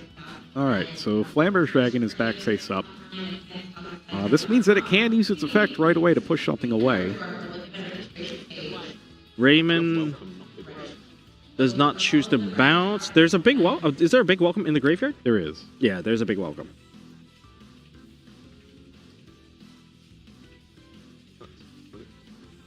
And they're going to go for Flamberge. I think we're going with the game plan of locking out some zones here.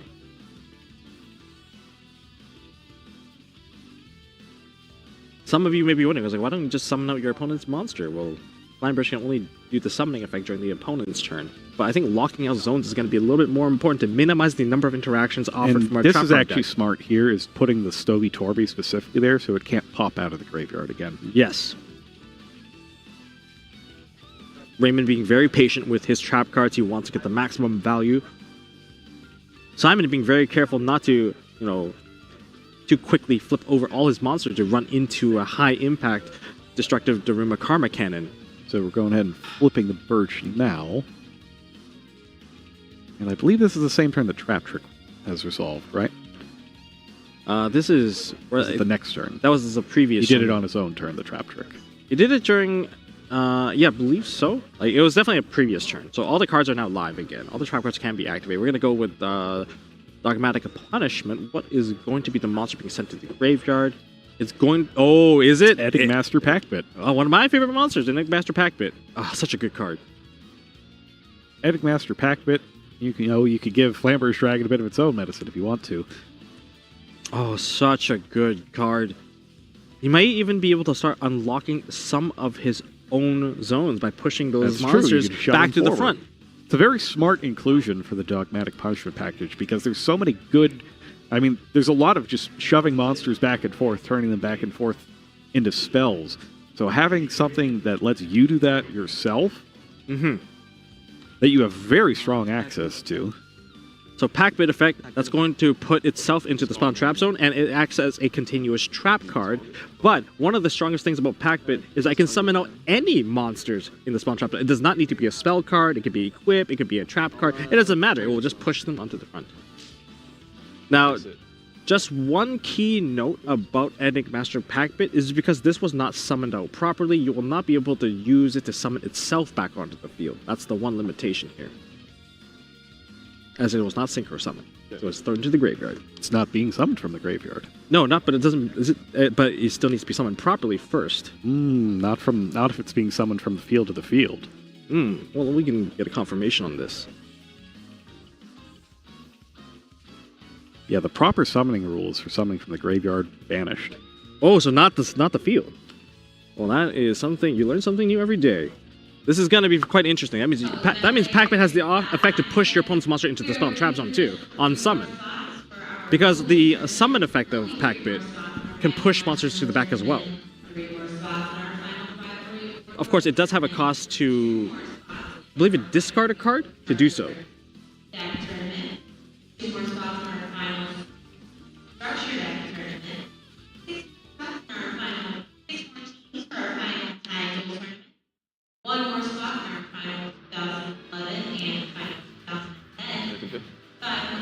We are going to be summoning into the Poplar. Is it? Can you use it in my turn? Yeah. Can the Pac-Bit... Okay, so we... Much like Flamberge, very similar. It's like your own version of Flamberge in a trap card deck.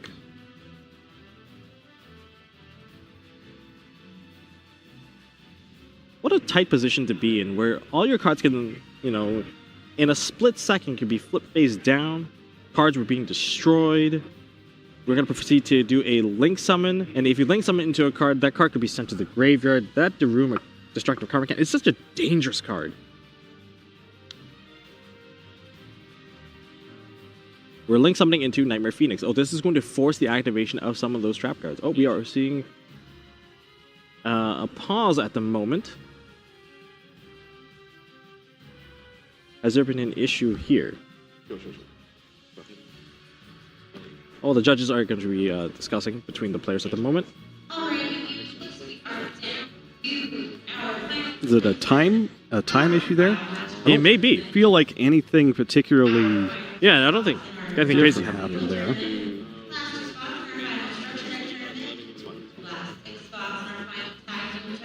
Yes. It's a time issue? I believe it is a time issue. There has been a time extension added. I think... Well, we'll wait for the confirmation here. So we have... It's a slow play on Simon's side. Simon's side. Yes.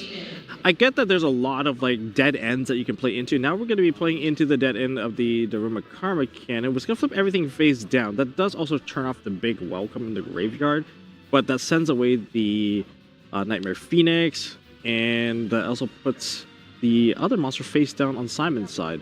But that link summon is going to allow for the Flamberge to summon back the Oak and the Poplar. And Oak's effect is going to resolve. I believe that's going to be summoning back the Snake Eye Ash. You got to play at a reasonable pace here. You're running into a very dangerous position where if you get another slow play now, it's a tight position to be in. You could get upgraded. Yeah. Normal Snake Eye Ash. That's good. So no normal summons left. Ooh. Now here's the thing. We know the card in Raymond's hand. It's a Nibiru. If Simon overcommits into the Nibiru, well, first of all, the Daruma Karma can flip all of his own monsters face down. That's going to be safe from the Nibiru, and the rest of the monsters are going to be sent away. Yep, there it is.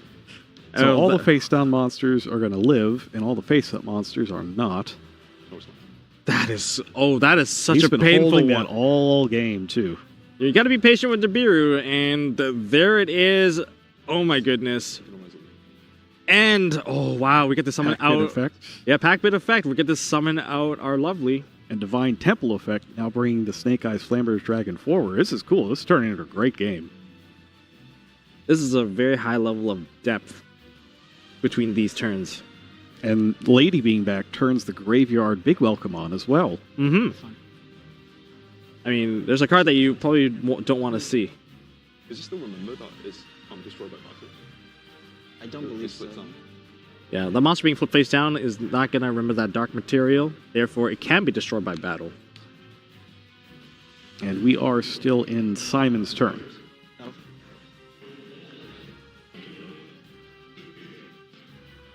It's the light effect for destroyed by battle, right? Can't be destroyed by battle. That's the dark effect. Dark effect? Dark Dark effect. effect's Light. banish. Isn't it? Oh, yeah. No, there's two different effects on the Chaos Angel. One is going to be the light, which protects them from being affected by activated effects of Activated monsters. effects, that's right. And the dark is the protection from battle for It all always monsters. Gets banished. Okay, always gets banished. Mm-hmm. When you get those three effects on things, they get juggled around a lot. Oh, yeah, a little bit, It's yeah. often difficult to remember which one landed where. And Flamberge is going to attack into the Lovely Witches at 29. That is going to be able to run it over, but we're going to be met with a big Welcome Labyrinth that's going to return to hand. That's not the position where that Snake Eyes Flamberge Dragon wants to be in. And that's it. That token is also not very big either. And because a trap card did manage to put a monster off of the field, that's going to activate Lovely's effect, and that's going to destroy the field spell. That is going to slow down Simon's game plan a lot. 8k. Stand by me? Sure. We're flip summoning, are we? No, we're just checking. We're going to flip summon out Ariana.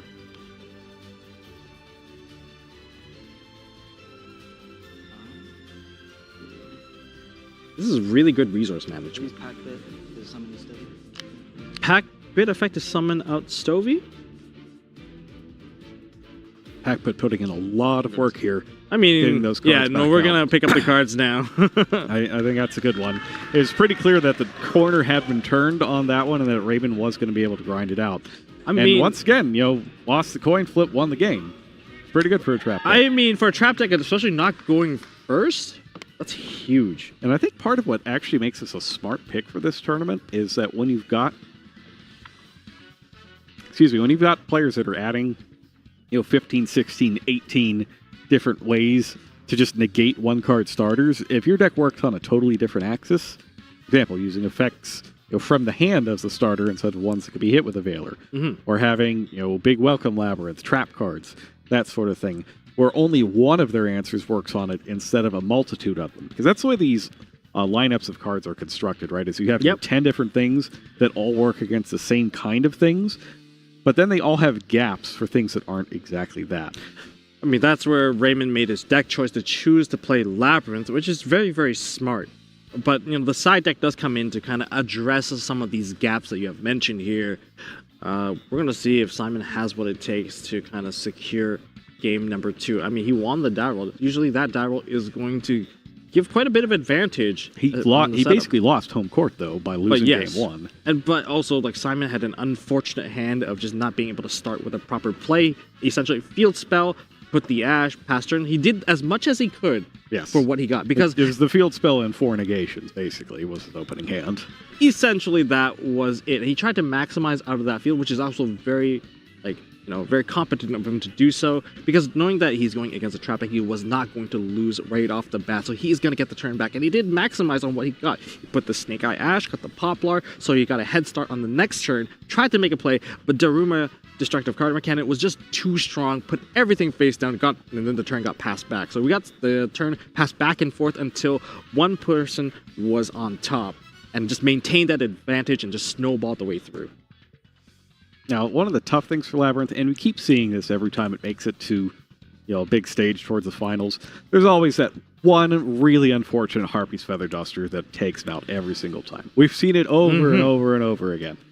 Maybe this will be the time, though, that Harpy's Feather Duster does not rear its head at the most unfortunate time for a Labyrinth player. But luckily, evenly matched is not a popular choice this tournament. Also true. And without Evenly, Evenly usually answers a lot of the monsters that come out anyway, and then everything else gets wiped away. No matter what happens, you still get a clean field to work with.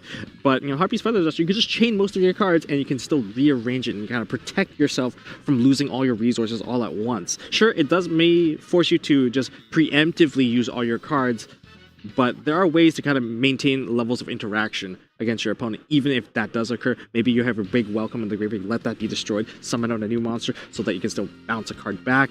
There's lots of ways to kind of keep interaction. All right, so Simon's going to start again in this one. Very quick and efficient side decking.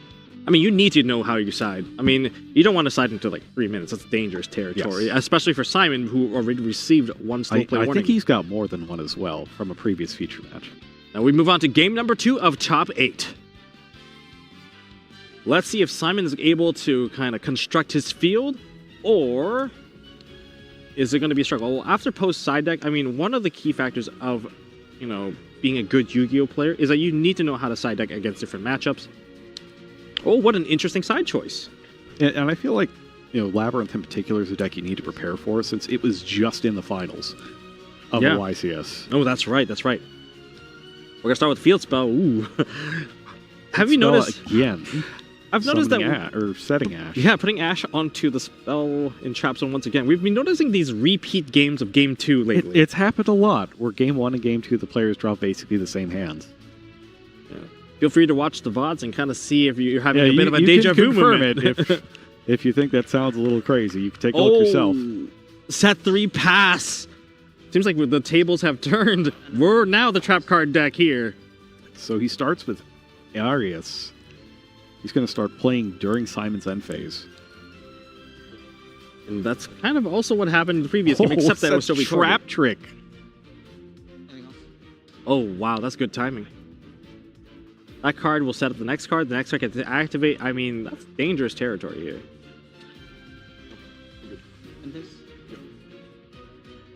Activate the trap trick. Still in the end phase. Those 3 cards that have been set cannot be used because they're fresh sets and we're in the end phase. Can't chain those. Quick play spells. They act as trap cards. They need a turn to kind of, get themselves ready to be activated the turn after. Going for Welcome Labyrinth. Yeah, I mean, by the time you Welcome Labyrinth. When you reveal the card to your opponent, that's basically the card that you have to go for. Regular Welcome Labyrinth, useful because it's going to make sure that you get that field presence. You don't have to bounce it back to your hand like with Big Welcome. He's not going back in. Being quite patient with his own cards. Oh, he's contemplating whether or not there's time to think, before he's going back in. He has another card to activate. Ooh, as he throws away a Phantasme with a Chandragolier. That's going to set the big welcome. Oh, this could be big.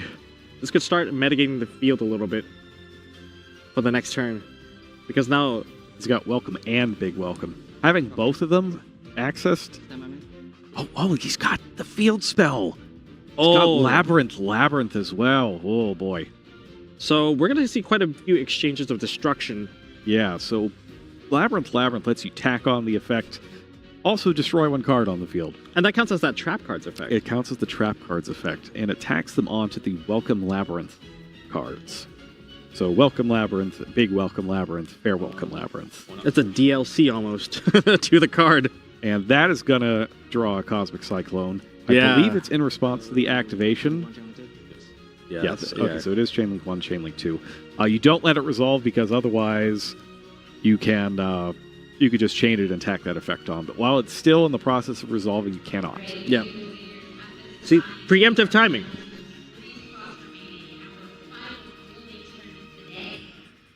Understanding how these rules work is just so key. And because that was activated in response, we're going to activate Arius from the graveyard to summon Arius onto the field. And this is what we saw in that Game 2 of the very first match back. Back all the way yesterday morning. Arius putting in a lot of work. That's going to get the Labyrinth banished.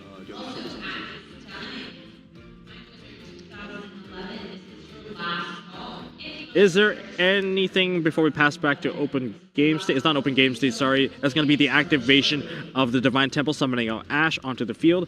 So we're getting a little bit of a repeat of the previous game's first action to summon out the Ash. That's going to summon out Poplar. Poplar effect that's likely going to add the original in full spoil, Snake Eye. That one's welcome. That one's big welcome. Yeah, so he's asking a question that he's actually not allowed to know the answer to. Yeah, he can't know the answer to that because the turn has already passed. However, the answer will be revealed fairly soon. Like right now. As Raymond activates a Welcome Labyrinth.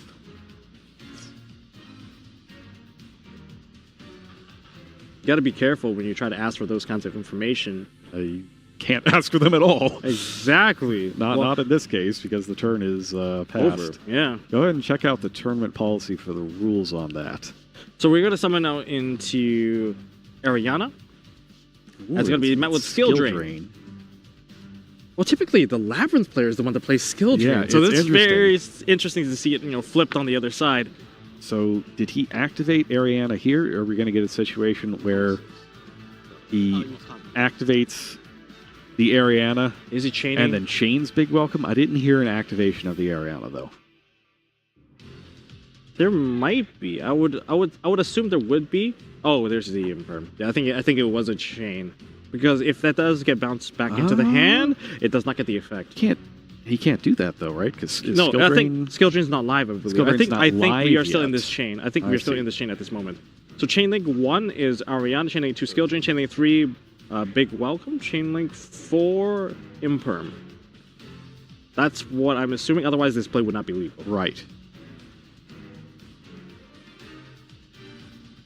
So for negated monster effects, even if they leave the field, they will remain negated unless you flip it face down, which is a special case where the Skill Drain specifically says only negate it while it's face up. That's right. But with the Imperm coming in, the Ariana still is going to be negated.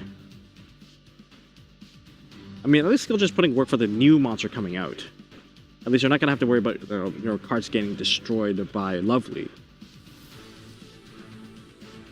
But that could quickly change if that Skill Drain gets removed, because the way that they like to remove it, they have Big Welcome Labyrinth. They can bounce, I believe, if you have a level, you can bounce any card, I believe.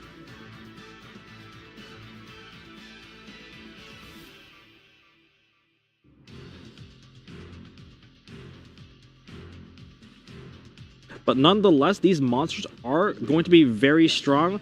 Now, it's there's a Seal the Field spell, so that's adding on 1,100 attack points onto the Snake Eye monsters, but that's a 2,000 on the Ares, and that is a 29 on the Lovely. Yeah, it's one card.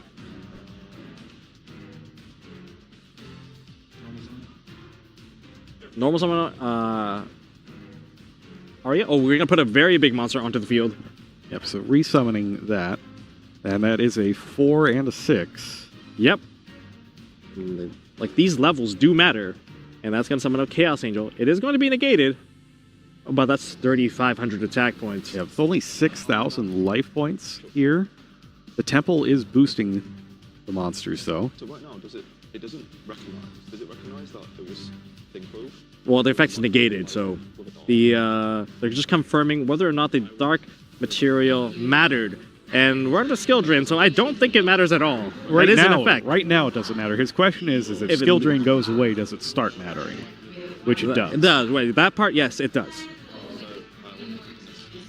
So this is your one chance to kind of clear it off while you keep the Skill Drain. So I'm assuming that Simon is trying to find a perfect timing to clear out the Chaos Angel before it starts protecting itself. And getting rid of Skill Drain is not actually a difficult thing for a deck like Snake Eye, right. where you can get rid of it as cost. Yep, especially for the Witch.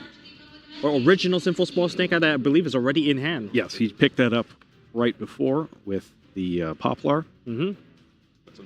And the Poplar is going to scale itself. Not scale itself, but crystallize itself. Yeah, it's very similar to a Crystal Beast. Yes. And you can see even, the Snake Eye itself is kind of a gemstone. Yeah, oh yes, the eye part of the artwork. It's one of those mechanical things that kind of shows through on a lot of these cards that turn into continuous spells. They're all kind of like crystal-y, because it all comes from the Crystal Beast. Oh, okay. And we're passing turn on the skill drain, Chaos Angel, lovely. All right, so draws that card very gingerly, and it looks like he picked up the Bellstar. The Bellstar is going to put in quite a bit of D work. Bellstar plus having the original Central Spoils, there's a lot that he can do. Now, looking into Raymond's graveyard, there is a big Welcome Labyrinth. We have the Fiends ready, so there could be interactions available to maybe disrupt the flow a little bit, but there's also a Forbidden Droplet. Wow, that's quite an easy card to get rid of. And we're getting rid of Skill Drain right now because right now it's acting as a bit of a gateway to even start off your own play. So we're getting rid of that right now as a cost for original Sinful Spell Snake Eye. We're going to summon out the Snake Eye Oak onto the field. Effect of Oak, that's going to target the level 1 in the graveyard. It's going to be Snake Eye Ash. Ash effect, that's going to add another card into hand, which is a level 1 fire. That monster, he passed a Poplar. Is he not choosing Poplar? No, it is going to be Poplar. Poplar is one of the best cards after all. We're going to summon out Poplar. I don't know if he has an effect for this Poplar since we see both the field spell and the original already, in play. But nonetheless, it is a free monster to be summoned from the hand. We're going to use the effect of Snake Eye Ash to send away 2 face-up cards, including itself, and that's going to summon out the Flamberge onto the field. I don't know if Raymond's in a good position right now. No, it's tough because he's only got the one way to interact that we know about, unless there's something hiding in his hand. Do you have any triggers? Yeah, I'm just thinking I might do that. We're doing a trigger check. We have perhaps the activation of the Poplar targeting the Ash to put it back into the spell and trap zone. Thinking on the resolution of the effect of Poplar.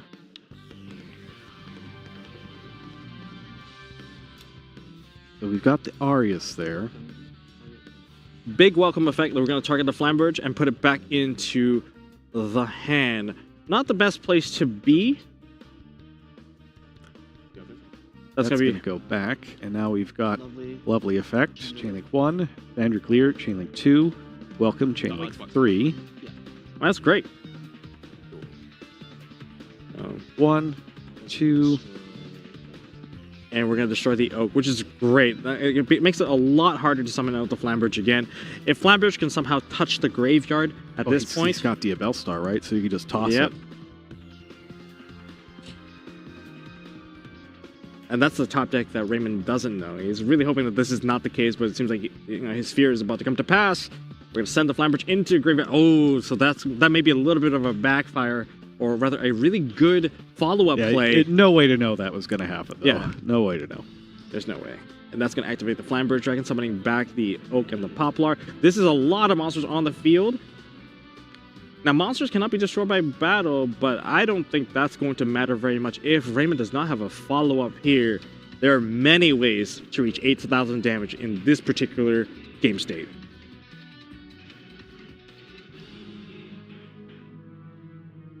Duelist, this is the last and final call to get registered for these following tournaments. We don't want to fumble right now. We've got to be very careful of what you want to do. We're going to take 2 Poplars. Nope. You probably don't want to stick both of them at the same time. You're going to use one first to make Anima. You want to get registered in any of those 4 tournaments. This is the last call to Raymond, carefully dodging the Anima zones, zone 2 and 4. So there's no, it can be like a additional removal along the way. Now we have Anima. Anima is going to be link summoned off with the Poplar. Whoa. Yeah, he already took it. He basically put it into the graveyard. You got to do something now. Well, there's a lot of good things you can do with that combination of cards. I mean, you still have quite a few cards here. I mean, got Dark, got Little Knight. Perfect. Going to be Dark in this case. Dark for Phantasme is kind of cool. Yep. I mean, you can definitely push really, really hard, but as long as that last card in hand is not in the Nibiru. Dark for Arius, in this case, keeps it out of the graveyard so that Raymond can't get it back. You're going to take the Witch and the Dark. That is a spellcaster. We might be seeing a Celine play here, which is that. We're going to activate the effect of Celine. That's 1, 2, 3, 4. There's Four? at least. At least 4. At There's least a 4. number. 3 is the number, the magic number. And so we got the counters. We're going to remove 3 counters to special summon from our graveyard the Diabell Star. This can go into access code quite quickly. But are we going for access code? I mean, we can't go for access code. This is enough damage as long as we are able to get the enough cards banished to destroy. So we're going to start off with Dark. Dark. Get the face down. Ooh, which you know what that is because he just said it this turn. Yep. Does he actually have enough materials now to actually destroy the rest of the field? I think he's got one more. There's no Firelink monster yet. The Dark and Light, Chaos Angels down. Okay, now I see where this is. These are going to go into the yeah, Flamberge. That's going to push the other one away. This would push it into the back. I just need to go into battle phase and that would clear it up. Yep, that is going to be game number 2. Very well executed on Simon's side. Very well executed. Yeah, he was able to, get through the Divine Temple opening the second time around. I think his backing for it was a lot stronger in this case than the first time around. Skill Drain, Cyclone. Clearly a sided card. Cosmic Cyclone might have been a sided card, might not have been. I could see, good arguments for main decking spell and trap removal in this format, where there are so many powerful field spells that you would really like to get rid of right away. Yeah. I thought it was quite interesting to use Skill Drain. I mean, Skill Drain being a continuous trapper typically would be very detrimental, but if you're the one in control, it's like we spoke about Vanity's Emptiness. If you're the one who can turn it off... Summon Limit just last format. Yeah, Summon Limit as well. Like, if you're the one who can turn it off, it just gives you that much more tempo. But doing it against like a Labyrinth player, like I wasn't so sure if that was going to give him enough advantage and push him that far ahead. It always seemed like it was really, really close. Well, if that Ariana resolved, it was over. Yeah. So in this case, making absolutely sure that it did not resolve. Remember, he used the Skill Drain, but he also used the Impermanence to make absolutely sure that thing didn't resolve. Yes, and that was very, very crucial. Like, even committed an additional Imperm to guarantee it. I mean, as much as we want to, like, min-max all the effects and making sure that, I wouldn't use this one card to hit the entire field, sometimes it's that one monster that needs to resolve that wins, and you gotta commit to the negation of those cards. So they have about 11 minutes left. That's plus a time extension That's for plus the time slow extension. play warning.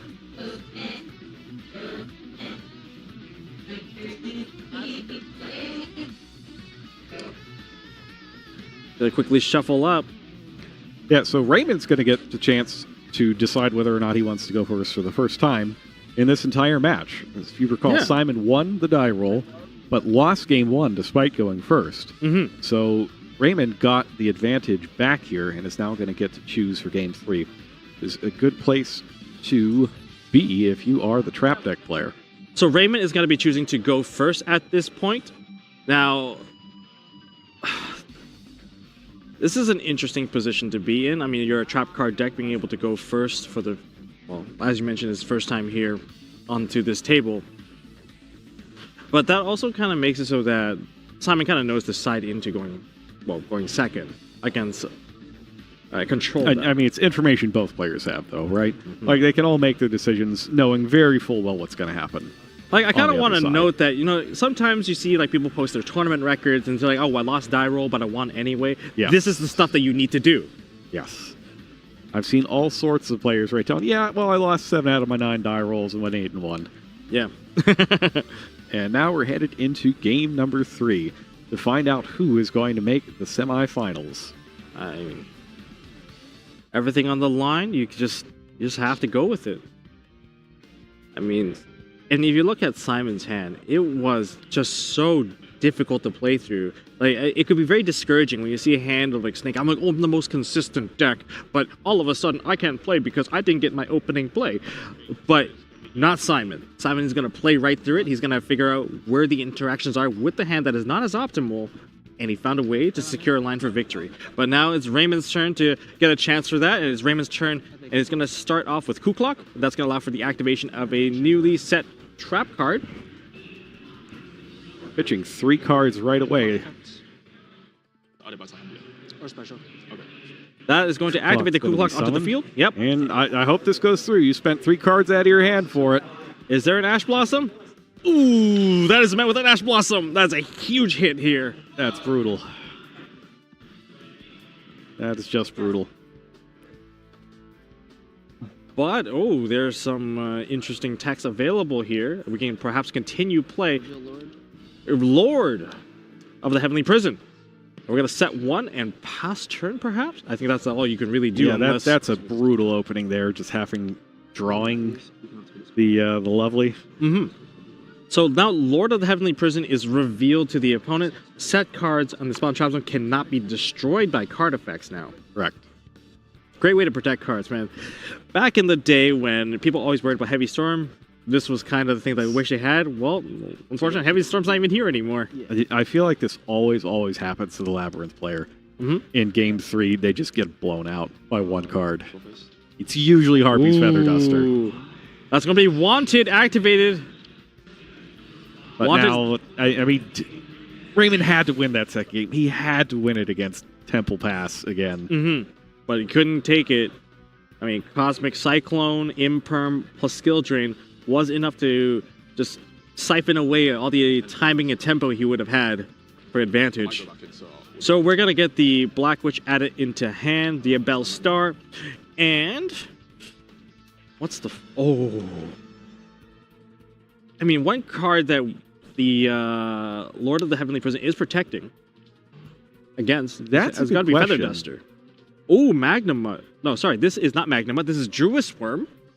Bestial Druid Worm. That's going to banish away the Lovely. Ooh, that could be a significant hit, too, in the long run. Summoning out the Druid Worm. That's tough, losing her.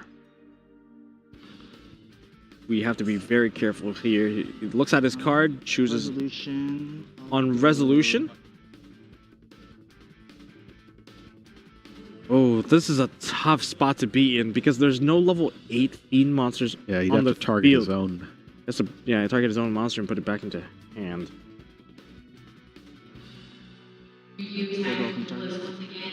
He wants to save his monster. Even a tropic set or just... Oof. Okay, it's just... Now, remember, Lord of the Heavenly Prison is still a very large monster nonetheless. How does it summon out onto the field? If you activate a spell or trap card. Okay. So Chandelier is coming back. Great resource management. You got to do as much as you can here. And we're going to be flipping over Rivalry.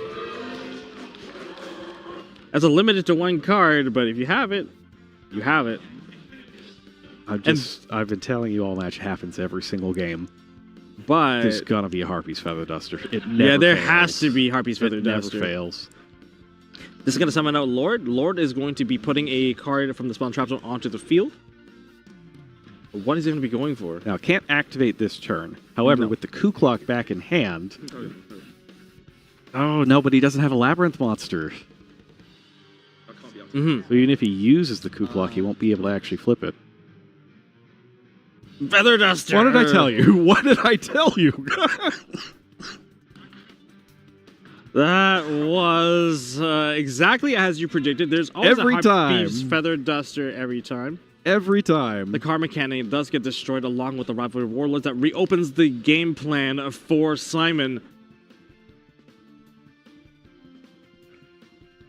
Well, so Simon continue his play. We know he already used Wanted. Oh my goodness, there's going to be a triple tactics talent taking away the Lord of the Heavenly Prison. Oh, I can't watch. It hurts too much. We're going to send that away for the summoning of Diabel Star the Black Witch.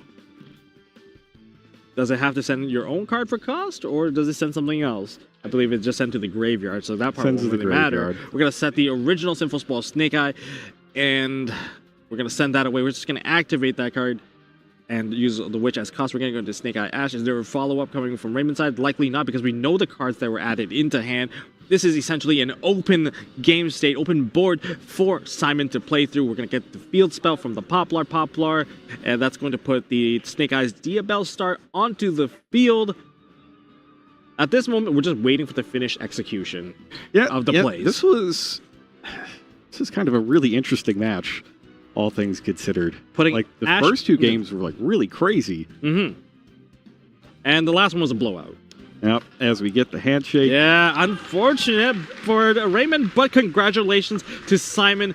Just getting the right cards at the right time. And I think finally, this is the first time we saw an Ash Blossom hit one of the trap cards. In this match, yeah. In this matchup, yes. In this matchup, sure. So our match winner of top 8 is going to be Simon He. Moving on to the top 4 with his Snake Eye deck. I believe that's going to mean that it's going to be 4 Snake Eye decks in the top 4 in this one. I believe Raymond might have been the last holdout on the non-Snake Eye train there. Oh, we all held on, but you know what? Still very well played. He highlighted what Labyrinth can still do. Yeah, I thought he played really, really well. It's like game 1, game 2 were both. Game 2 was actually a really exceptionally played game on both sides. I think they did pretty well on there. Not a whole lot of places where I would look at and say, yeah, maybe I do this different, maybe I do that different. Just very well played from both players, with Simon coming out on top. Gets it with the 2-1 victory there, and we don't know who his opponent in top 4 is going to be quite yet, I don't think. I believe that might have even been the first of the top 4 matches to finish. But, well, we got more Snake Eyes coming up for sure. I mean, the deck is just so strong, so resilient. Even, like, using Skill Drink, continuous trap cards, like, a lot of the time it just doesn't burden yourself because the deck just naturally has an off switch. Yeah, being able to remove the cards is a cost as opposed to an effect is what lets you do a lot of this stuff. Yeah. It's very strong. Very, very strong. But the deck construction itself has been pretty good. It's a lot of... one thing that was highlighted a bit in this match is that sometimes you get really awkward hands that don't actually do anything on your own because you've got so many different disruptions that you've packed into your deck. And if you draw too much of that and no actual play starters, like Simon did, in trouble like that. But on the other hand, it's like 16 of one, 16 of the other. So you feel like you'd overall draw a fairly balanced hand. You know, when the other 8 cards in your deck are just other things that you're going to get. Yep. But we're going to be going into break for a second as we get ready for our winner's interview.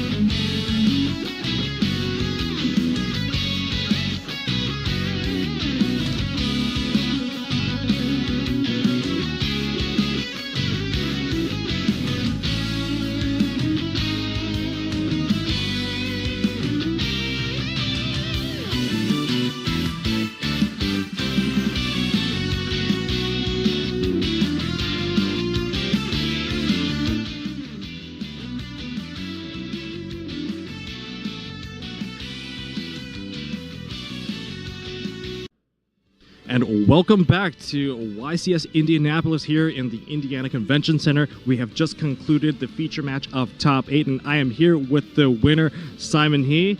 Well, welcome. Thank you. And first of all, congratulations. You flew all the way over from the UK to play in this event. How does it feel to play on the hot seat of the feature table? I was nervous, to be honest. It's a great feeling, but yeah, it's quite a bit different. You have to like tune out the noise. It's like both a very enjoyable experience and nerve-wracking at the same time.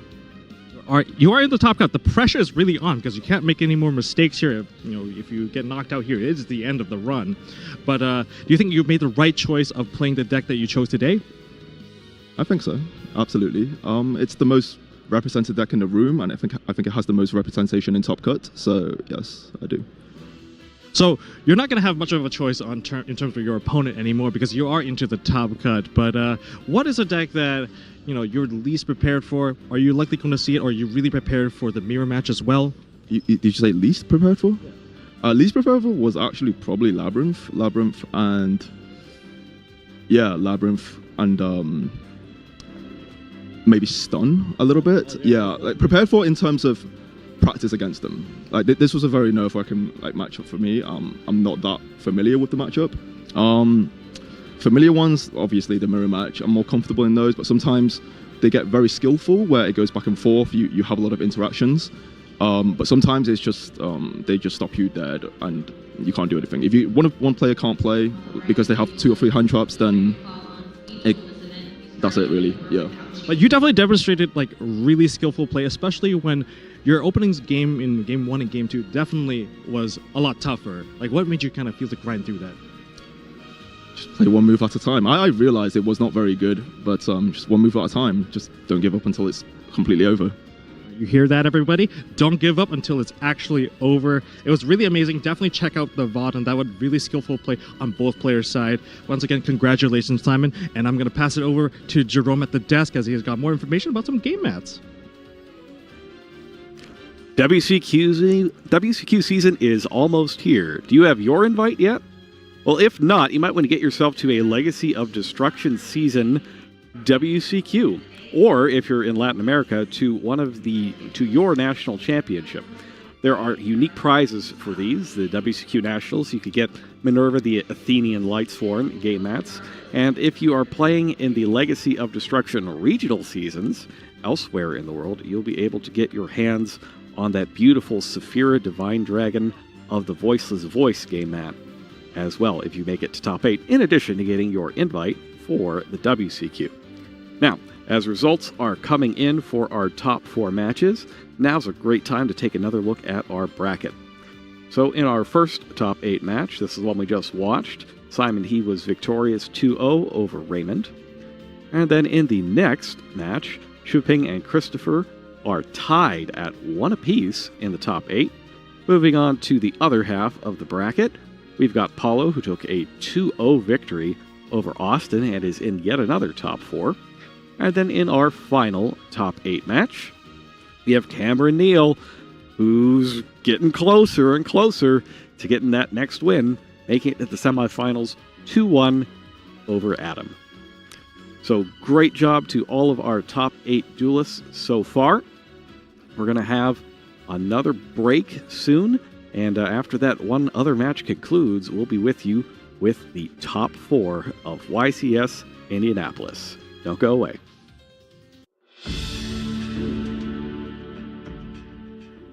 When I have to believe in the heart of the cards, the card I'm hoping the top deck more often than not is Triple Tactics Talent. I think that card is just really, really good going first or second.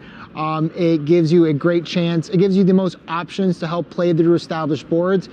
So often that's the card I'm hoping to draw off the top of my deck. I would say that Bonfire is definitely a good card, or Snake Eye Ash to open up with, to get my engine going with my strategy. When I have to believe in the heart of the cards and figure out what card I need to top deck, it has to be Ostinato. The card is just so versatile. If that kind of gets off without any negate going against it just creates such a crazy presence on your board that a lot of times it's just too oppressive for your opponent to get through, even going second too. If you get Ostinato and kind of bait one of their negates and you have the rest of the cards in your hands to play, whether it's talents in hand or something like that. The card I'm trying to top deck, just always my Grandmaster Hanzo, one of my toolkits that I can get into my stuff and be able to build a board off of that can combat some of the craziness of the current format. This goes back to my roots of when I really started getting on the train of being more competitive, and it's always Sky Striker Engage.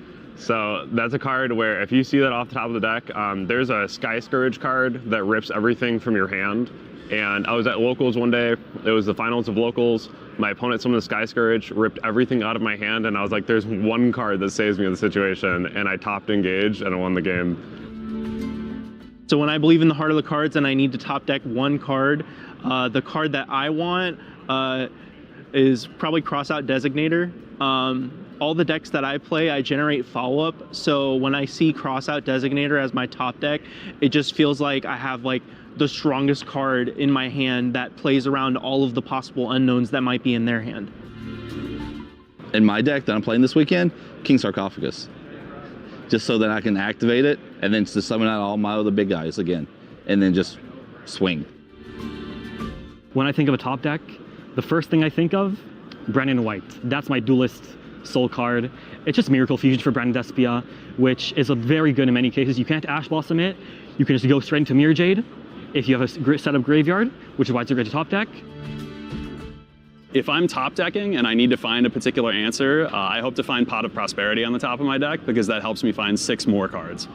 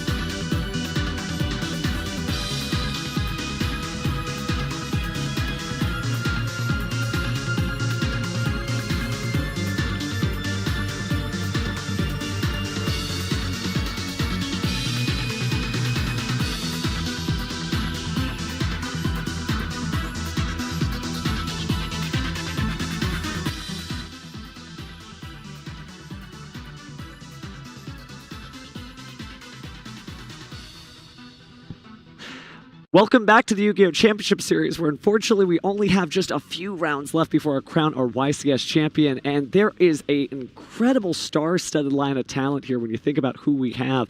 I don't know that there's ever been a YCS with this many wins across the board, right? I know, no matter what, we are going to have a YCS champion walk away with yet another YCS championship trophy.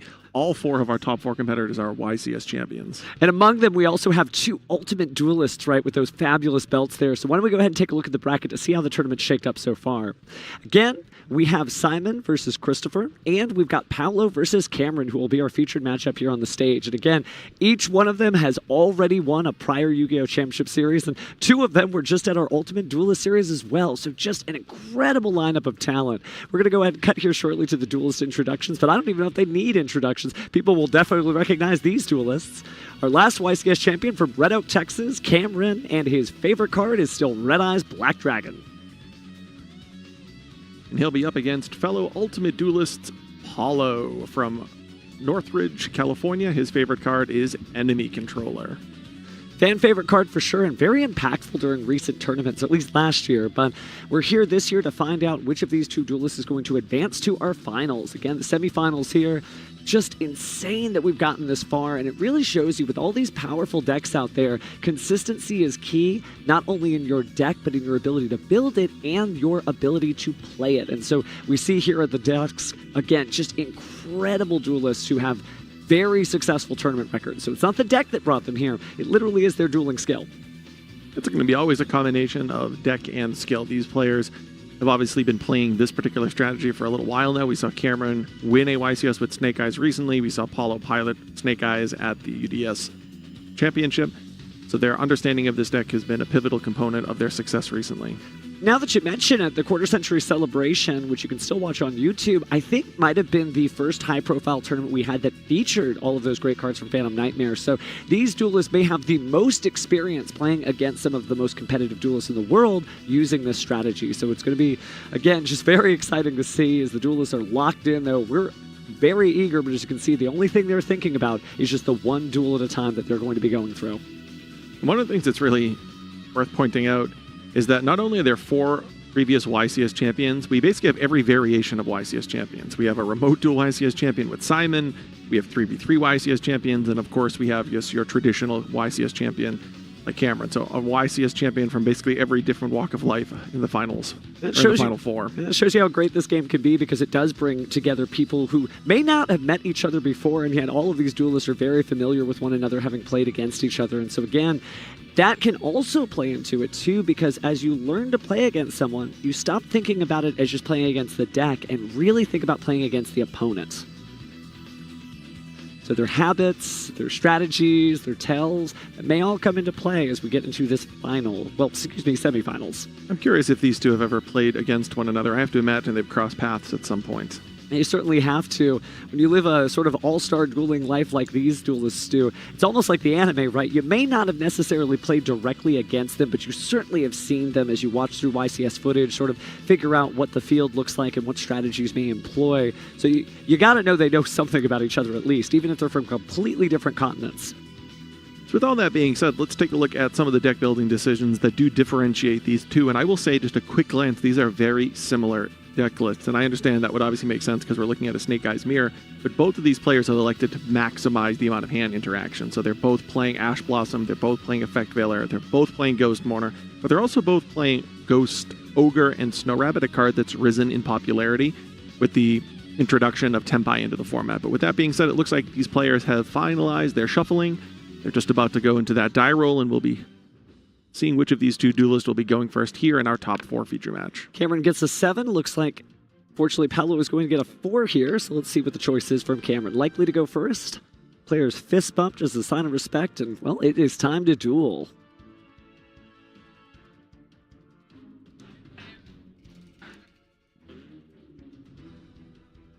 Sure.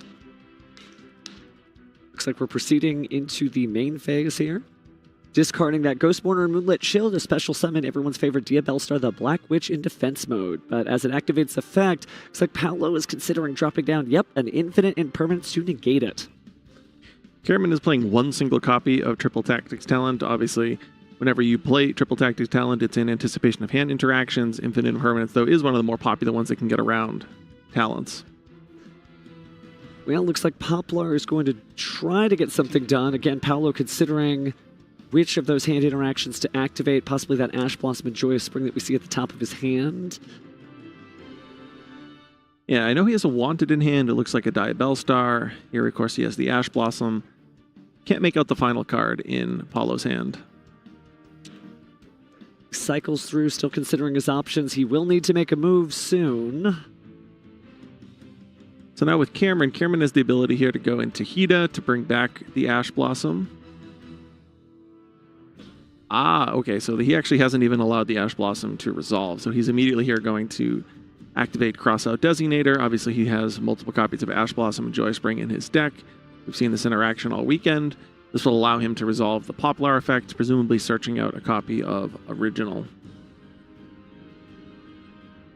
Cycling through, and looks like we are going to do exactly that. Original Sinful Spoils, after a quick check of the hand, is going to go face down onto that field shortly once the effect fully resolves.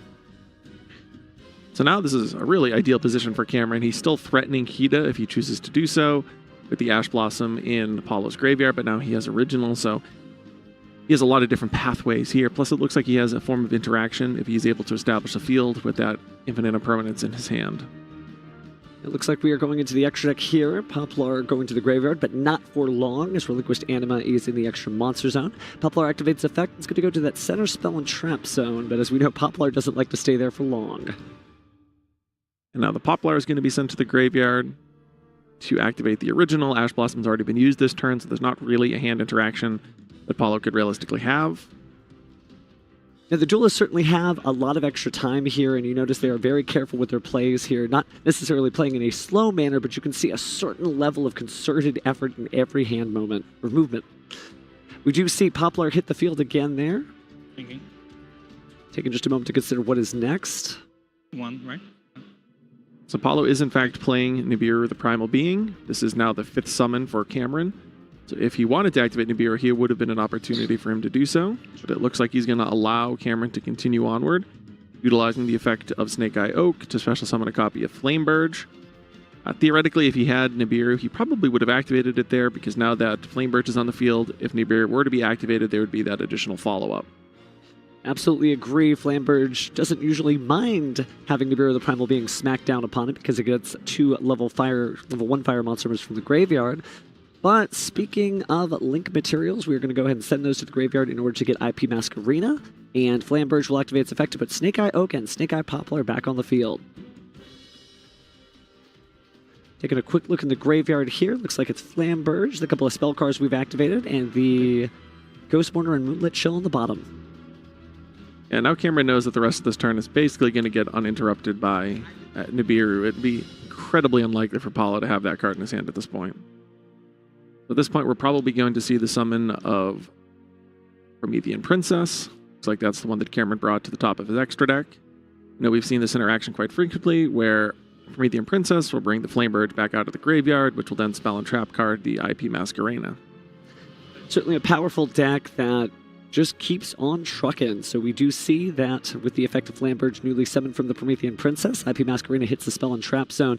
And Cameron's basically got most of the setup done already. It doesn't mean he's going to stop here, but you feel like you're in a pretty decent position already to maybe get a back-to-back YCS win.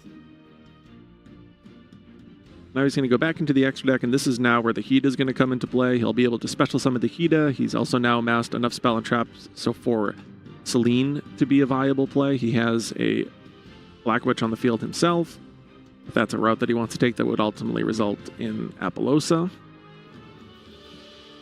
Yep, I think that's just what he's verifying here. Oh, no, or this actually is a way of going into Apollosa too, probably with more materials. So yeah, so with 3 material, Apollosa is what he values more. So it's going to be 2,400 attack there.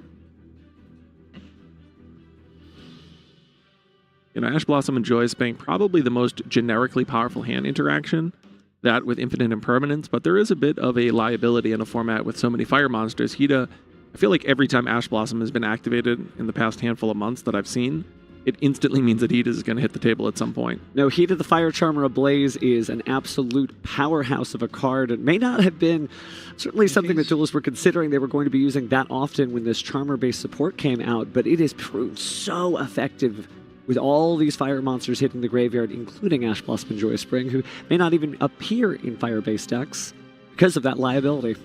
I think it's really Selene that pushes the Charmers because the spellcaster nature of all the Charmers enable you to take those hand interactions and then just work your way up to Selene, which then works your way up to Apollosa so easily. But we see here a wanted activation for Snake Eyes Diabellstar that telegraphs. We actually already know it because we saw it, but that does telegraph to Cameron that Paulo has Diabellstar the Black Witch, which we now see come down.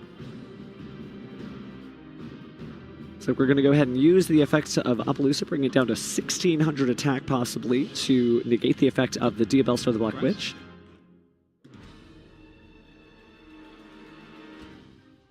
And the main? Ending the main phase.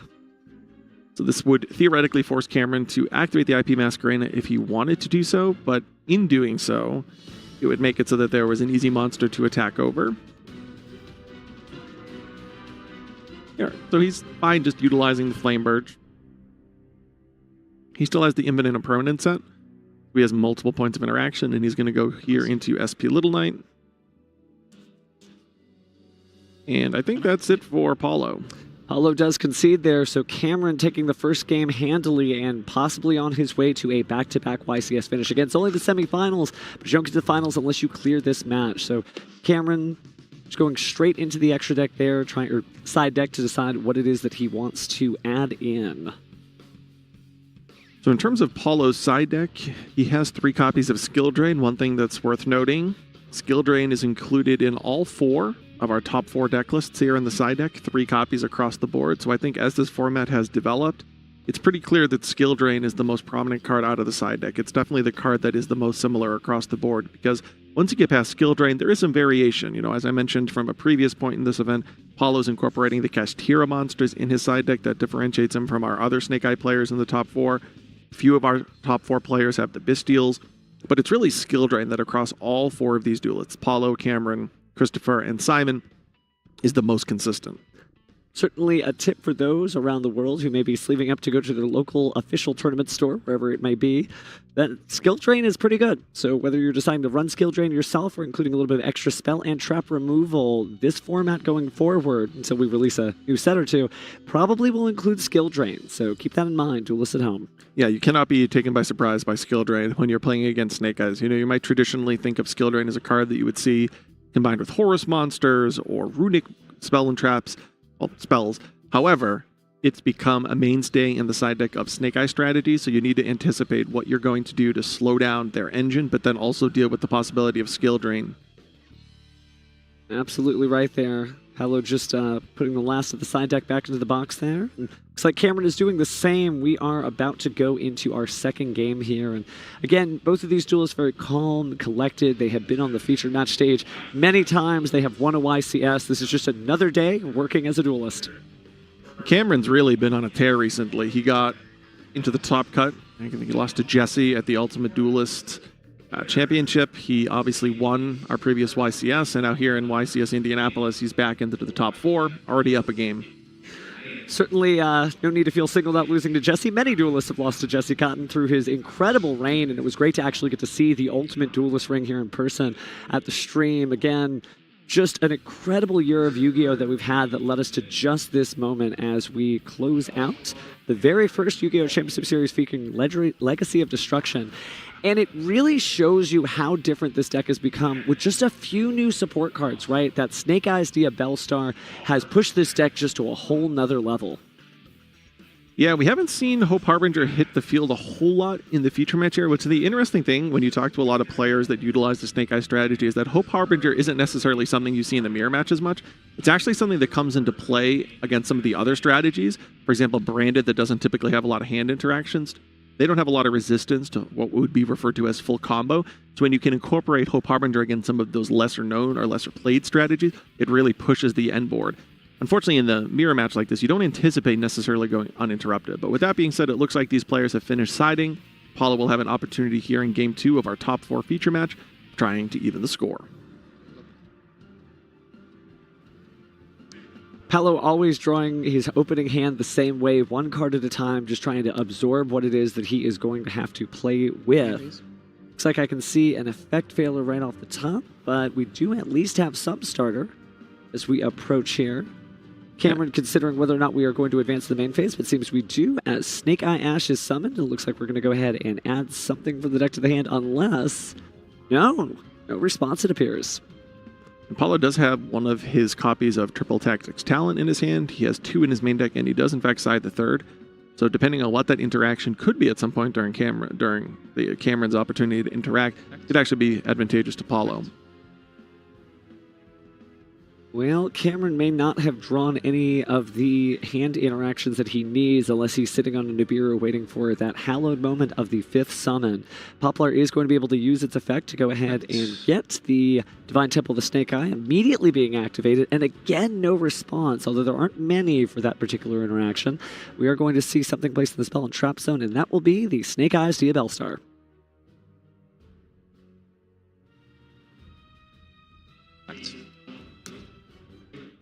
Now we're going to see the effect of Snake Eye Ash, sending that Snake Eye Diabellstar. This might be met, it is in fact going to be met with an Ash Blossom and Joyous Spring. So now the question here is, what will Paulo do with that Triple Tactics talent? Looks like he has a Poplar in hand, which isn't great. We know he has an Effect Veiler in hand, which isn't great. Alright, so he is in fact going to look at Cameron's hand. We have to presume that he's able to do something here. Well, there was the Nibiru, and it was the only piece of interaction now, so getting rid of it, if Paolo does in fact have something to follow up this play, really doesn't necessarily slow him down. He will continue to go and go and go, and well, we may have ourselves a Game 3. So there's a couple different things that are possible. Because you searched the Divine Temple, I don't know what the 3rd card is from Paolo's hand. I can't quite make it out, but it's presumably going to be something like Wanted, Original, or Diabellstar. Those would be the most likely, because he didn't search Original earlier in the turn off that Poplar. I think I got another look, and it is the Diabellstar as the Poplar hits the graveyard. Yeah, the fact that he didn't draw illustrated that he had a card in his hand that was an engine piece, and those are basically the only 3 cards that would make sense. Or I guess maybe potentially 1 for 1 too. Triple Tactics Talent has really shown how powerful a card it is in the format. Again, so many players here in our top cut maximizing copies of it either in the main or side deck. And again, it's just shown how incredible it is. Yeah, Change of Heart, Forceful Century, and Pot of Greed all at 1 card on call. Not too bad. So we do see here that Paulo now knows he only has to deal with 3 engine cards now that the Nibiru has been shuffled back into Cameron's deck. So I have to presumably imagine that he's going to be able to showcase what this deck does at full capacity. Well, whether it's diabolical or diabolical, we are seeing Snake Eyes Diabellstar move itself forward. Jesse William Horton. Charles Cameron certainly pensive there, placing his hands together as he watches the plays. Doesn't have anything that he can do. All cards are known, so he can merely watch Paolo set up this board as he uses the effect of Snake Eye Oak to grab something out of the graveyard, and it looks like it will be the Snake Eye Ash. If these players are unaware of the intricacies of some of their extra decks specifically, it would make sense for Cameron to just watch Paulo, see exactly what his end board could potentially look like, use that as information that might benefit him for Game 3. In addition to that, because this round is 55 minutes long, these players have ample time, and as a result, Cameron's not likely going to concede too early, because he doesn't necessarily fear the game going into time. Certainly nice to be at the top cut where you do get additional layers of time. Of course, the judges are there to make sure that no one is taking advantage of those extra minutes. Those are for playing, not for anything else. But it does allow players to just kind of relax and just proceed forward. Yeah, even games played at a really ideal pace can sometimes make it to time, especially if both of the players have a lot of hand interactions. The game can slow down to an abrupt halt, especially against some of the other strategies. You know, we saw that Labyrinth strategy last round. It's really designed to grind out the game for as long as possible, so it is great that these players have some additional time. Well, with that time, we've set up quite the field there. Looks like IP Masquerena is maybe going to be used now. It's a link material. Sending it to the graveyard, and Paolo's also going to send that recently summoned Snake Eye Ash in order to bring out the Promethean Princess, who cannot be destroyed by card effects because of the IP Masquerena's additional effect that it adds But looks like we're going to see the Snake Eye Flamberge Dragon hit the field in defense mode. Yep, this is the bread and butter play that we've been seeing all weekend, where now we're going to put the IP into the spell and trap card zone. And he has to decide now how he wants to get rid of that Promethean Princess and get it into the graveyard. He has a few different options for doing so.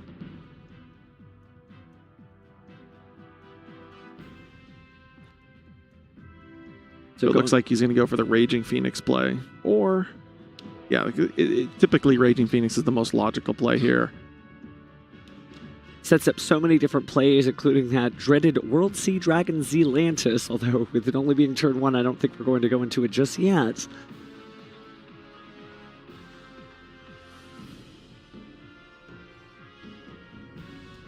Instead, we'll combine those two monsters.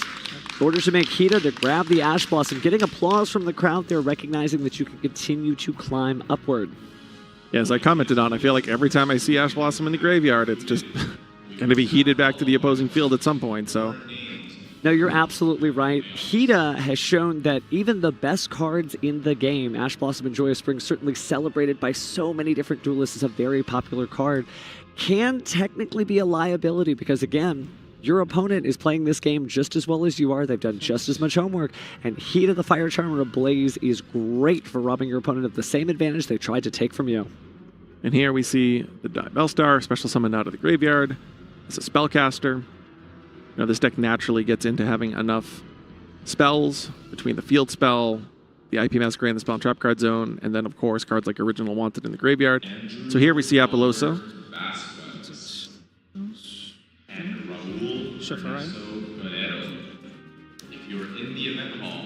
So it does look like that single copy of Ash Blossom was enough to hold Paulo off from being able to summon Hope Harbinger in addition to his Apollosa plus Flameburge.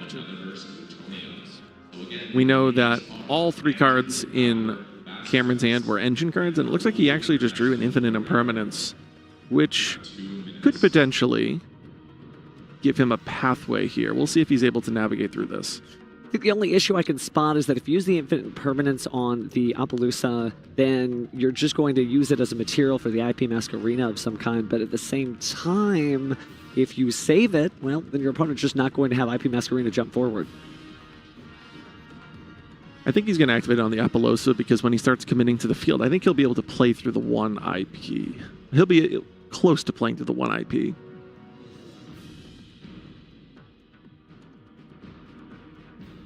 And so we are going to go ahead and use that.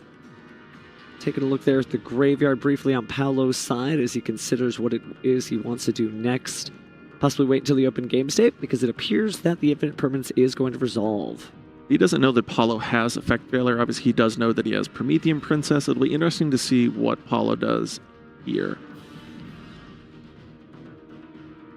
Knowing fully well that there's an original Sinful Spoils in the hand really makes this Effect Failure kind of a difficult activation. Negate, press. So it looks perhaps like the Infinite Permanence was not used on the Appaloosa. Oh, forgot. So sad. Oh, it was negated. Okay, there we go. Just making sure there. Oops. Thank goodness we have a great judge staff. Make sure the game state is kept integral. So now he sets Wanted because obviously he has Original in his hand. It's okay. No worries. It's okay. I'm sorry. I forgot. More rest. Effect. It looks like he tried to activate an Apollosa that was negated, but that's okay. I still think he's okay here because the IP can go into a few different options, SP probably being the most logical, getting rid of that Flameburge. And then again, he still has the Promethean Princess in his graveyard. So once this face-up card is off the field, the only card in Cameron's hand is that Wanted. And that, yeah, is that Original, rather, to go along with the set Wanted. So wasn't enough for Cameron to get through there. No, it looks like Cameron is going to go ahead and concede the match now. Again, he did have a little bit of that insurance policy in that first game win. We'll get a chance to go first here, so it's wholly possible that we may still see it. But again, with such a star-studded cast, anyone in our top 4 who wins is going to be something to add to the history books for the Yu-Gi-Oh! Trading card game. What I'm curious to see here is Paulo siding into those Kashtira cards. I'm curious if that is, in fact, why he has them in his side deck, or if they are exclusively for some of those less popular matchups, because obviously we didn't see them in Game 1 because they're in his side deck, and we didn't see them there in Game 2. So again, just a little update. The player Paolo is going to be receiving a procedural error minor. Again, that's just a warning for an illegal activation of Appaloosa with that 0 attack due to the infinite impermanence there. So again, just a warning, shows you that even the best duelists in the world, after the marathon that they have had this weekend, again, 9 rounds of Swiss on day 1, 2 rounds of Swiss today, and their climb from the top 32 to our top 4 right here, even they are human too, so it does happen, but it shows you they are still quite consistent to make it back to the stage. It does look like, if I'm reading Paulo's siding patterns correctly, the cards that he's bringing to the top of his deck are the cards that he intends on siding out, and I did see a Fenrir and Terraforming, which presumably means that he does in fact keep the Kashtira package in the side deck, and it's not for the mirror match.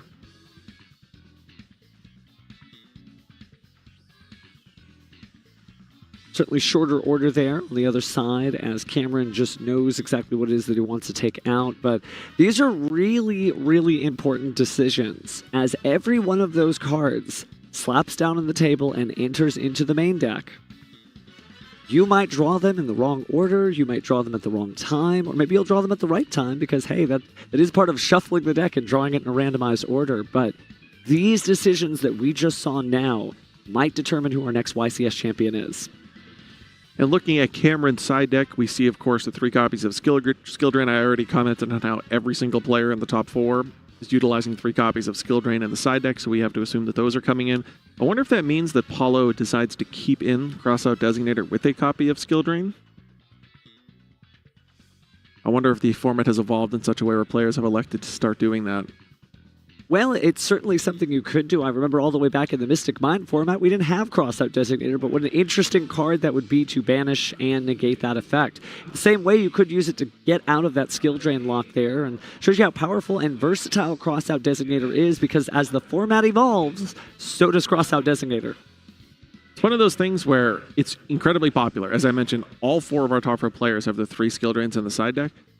But to what extent does each player understand one another's deck list, right? Of course, word of mouth spreads, but it's an advantage to keep those things to yourself. It's not like you're going around telling everybody, hey, I have 3 skill drains on my side deck. So it's really interesting if Paulo keeps in a single copy of skill drain, even going second, because he has 3 Crossout Designators, as he's aware of that. It's unlike some of those decisions where you keep Crossout Designator. Your opponent's just going to have Ash Blossom in the deck, and that's a card you want to negate. This is a side deck card, and it's a side deck card that's popular, but not necessarily required. But even the knowledge of whether or not you have it doesn't mean the Duelist is going to put it into the deck. But I guess we'll find out here in Game 3 of our semifinals here at the Yu-Gi-Oh! Championship Series in Indianapolis.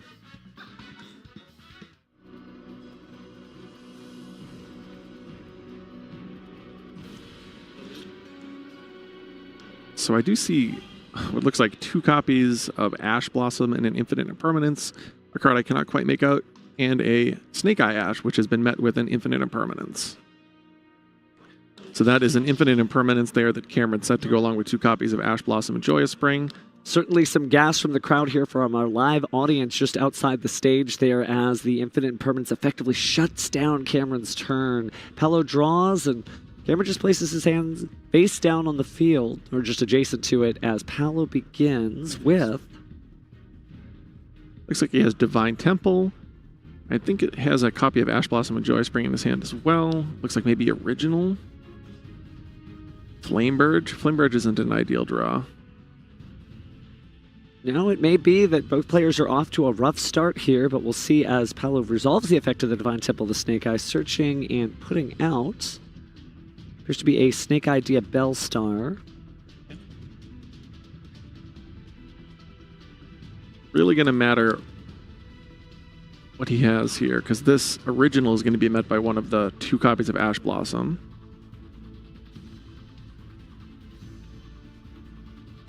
Yep. So there's the Ash Blossom Joyous Spring. I can't quite make out the cards in Paulo's hand. I know he has Ash Blossom. Definitely can see the Ash Blossom there, but... I know he has Flameburge. What is that 3rd card? Well, it can be normal summon, because it looks like it's about to hit the field. Whatever it is, he's giving a lot of thought to this. Oh, it's Poplar. That's a fantastic one. It's unfortunately probably going to be met, though, with that. Oh, nope. Okay, maybe it's not Infinite Impermanence on Cameron's side of the field. Oh, actually, there's no targets for Poplar. All He the drew good both stuff. Original and Divine Temple. Red Eye instinctually, oh, Poplar's a great additional card, but it actually in this situation is not. Even some of the most popular cards like Poplar, well, can be situational technically in this level of gameplay. Again, these duels have likely seen every combination of cards from their deck, and still effective here, though, because the Relinquished Anima sending the Poplar to the graveyard, leaving the Poplar in the graveyard, and allowing the Snake Idea Bellstar to advance by placing it in the Spell and Trap zone. Yeah, this is quite an interesting one. We're going to see if the Snake Eye decks can grind, because both of these players have thrown a bunch of hand interactions at one another. We're whittled down to very few resources, and now we might actually see Snake Eye's Diabellstar effect. Looks like we're not going to place that in the Spell and Trap zone. Do not want to help out your opponent in any way by making a continuous spell for them, especially when you see that they're deadlocked like this. So a little bit of damage off the top there, and Paolo considers additional options. Probably go into Hida. Certainly that Ash Blossom and Joyous Spring looks good, but that Snake Eye Ash looks even better. See, unfortunately, this is where the Infinite Permanence is going to come. It's fine. Back on the Snake Ash. Without hesitation, revealing that Infinite Impermanence. So Heat of the Fire Charmer Ablaze is not going to be able to grab anything out of the graveyard, and possibly that gave confidence to Cameron to be able to allow his monster to be on the field. You know, you're not really doing any favors if you put a fire in the graveyard, as long as you have the ability to negate that Hida. And I think you're absolutely right. I think this is going to be a very slow-paced Sinful Spoil Snake Eye Mirror match, not something you see every day. This is one of those games where, again, both players threw a bunch of hand traps at one another, hand interactions at one another, and the game is whittled down. One of the things that's interesting about Hida is, depending on how much gas Cameron still has in the tank, if any, Hida is actually threatening every turn. As opposed to sometimes when that interaction occurs, the monster's effect is kind of null and void for the turns that follow. That's not the case with Hida. Hida is a pressing threat every turn going forward, and it can allow you to search your deck for a fire monster. So Cameron, I think, is really going to be pressured by this Hida in a lot of different dimensions. Now, it is certainly a catch-22 on both sides. You'll have to find your way out of this some way, and without the ability to get rid of Hida, that really could be a problem. So Cameron, just considering the few cards that he has, may not be able to get out. No, we know he has another Ash Blossom, which isn't going to help him right here. Certainly don't want to add another fire monster to the graveyard, and you definitely need to keep a hold of that to stop any effects, because Paolo has a very limited and moderate board here for the Sinful Spoil Snake Eye strategy. Looks like we're going to summon Effect Veiler, though.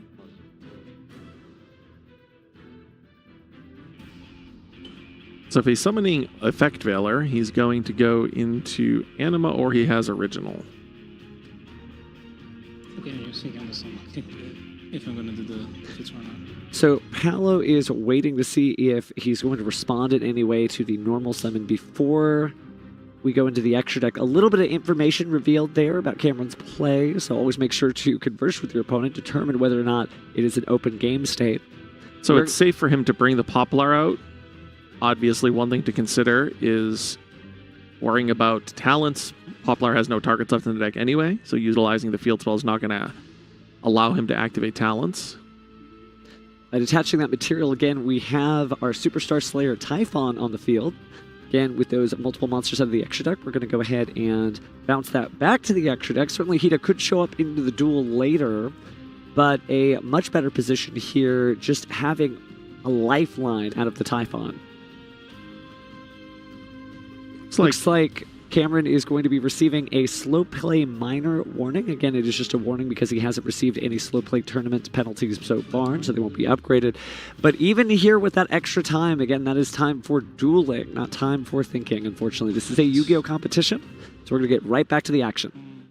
And speaking of great cards, man, that Superstar Slayer Typhon Sky Crisis, try saying that a few times fast, is a really great answer as long as you can get a normal summon monster to the board. That's exactly what Cameron was able to do. And that is a difference between these two deck lists. It doesn't look like Paulo's elected to play Typhon in his deck. It's a card that ever since it's been printed, it's a card that you know will historically find its way in and out of extra decks, very similar to Zeus. Very similar to Zeus on purpose, I believe, right? Destined rivals for sure, and a great counter to that card and many others, I think, for many formats to come. So now we're going to see Original Banished. Now, I commented on about why Snake Eyes decks are so popular. One of the reasons is that the follow-up can be so overwhelming. Well, we see one of the additional ways, besides the Flameburge effect that can bring back monsters during your opponent's turn when used for a Link Summon with IP Masquerena, just the original in and of itself can be used for additional follow-up as well. We see him searching out a copy of Poplar. Poplar.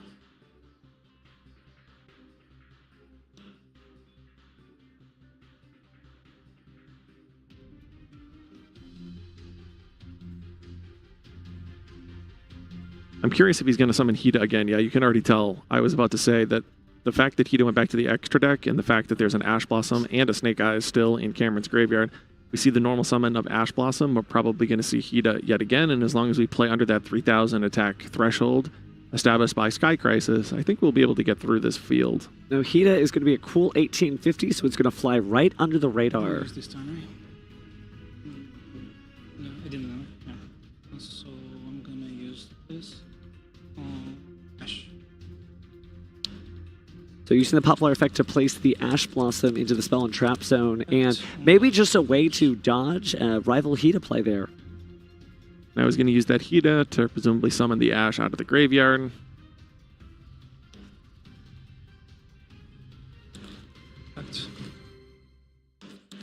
Paolo activating the effect of Snake Eye Ash.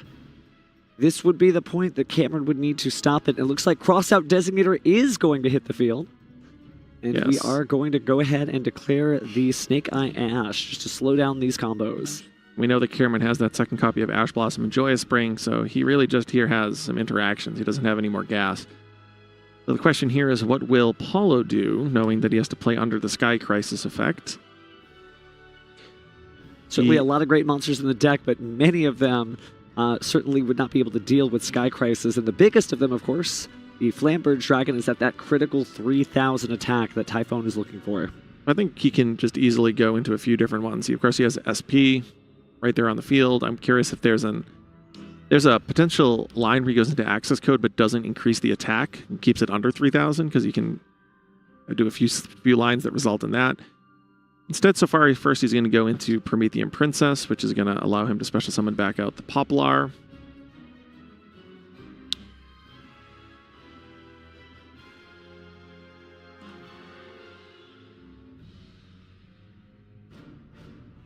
Okay, we might actually see Snake Eyes Diabell Star, or he's going to put the Hida into the Spell and Trap card zone to special summon back the Diabell Star from the Spell and Trap card zone.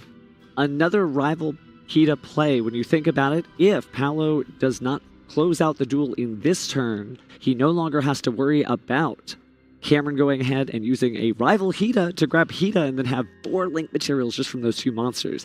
But speaking of link materials, now we're getting our World Sea Dragon Zealantis. Go ahead and splash onto the field, bouncing all of these monsters and figuring out which way they are going to be summoned. Effect. Origin Phoenix. They were face up so that the Promethean Princess could go ahead and destroy the 2 monsters on both sides of the field there. And then the Phoenix came. And there's the handshake. Cameron fails to get the back-to-back win, although accomplishes quite much, and Paolo advances. Yeah, we see the very classic World Sea Zealantis combo, that Sea Dragon, or World Sea Dragon Zealantis. We've seen it featured with Raging Phoenix quite frequently over the course of the last couple of months, and we see that classic kind of 8,000 damage in 1 turn play from Paolo. And Paolo just certainly showing a little bit of relief there. The stress is over. He has made it to the finals of another Yu-Gi-Oh! Championship Series, so certainly an accomplishment no matter what. And as we slowly but surely get towards the World Championship qualifier season for many different regions, both of these duelists are very accomplished. I would not be surprised to see either of them on the World Championship stage, but only Paolo will advance to our finals at this time. But we are just moments away from hearing from Paolo and seeing how he feels heading into the finals, something that he is no stranger to.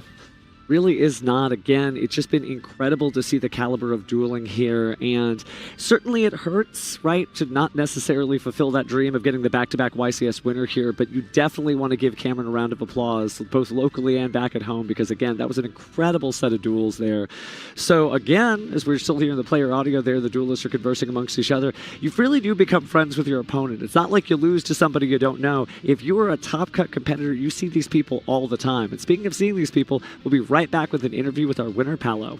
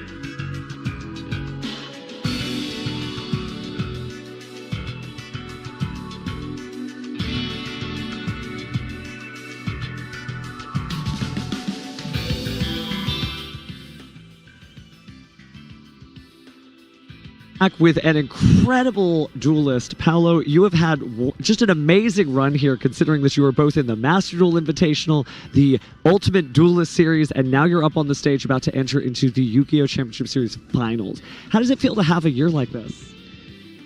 It's been a good year, I think. I just got a top 8 in Rio and third place in Vegas, so it's been a good year, I think. I have to say for yourself, it's incredible to watch just the caliber of play up here again, to be able to navigate all through the board. How do you feel going into the finals after basically a 2-day marathon of Yu-Gi-Oh? I'm kind of tired, I'm not gonna lie, but I mean, I'm used to it. I do this for many years, and I've met this situation before, so let's see how it goes. And all right. Well, great words to live by. We're going to send it back to the desk, but in just a moment, you'll be seeing Paolo clash against whoever our other finalist is. Thanks, Steven. Marathon really is an appropriate word. The Yu-Gi-Oh! Championship Series is a very long tournament, and especially if you make it this far into the event. But the Yu-Gi-Oh! Championship Series main event isn't the only thing that you can do at YCS tournaments. We have a variety of different public events. For example, take a look at this beautiful Winamat that can be won, available at YCS events, featuring the Pot Collection. It has, of course, that beautiful pot of greed right there in the middle, but a variety of different pot cards from throughout Yu-Gi-Oh! History. So again, if you want to come out to a YCS event, not only do you get an opportunity to play in the main event, there are plenty of public events if the tournament doesn't go your way. But with that being said, we're just moments away from heading into our final match here at YCS Indianapolis. We'll get those duelists seated in just a few moments, so don't go anywhere.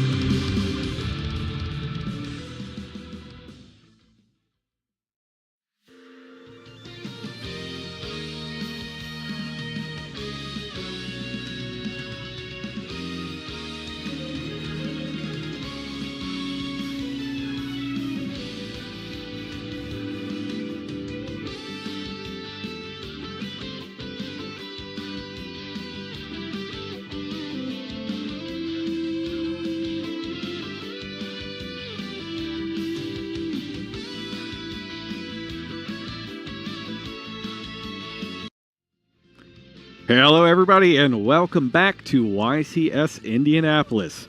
It is the finals.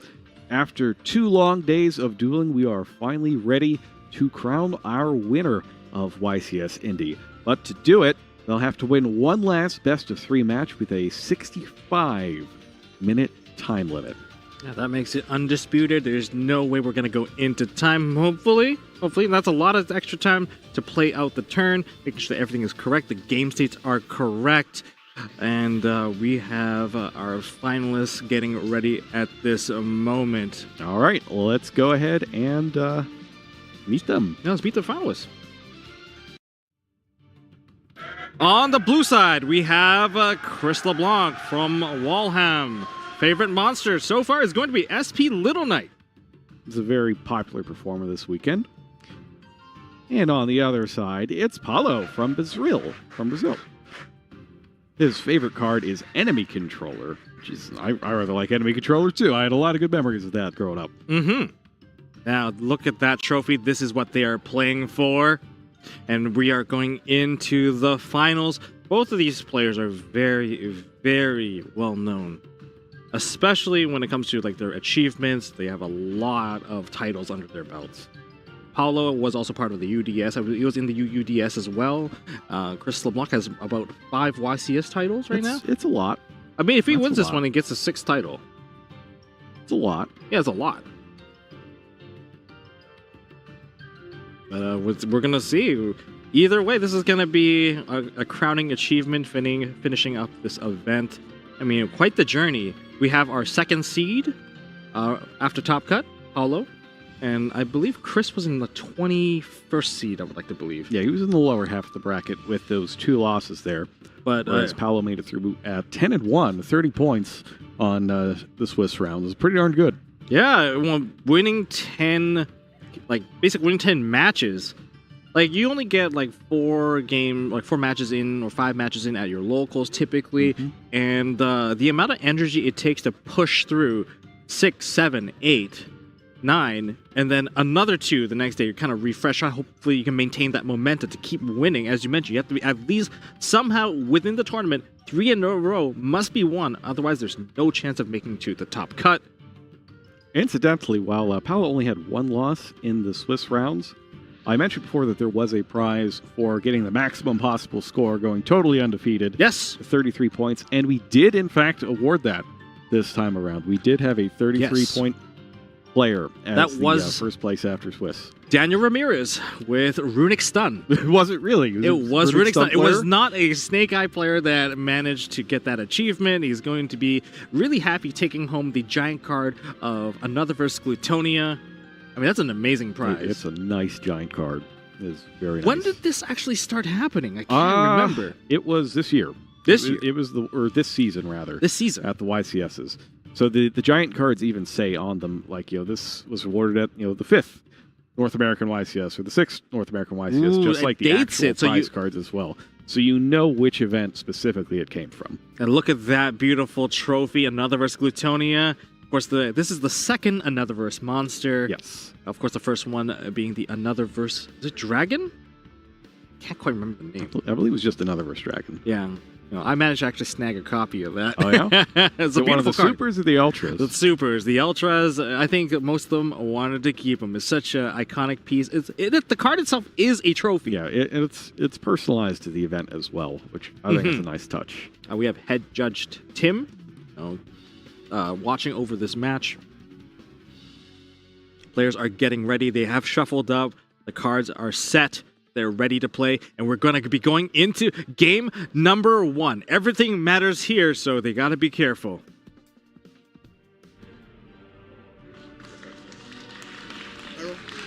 Going for high roll. Paulo rolling first. And, 10. Double 5. 5. That's half of that. Well, all right, here we go. I mean... Both of these players, of course, they are playing Snake Eye to Snake Eye. There are differences in their lists, however, so the way that they play are going to be a little bit different. We also don't know what the penalty situation on Christopher is, but we have seen that Paulo's gotten slow plays before. So we might see him playing at a faster pace out of the gate, just to make sure that he doesn't get another one in the finals. So we get a Bonfire activated and a pass turn on that Bonfire after it was hit by an Ash Blossom Joyous Spring. What a crazy counter. But that was a good call. Good call. Sometimes that Ash Blossom might not be enough, but Bonfire as the opening play could telegraph that, hey, this might not be my strongest hand. Yeah, I do feel like Bonfire is usually saved for later. So unless it's, a fake out. Oh, so on the Snake Eye Ash summon, on the effect, that's going to be met with an effect failure, negating the effect of that Snake Eye Ash. That's going to be met with a follow-up of Wanted. Wanted follow-up, getting the Diabell Star, the Black Witch, into hand. And that's eventually going to lead to a follow-up of hopefully getting into that original Sinful Spoil Snake Eye. Unless that card's already in hand, we're going to see how this follow-up is going to play out. So Diabell Star sends away the other Diabell Star, the Snake Eyes Diabell Star. And that's going to get hit with Ghost Mourner. Yeah, the disruptions from hand are strong, and we are met with the Temple next. Temple is going to be placing one of those Snake Eye cards into the Spell and Trap zone. So even though Paulo may have passed turn, that just reveals that, hey, his hand's just full of disruptions, much more defensive cards. We're going to use the Temple. Temple can put back stuff in the graveyard as well into the Spell and Trap zone as a continuous spell. And it seems like Christopher's getting ready to put that Snake Eyes Diabell Star. Looks like he wants to swap it with the Ash. Yeah, that's a really good swap. I mean, not a lot of monsters are able to kind of just jump themselves out from the Spell and Trap zone, and Snake Eyes Diabell Star is one of those monsters. It's a gigantic Poplar, is it not? Oh, yeah. And the monster in the background? It's engorged itself, with the power of the Sinful Spoils. Mm-hmm. And now that's going to activate, but Ghost Ogre and Snow Rabbit destroys it. That's 3 different forms of interruption. And it's fortunate that he drew 3 different ones as well, because those are all once per turns. So we're going to take 19 with the attack from Snake Eyes Ash, and then Diabell Star, the Black Witch, is also going to be attacking for 25. All the other monsters are negated, however, so we're going to see if there's any sort of follow-up. And if we are going to be going into the extra deck, that is going to cause Chris to take a little bit of damage. It looks like Chris is playing pretty quickly as well. And in fact, both players have slow play warnings already. So you might just see a generally fast pace of play here to avoid there is damage going through the Ghost Mourner. Was there a Ghost Mourner? I believe there was. Yes. There is the damage Ghost Mourner going. Should take out 25 for the Diabell Star. Yeah, that's life points that they need to keep track of. It's very important because every life point counts here. Please.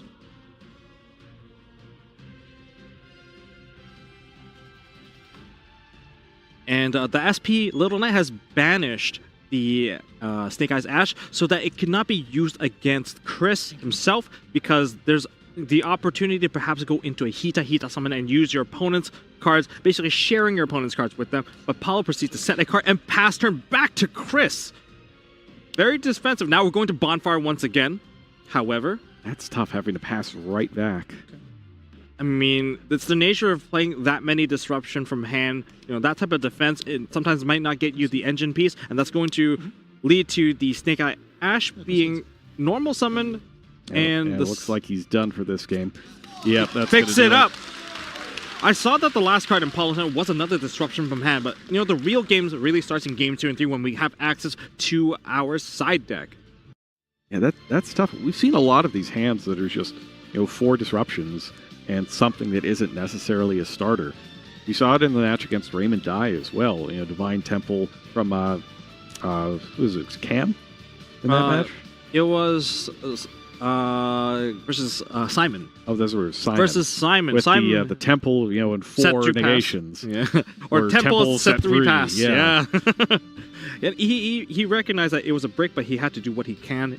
Once you reach this late in the stage, you just can't give up. You got to find how to get the most out of your cards, and it paid off for Simon, but he did not make it to the finals, however. So in this game, or this particular duel, it was just finding as much damage as you can based on the cards you have available.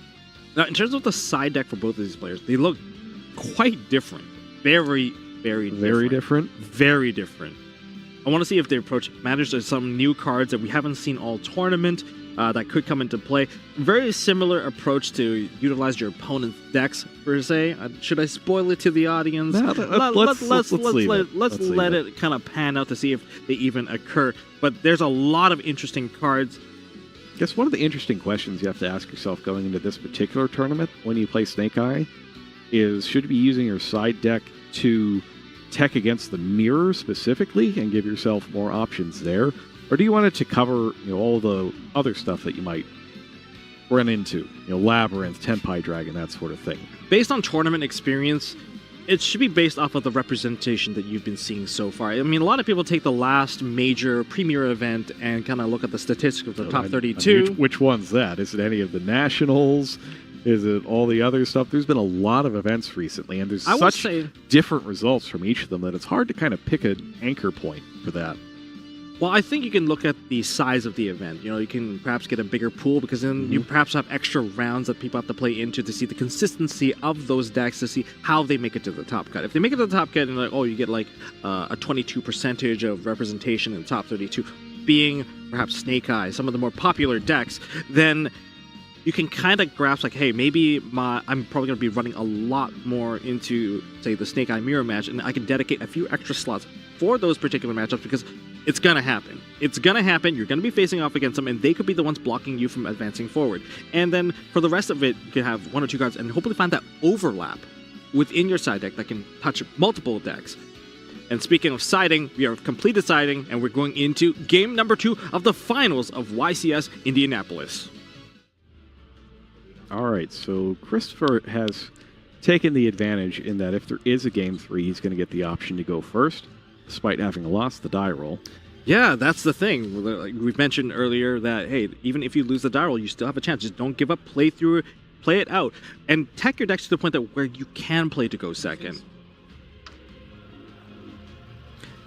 Paolo starting off with a Poplar summon, not the most ideal of Snake Eye summon. Snake Eye's Poplar, normal summon effect of Poplar has gone through. Now, it's very dangerous to assume that, it's not a good summon. They can perhaps not have a strong follow-up, but you have to remember there's a lot of mind game that goes into each play that these players make. They're very strong players for a very good reason. Goes straight for the original Sinful Spoils.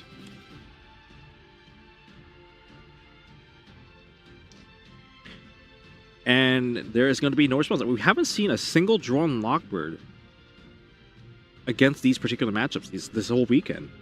I haven't really seen a whole lot of the disruptions other than the effect negation ones. Yeah, a lot of Ghost Mourners. Ghost Mourner is definitely one of the more popular ones That's probably the one I've seen the most of.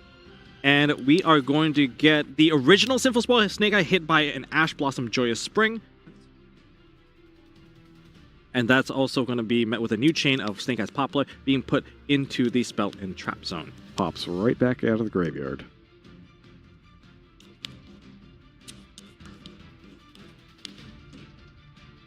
The turn is not looking too strong right now for Paolo. Next up, he does have a follow-up, and it's Triple Tactics Talent. He's going to go for the draw 2. That's really strong. I would have to say that is very, very strong. And you may be able to dig into one of the spell cards that can help you get the follow-up. Wanted here, things can keep on going. Bonfire's not going to be quite as good because you had to use that normal summon already. Wanted was probably definitely one of the best cards. We're going to have Paolo set 2 cards. And we're going to check and pass turn. Paolo definitely having a bit of a struggle this turn to get the engine started. We haven't seen the Flamberge stuff. We haven't seen the extra deck touchdown onto the field yet. And we're going to start off with a Wanted. He's got Wanted again. Does he have an... maybe he drew into another Triple Tactics Talent from the Tactics. And Tactics into Tactics is definitely not a thing you want to see. The last time we saw that, it didn't end well. And Wanted, Seeker of Sinful Spoils, Resolve, got the Black Witch, which is Diabell Star.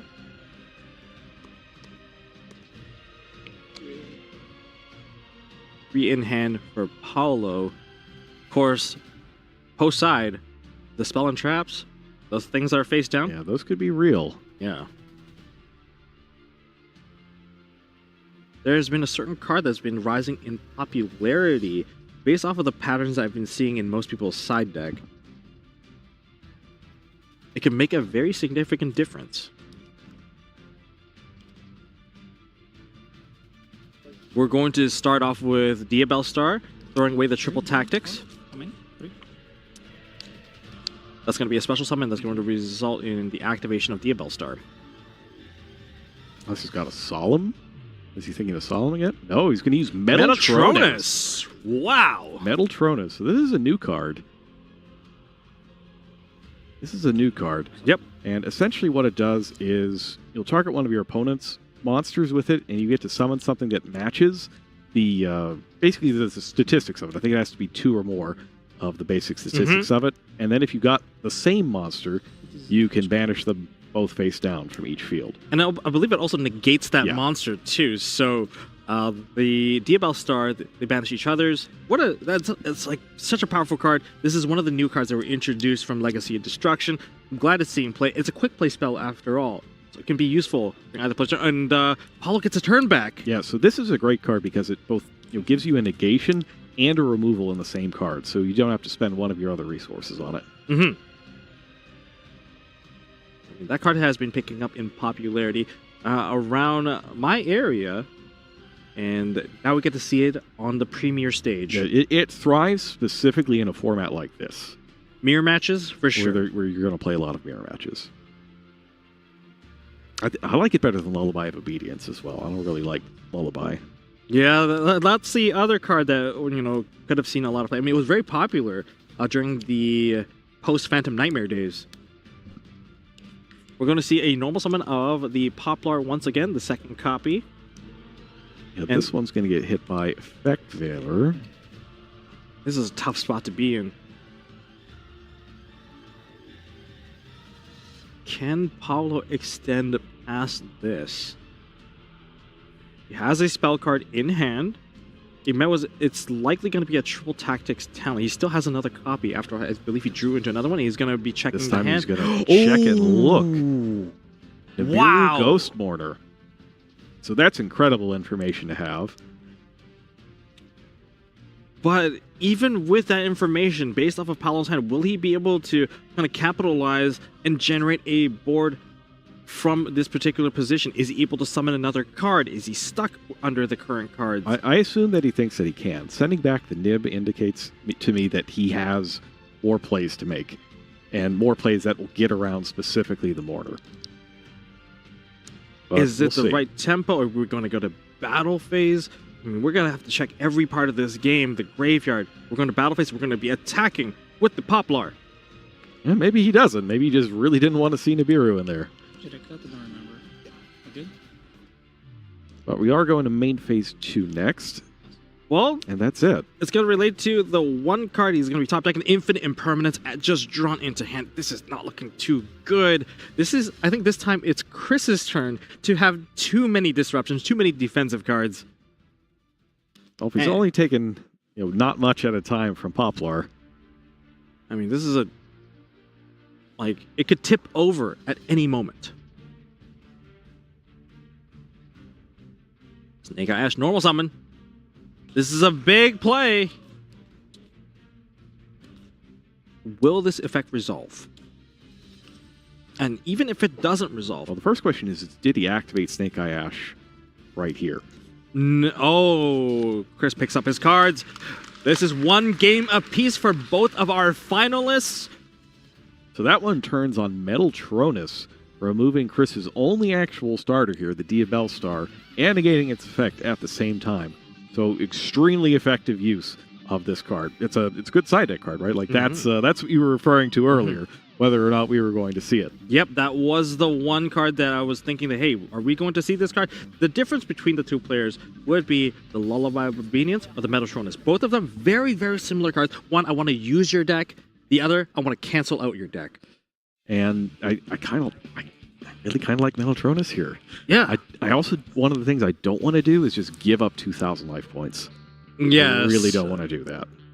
Yeah, it's a hefty price, but being able to just take a Snake Eye Ash, it's almost like you have even more copies of Snake Eye Ash built into the deck. Do you need them, though? There's diminishing returns at some point. You're already at, 16, 17, 18 copies of Snake Eye Ash? Do you need 21?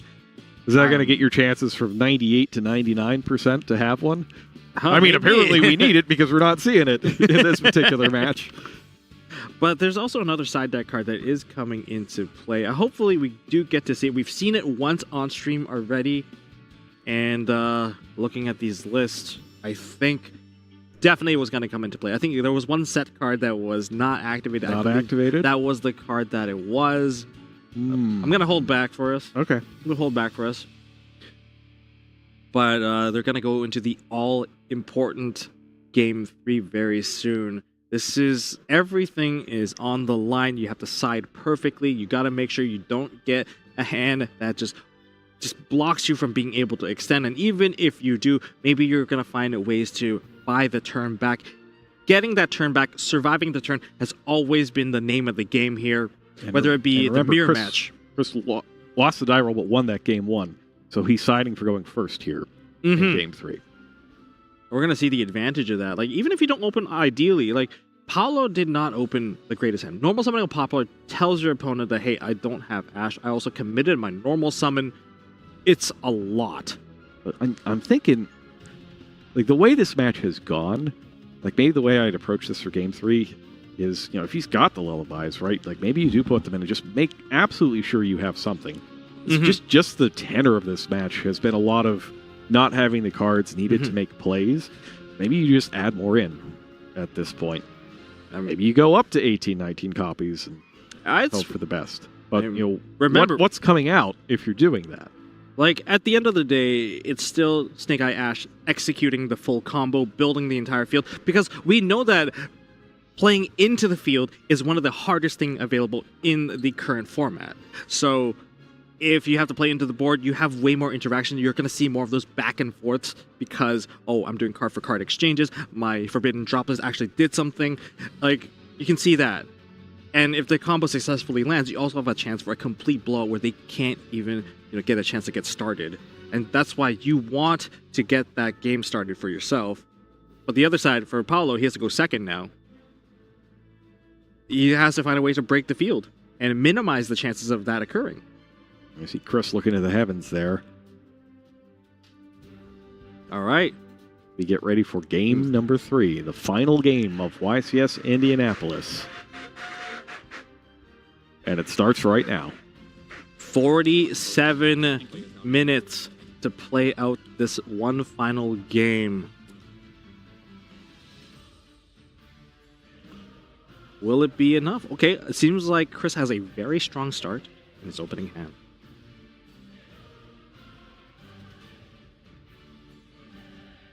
Oh, you gotta play quickly. Both players with slow play warnings. Got to be very, very careful. Yeah, we may not be lacking for starters this time around. Yeah, we got the Wanted. Wanted has added the Black Witch into the hand. No response on the follow-up. I'm not sure if that was like a draw phase or the main phase. I guess I would assume you just do it in the draw phase, just in case. Sometimes there's the merit to, enable your copy of Triple Tactics Talent just so you can get their hand rip, maybe you can full combo, or even minimize. Like, check out their hand. You know exactly what line they can make, and just go for a minimalistic line to just counter that play instead. But we're gonna starts by pitching Skill Drain to summon Diabellstar. That is the card that's been very popular in Snake Eye player decks this weekend. We've seen it multiple times on stream, I believe. And being able to turn off your own Skill Drain, blocking your opponent on a Skill Drain, it's really, really strong. Infinite Permanence is there, but he's got the Crossout Designator to play past it. And Paolo has the Effect Veiler to go one further. And that is going to be committing a lot of resources for a whole lot of nothing. But we still got the monster on the field, which is going to be the Diabellstar.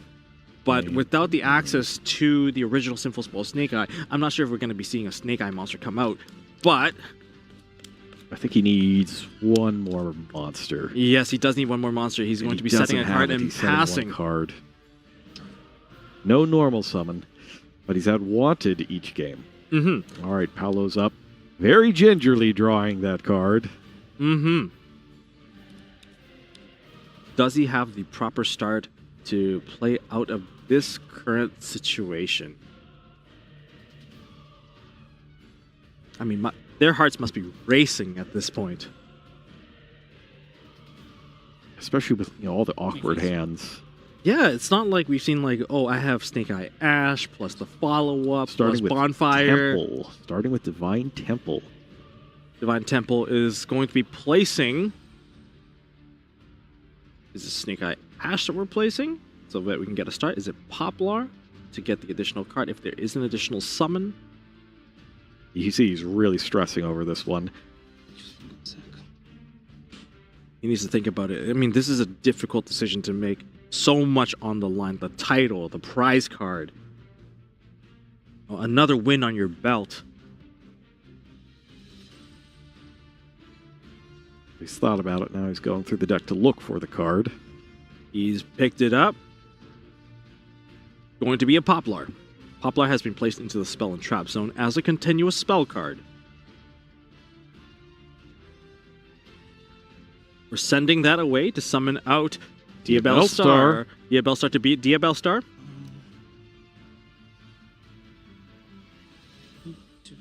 Chainlink 1, Diabellstar. Chainlink 2 is going to be the Poplar. Chainlink 3 is Skill Drain. That's going to be 1,000 life points. We're going to chain to that Skill Drain. What's he going to chain? Cross out Designator on Skill Drain. Did he side in his own copies? That's what both players played Skill Drain in the side deck. I mentioned it earlier, and now we're going to see the effectiveness of cross out. It's just like when you have a mirror match like this. Yep, there it is. That is going to re-enable that Diabellstar, negating the Skill Drain for the turn. We're going to be able to set onto the field original Sinful Spoil Snake Eye, and Poplar is going to be placed back onto the field. Now we're in business. This is the first starter card that I think's resolved properly all match long. Yes. Now remember, that Poplar was placed onto the field via this field spell first, so Poplar will will come back. That's right. And that's going to be able to pay cost. It won't be able to come back again, though. No, this is, for this turn, this is the last time it would come back as a spell and trap card, or as well, a continuous spell card. Now, I think the ball is in Paolo's court to try to finish it up. We're going to send away the Poplar with the original Sinful Spoil Snake Eye. Oh, what a tight situation to be in. He does not know Chris's card in hand. It could be a one-card difference. Which one are we going to be going for? Is he going to play it safe here? If he goes for Ash, there's no point really going to the Poplar unless you just want the Poplar body. But he also has not committed a normal summon yet, so whatever they adds into his hand could just be used immediately as well. It is for the normal summon. The Ash is he going to go for Oak? Effect. He's going to go for Poplar. Poplar has been summoned onto the field. Now this is the other effect that hasn't been used. This is added to hand. Could special summon it out of the hand. That's right. And we haven't used the additional ability yet either, because this is the first time it's actually summoned the field. In both other cases, it was turned into a spell or trap. That's right. He still has the option to normal summon. I don't think a normal summon was committed this turn.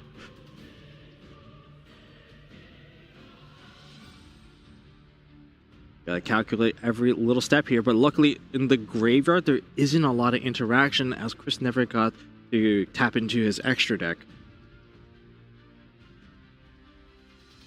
No, we're gonna see Ash effect. It seems like he's pointing to it. He's gonna use it and pay cost for the Poplar and the Ash. And it is successful. Oh no. Or rather for Paulo, it might be, oh yes, we're going to be digging into the next card, which is going to be Flamberge. We have two monsters on the field that opens up the link plays already and generating even more monsters onto the field. Okay. But Paulo still has to be very careful. He does not know Chris's card. He only needs 1,500 damage, though. So even another level 1 monster with the boost from Divine Temple, after pushing away the Diabellstar, would be enough. Yep. So he doesn't have to go too crazy here. We're going to be pushing away the Diabellstar. Are we going to perform a Link Summon? It seems like we might be. Or are we attacking? No, we're going to be going into a Link Summon. Yeah, I think you have to take this opportunity presented by the cross-out and just try to win it here. Otherwise, that skill drain turns back on. We're going to go into a Nightmare Phoenix. This is going to be Chainlink 1 on the Flamberge. Flamberge is going to summon back the Snake Eye Ash and Snake Eyes Poplar. That's what, 3 1900s? 19 and I believe It's a little less for Poplar. A little less for Poplar. We're going to continue. We're going to go Promethean Princess. Promethean Princess can summon back the Flammers. We can actually keep on going. So far, 27 and the Poplar. I mean, he's got nothing in his graveyard. Yeah, worth looking at there. When there's nothing in the graveyard, it's a pretty safe time. We're going to summon back into the Nightmare Phoenix. Oh, it could be a Zelantis play. We're going to Raging Phoenix, and that's going to go into the graveyard right away. Phoenix becomes Zelantis. And this is the final moment. Battle phase has been called. And he offers a handshake. Paolo takes the win with the Zelantis combo, finishing off, negating the skill drain with the crossout designator. The last really card close. Was 1 for 1. 1 for 1 was the remaining card in the hand with no monster to send away. Paolo is our YCS Indianapolis champion. Wow, it all turned in that game number 2 with Mettle Tronus. Mm-hmm. This is an amazing moment for Paolo. Paolo being crowned our champion kind of here. A bizarre match, too, right? Yeah, it's definitely not like, those blowout cards that we expect time and time again. Both players playing very defensively. You can see based off of the ways that they played, the disruption from hand. Oh, it's going to be Ghost Mortar, Effect Veiler. We're going to play into your triple tactics because this is better than letting you try and play. And we're going to have multiple cards. I'm going to have even more disruption from hand, even if you look at my hand. And Paolo was just going crazy. And I think, did they just go cross-out for cross-out? Yeah, both players having the cross-out in that final one as well. It was kind of... It's real back and forth in a lot of ways, but it was a lot of really restrictive stuff as well. And skill drain was going to be coming in clutch, but we were able to turn off the skill drain. Sometimes you don't need a spell and trap removal after all. Just need to turn it off for that one turn. Just the one turn. Just the one turn. As they sign the match slip, Paolo still can't believe it. Yeah. Man, it's been a long weekend. Game after game after game, and making it all the way through Paolo taking and adding another YCS title under his belt. It was a good weekend overall, I'd say. I mean, he's a very, very strong player. Yeah. And one thing I like about Paolo is they always try something a little bit different. Well, you got to get an edge, right? Yeah. Like, you can only just play, stock standard Snake Eye forever, or for only so long without making any changes to it to try to get an edge in the mirror match. And really, that Mettle Tronus was the edge that he needed here in this one to take back that game 2 after losing game 1. Yeah, winning the die roll, losing game 1, that's a bad situation to be in the finals.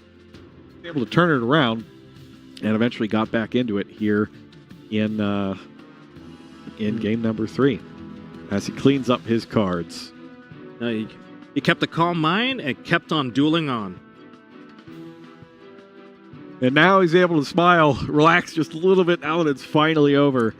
I mean, they don't have to hide their emotions anymore. Just let it run free. It is an amazing moment to be in. We're in moments away from being crowned the winner with the trophies coming up. Oh, it's going to be an even better moment for him when our head judge hands him that trophy in just a moment.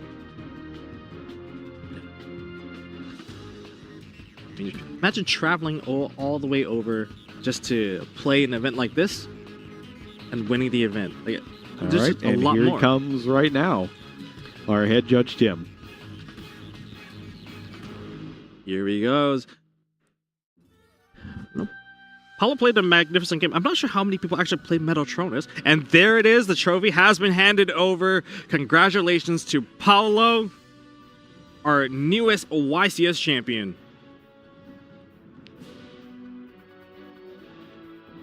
And look how it is. And that's a beautiful trophy. It is. It's really nice. Feels as light as a feather when you have it after you win all that. I mean, the real heavy part is coming all the way in here, playing through all those rounds, and making it to the top cut. So beating all the top Swiss, cuts. and then 5 more playoff rounds from top 32 onwards. It's 16 rounds total. He only lost one all weekend. That's right. Only one all weekend. And that's a crowning achievement. You know, there's always the winner's curse. If you win out during the Swiss rounds, there's this duelist curse of like, oh, you're gonna maybe not make it to round one. That happened to our first place winner. Yeah. So he went undefeated, and he got his prize for doing that. And he didn't make it much farther than that. So, you know, the position you want to be in after Swiss is second place. Second place is like what Paolo. you want. We figured it out. We've cracked the code. Yes, but there... All right, so we're going to have a chat with our newest YCS winner next. Here on the stage, we are back with Paolo. I have to say, how does it feel to come all the way from Brazil and be the North American Yu-Gi-Oh! Champion? Brazil! I'm sure there's a lot of people back home that are excited, right? Yeah, I'm really happy. Like, I came really close Vegas, and 2 weeks ago in Brazil, in Rio, I got top 8 there. And it's unreal, like winning again here in US because we won the 3v3 before. It's amazing, and I'm really happy. Well, I gotta ask, we know all about all your tournament wins this year, but how did you come and start playing this great trading card game? It was for a friend. A friend introduced me to the cards, and I started from there. Well, I gotta say, with all these goals you have accomplished, what's the next goal for you? Worlds. I need to go to Worlds. This is pretty much the only thing I'm missing, which I came close like many times because unfortunately South America only has 2. It was 1 before, now we have 2. And it's really hard because we need to win either the playoffs or the WCQ. I topped like 10 WCQs in a row, but I need to win the event, so maybe this year. Well, I gotta say, do you have any advice for somebody who's trying to aspire to be the next Paolo for all the people back in Brazil and all over the world? I feel like gameplay and playing is the best way you can do. Sometimes people focus like a lot on deck building, and it's important, of course, but the base of everything is playing well, because you can only make good deck building decisions by playing well and knowing what you can change in your deck based on that. So, yeah. Absolutely. Well, words to live by and words to duel by. Guys, let's give it up one more time for our YCS champion.